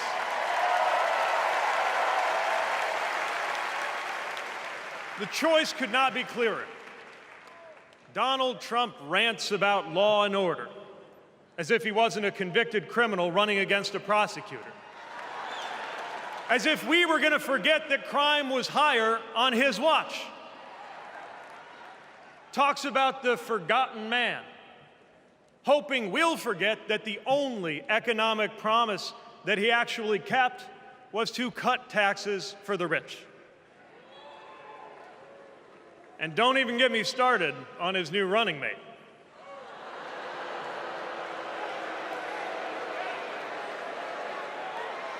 At least Mike Pence was polite. J.D. Vance is one of those guys who thinks if you don't live the life that he has in mind for you, then you don't count. Someone who said that if you don't have kids, you have, quote, no physical commitment to the future of this country.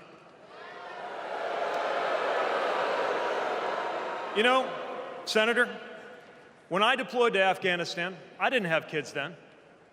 Many of the men and women who went outside the wire with me didn't have kids either. But let me tell you, our commitment to the future of this country was pretty damn physical.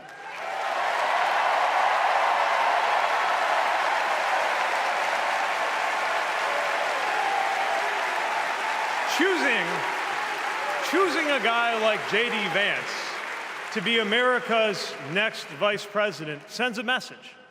And the message is that they are doubling down on negativity and grievance. Committing to a concept of campaigning best summed up in one word: darkness.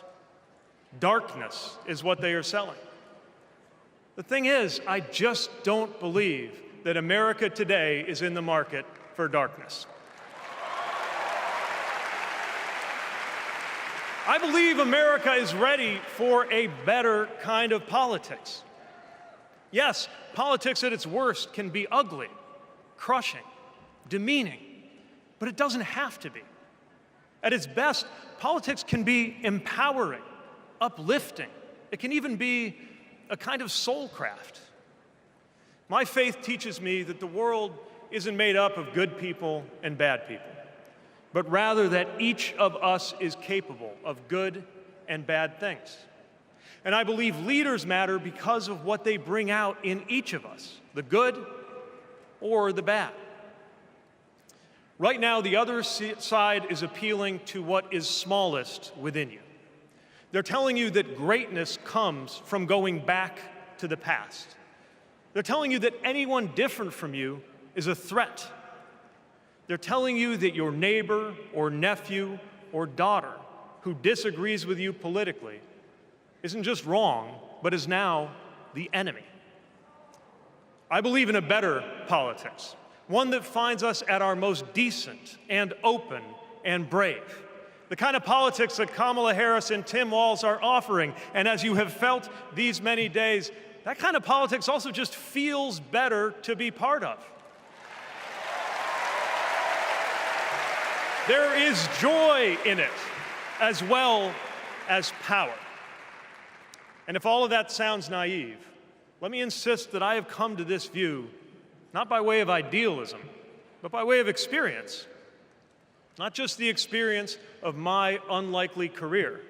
Someone like me serving in Indiana, serving in Washington, serving in uniform. I'm thinking of something much more basic. I'm thinking of dinner time at our house in Michigan. When the dog is barking and the air fryer is beeping and the mac and cheese is boiling over, and it feels like all the political negotiating experience in the world is not enough for me to get our 3-year-old son and our 3-year-old daughter to just wash their hands and sit at the table. It's the part of our day when politics seems the most distant. And yet the makeup of our kitchen table, the existence of my family, is just one example of something that was literally impossible as recently as 25 years ago, when an anxious teenager growing up in Indiana wondered if he would ever find belonging in this world.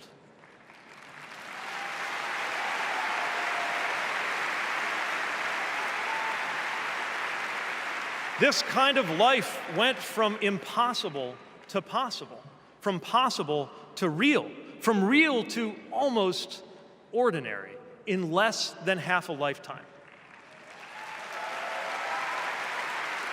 But that didn't just happen. It was brought about through idealism and courage, through organizing and persuasion and storytelling, and yes, through politics, the right kind of politics. The kind of politics that can make an impossible dream into an everyday reality. I don't presume to know what it's like in your kitchen, but I know, as sure as I am standing here, that everything in it, the bills you pay at that table, the shape of the family that sits there, the fears and the dreams that you talk about late into the night there, all of it compels us to demand more from our politics than a rerun of some TV wrestling death match. So this November, we get to choose. We get to choose our president. We get to choose our policies, but most of all, we will choose a better politics. A politics that calls us to our better selves and offers us a better everyday. That is what Kamala Harris and Tim Walz represents. That is what Democrats represent. That is what awaits us when America decides to end Trump's politics of darkness once and for all. That is what we choose when we embrace the leaders who are out there building bridges and reject the ones who are out there banning books. This is what we will work for every day to November and beyond. So let's go win this. Thank you, Democrats. Thank you.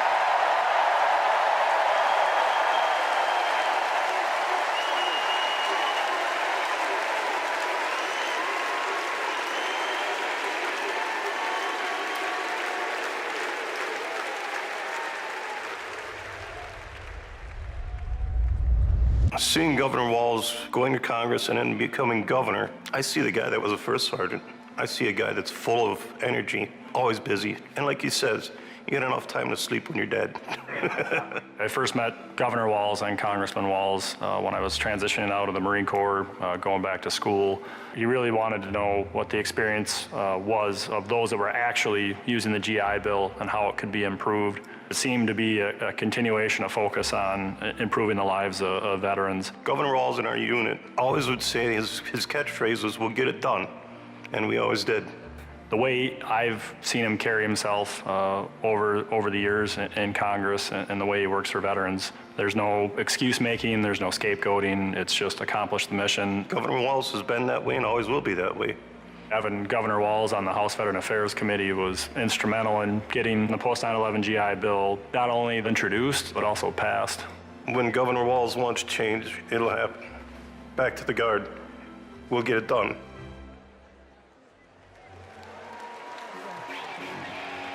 Please welcome EGOT-winning, multi-platinum artist and activist, John Legend, and Queen of Percussion, Sheila E.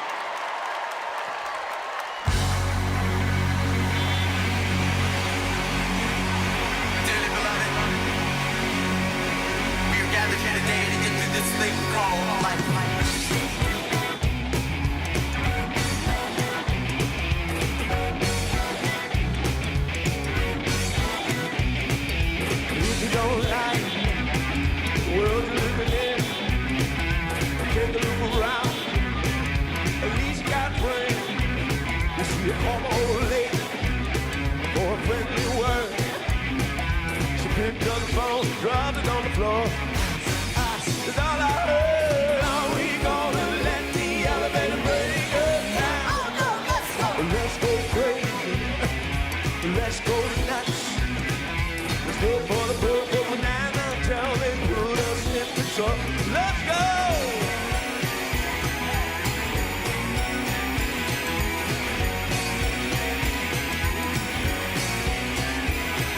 We're all excited, but we don't know why.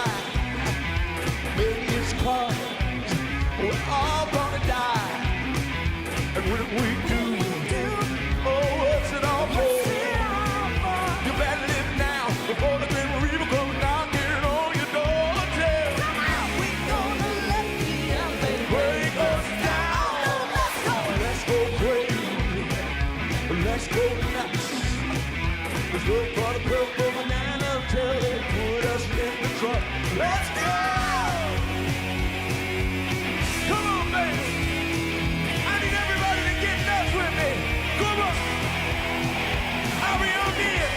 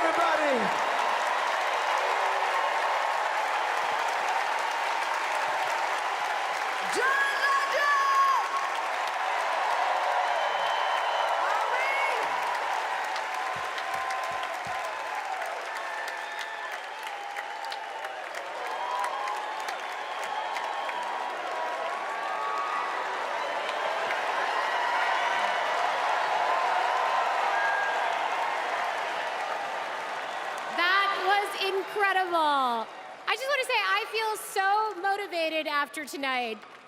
It's like never been more clear that if Kamala Harris and Tim Walz are elected this November, they're going to protect our freedoms. The freedom to read whatever books you want. The freedom to work one job and afford your rent. And Kamala Harris and Tim Walz will protect your freedom to start a family on your own terms. And if you ask me, that is something worth fighting for. So guys, let's do it. It's time. Let's nominate the next Vice President of the United States, Minnesota Governor Tim Walz. And to take us there, please welcome to the stage, Minnesota Senator Amy Klobuchar.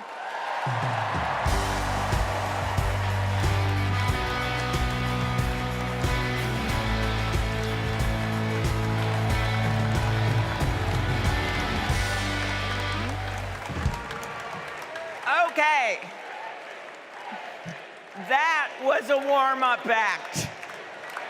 On behalf of the great state of Minnesota, where purple reigns, I stand before you in support of our next Vice President, Tim Walz. In Minnesota, we trust a coach who turned a team that was 0-27 into state champions. In Minnesota, we trust a hunter who has stood in a deer stand in 10-degree weather. In Minnesota, we trust a candidate who has made a viral video on how to change a burnt-out headlight. And I know we aren't alone, but in Minnesota, we love a dad in plaid.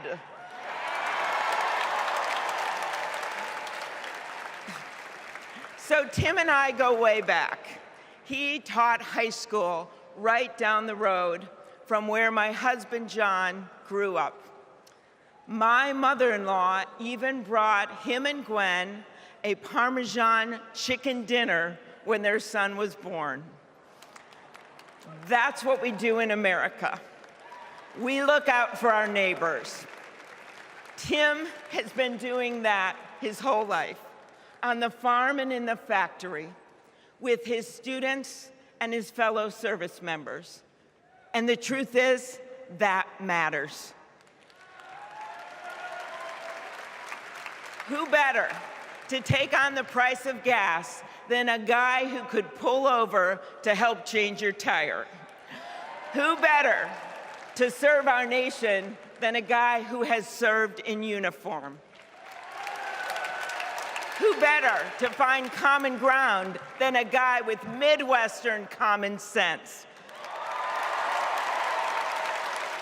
A former football coach knows how to level the playing field. And a former public school teacher knows how to school the likes of J.D. Vance.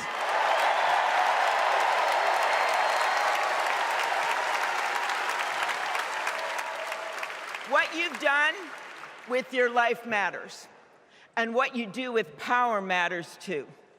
Tim has delivered paid leave, school lunches, and the biggest tax cut in Minnesota history.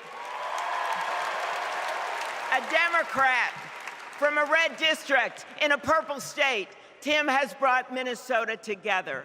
And together with Vice President Kamala Harris, I know he will do the same for our nation. America, there is so much that we share, so much that connects us. Way up north in Minnesota, out of Lake Itasca, flows the Mississippi River. It starts small and it grows wider. It flows down to Wisconsin and to Iowa. It goes down to Illinois and to Missouri. It goes to Kentucky Tennessee. It goes to Arkansas. And it goes way down to Mississippi.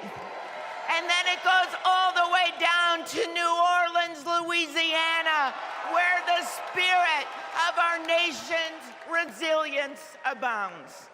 So let us commit here and now to cross the river of our divides to get to a higher ground. And let us join together to elect Kamala Harris and Tim Walz.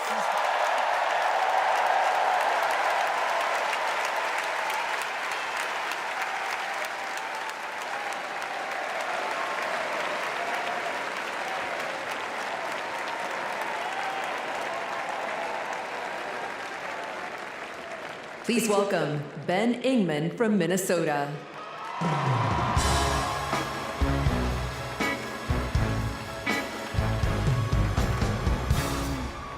Tim Walz is the kind of guy you can count on to push you out of a snowbank.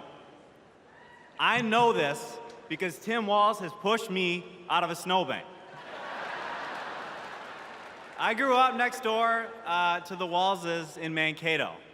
Mr. Walz was also my geography teacher and my coach. Not for high school football, but for 7th grade basketball and track. So what was a high school football coach doing, coaching 7th grade basketball and track? Well, there was a kid in the high school who couldn't afford to pay for lunch, and he ran up a lot of debt. And Tim and Gwen decided they'd help pay it off. They started calling around the district to see if there were any positions they could fill to make a little extra money, and that's how he wound up coaching us 7th graders. That's right. Coach Walz got us excited about what we might achieve together. He believed in us, and he helped us believe in each other. And his leadership stuck. That track team went on to win a state title, just like the football team. That's right. Speaking of which, come on out, Scarlets. Yeah!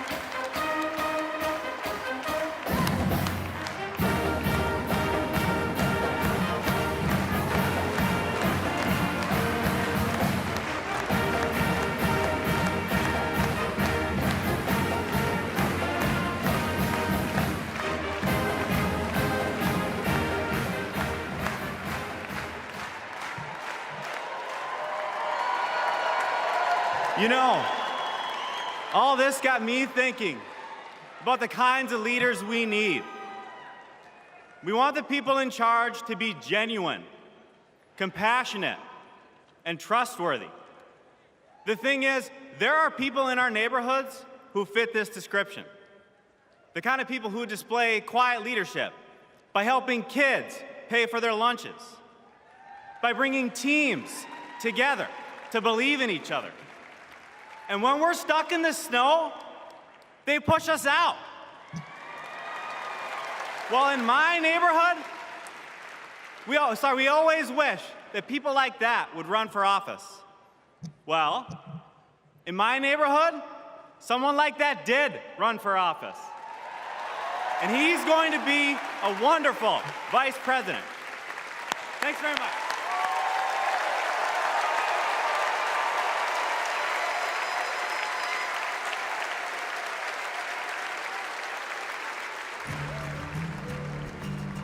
Out here in the wide open spaces, we are reminded of the values we share: a commitment to community, country, and standing up for what's right. Tim Walz grew up in a small town in Nebraska where he spent summers working the family farm.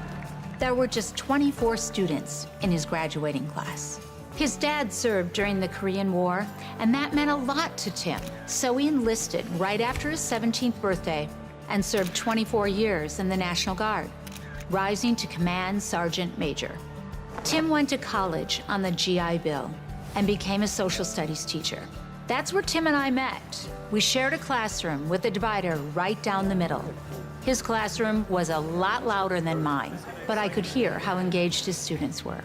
Tim taught for over 15 years, and he coached football, helping lead the team to a state championship after 0 wins just a few years before. Tim taught them how to believe in themselves and that we're all in this together. When one of our students started the school's Gay-Straight Alliance, Tim agreed to serve as faculty advisor because he knew how impactful it would be to have a football coach involved. He inspired his students, and he changed lives. He is just so joyful in everything that he does, but I think also standing up for, what he believes to be right, stands up to bullies. Then, Tim's students inspired him to run for Congress in southern Minnesota. Tim spent a lot of time working with Republicans, fighting to help farmers and expanding veterans' benefits. Whether it was in Congress or as governor, his focus has always been helping working people like those he grew up with. That's why he fought for the largest tax cut in Minnesota state history. But Tim Walz was there for small businesses like ours. With the urging of Governor Walz, we were able to pass the Alex Smith Insulin Affordability Act, and it has saved lives in Minnesota. With Tim as governor, Minnesota is one of the best places to raise a family and one of the best states for business. Tim's a lifelong hunter and gun owner.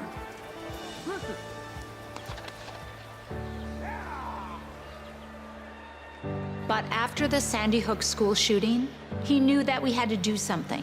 So he's fought for background checks and red flag laws. But of all the things he's done, Tim loves being a dad. We struggled to have kids, and fertility treatments made it possible. There's a reason our daughter is named Hope.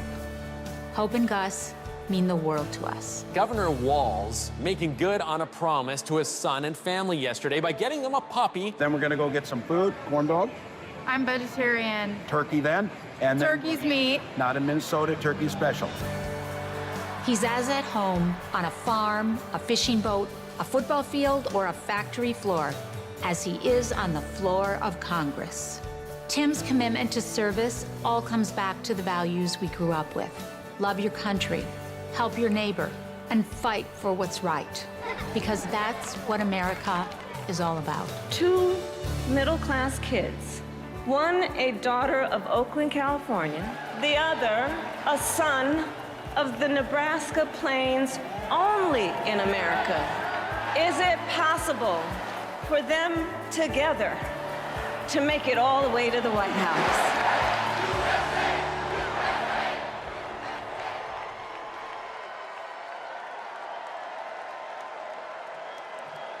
Please welcome the Democratic nominee for Vice President, Governor Tim Walz.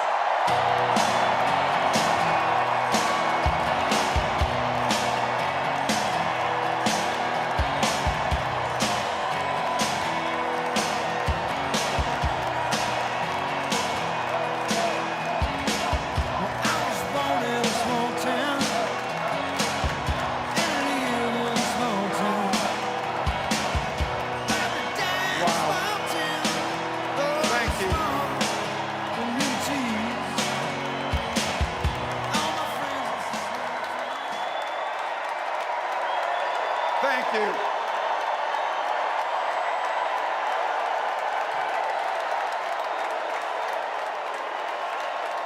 Thank you.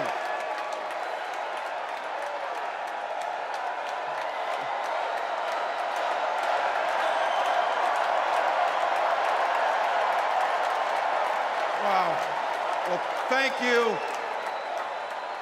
Thank you, first of all, to Vice President Harris. Thanks for putting your trust in me and for inviting me to be part of this incredible campaign. And a thank you to President Joe Biden for 4 years of strong, historic leadership.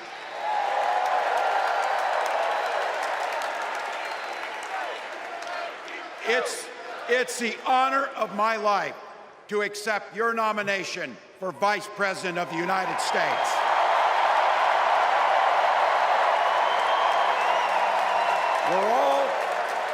We're all here tonight for one beautiful, simple reason. We love this country. So thank you to all of you here in Chicago and all of you watching at home tonight.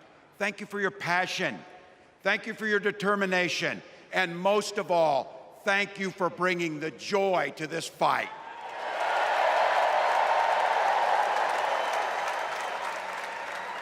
Now, I grew up in Butte, Nebraska, a town of 400 people. I had 24 kids in my high school class, and none of them went to Yale. But I'll tell you what, growing up in a small town like that, you learn how to take care of each other. That family down the road, they may not think like you do. They may not pray like you do. They may not love like you do, but they're your neighbors. And you look out for them, and they look out for you. Everybody belongs, and everybody has a responsibility to contribute. For me, it was serving in the Army National Guard. I joined up 2 days after my 17th birthday, and I proudly wore our nation's uniform for 24 years. My dad, a Korean War-era Army veteran, died of lung cancer a couple years later. He left behind a mountain of medical debt. Thank God for Social Security survivor benefits. And thank God for the GI Bill that allowed my dad and me to go to college, and millions of other Americans. Eventually, like the rest of my family, I fell in love with teaching. Three out of 4 of us married teachers. I wound up teaching social studies and coaching football at Mankato West High School. Go Scarlets! We ran a 44 defense. We played through to the whistle on every single play, and we even won a state championship. Never closed the yearbook, people. But it was those players and my students who inspired me to run for Congress. They saw in me what I had hoped to instill in them, a commitment to the common good, an understanding that we're all in this together, and the belief that a single person can make a real difference for their neighbors. So there I was, a 40-something high school teacher with little kids, 0 political experience, and no money, running in a deep red district. But you know what? Never underestimate a public school teacher. Never.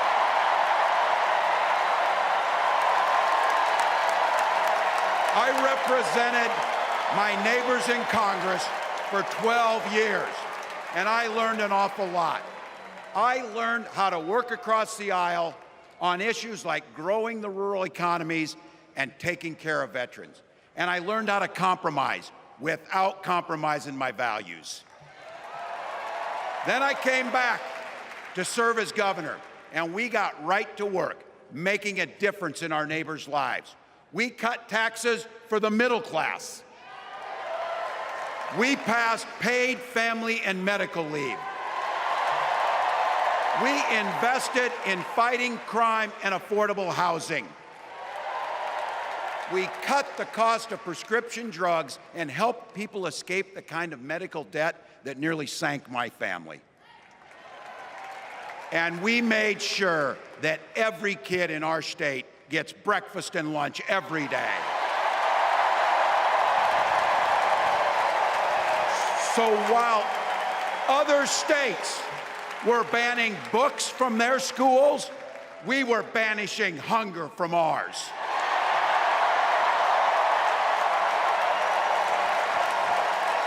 We also protected reproductive freedom because in Minnesota, we respect our neighbors and the personal choices they make.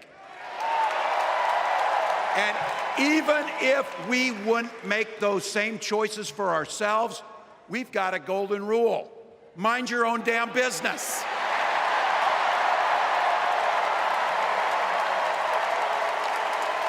And that includes IVF and fertility treatments.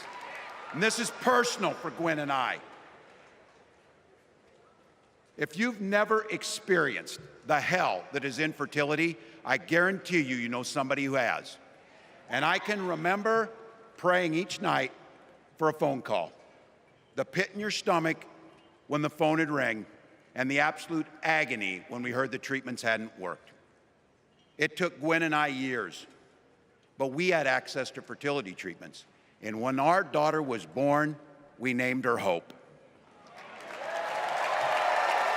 Hope, Gus, and Gwen, you are my entire world, and I love you.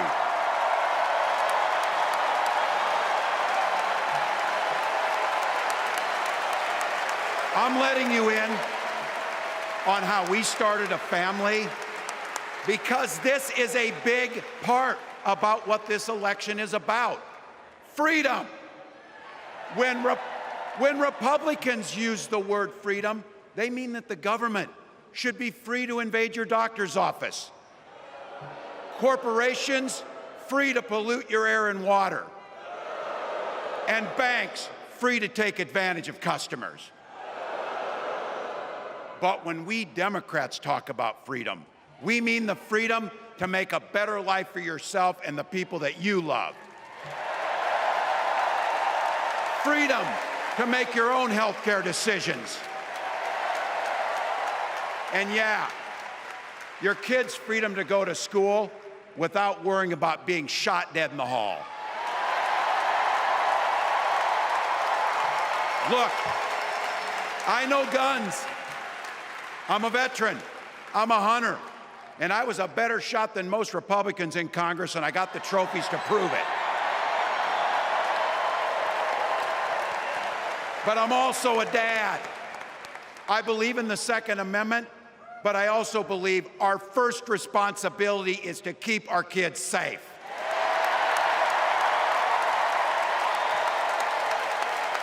That's what this is all about.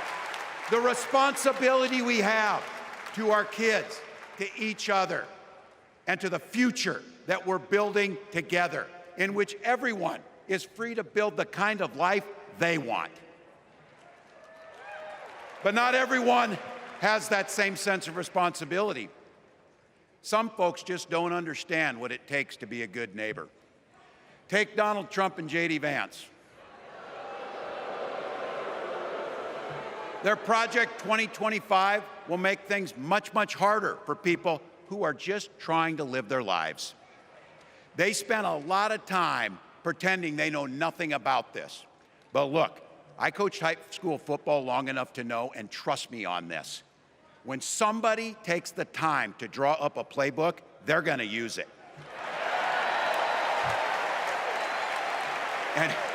And we know if these guys get back in the White House, they'll start jacking up the costs on the middle class, they'll repeal the Affordable Care Act, they'll gut Social Security and Medicare, and they will ban abortion across this country with or without Congress. Here's the thing, it's an agenda nobody asked for. It's an agenda that serves nobody except the richest and the most extreme amongst us. And it's an agenda that does nothing for our neighbors in need. Is it weird? Absolutely. Absolutely. But it's also wrong, and it's dangerous. It's not just me saying so. It's Trump's own people. They were with him for 4 years. They're warning us that the next 4 years will be much, much worse. You know, when I was teaching every year, we'd elect a student body president. And you know what? Those teenagers could teach Donald Trump a hell of a lot about what a leader is. Leaders don't spend all day insulting people and blaming others. Leaders do the work. So I don't know about you, I'm ready to turn the page on these guys. So go ahead, say it with me. We're not going back.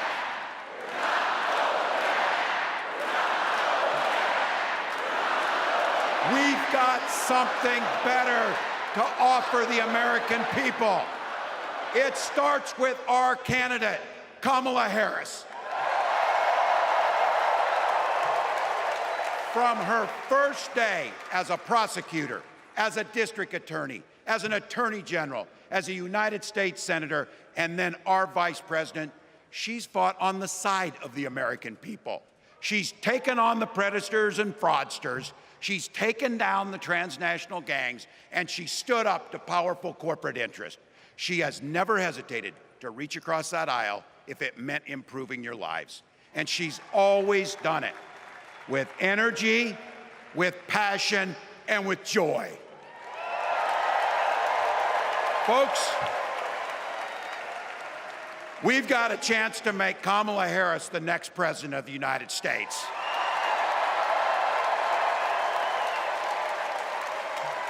But I think we owe it to the American people to tell them exactly what she'd do as president before we ask them for their votes.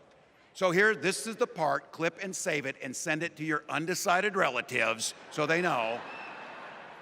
If you're a middle-class family or a family trying to get into the middle class, Kamala Harris is going to cut your taxes. If you're getting squeezed by prescription drug prices, Kamala Harris is going to take on Big Pharma. If you're hoping to buy a home, Kamala Harris is going to help make it more affordable. And no matter who you are, Kamala Harris is going to stand up and fight for your freedom to live the life that you want to lead. Because that's what we want for ourselves, and it's what we want for our neighbors. You know, you might not know it, but I haven't given a lot of big speeches like this. But I have given a lot of pep talks. So let me finish with this, team. It's the fourth quarter. We're down a field goal, but we're on offense and we've got the ball. We're driving down the field. And boy, do we have the right team. Kamala Harris is tough. Kamala Harris is experienced, and Kamala Harris is ready. Our job for everyone watching is to get in the trenches and do the blocking and tackling. 1 inch at a time, 1 yard at a time, 1 phone call at a time, 1 door knock at a time, 1 $5 donation at a time. Look, we got 76 days. That's nothing. There'll be time to sleep when you're dead. We're going to leave it on the field. That's how we'll keep moving forward. That's how we'll turn the page on Donald Trump. That's how we'll build a country where workers come first. Healthcare and housing are human rights. And the government stays the hell out of your bedroom.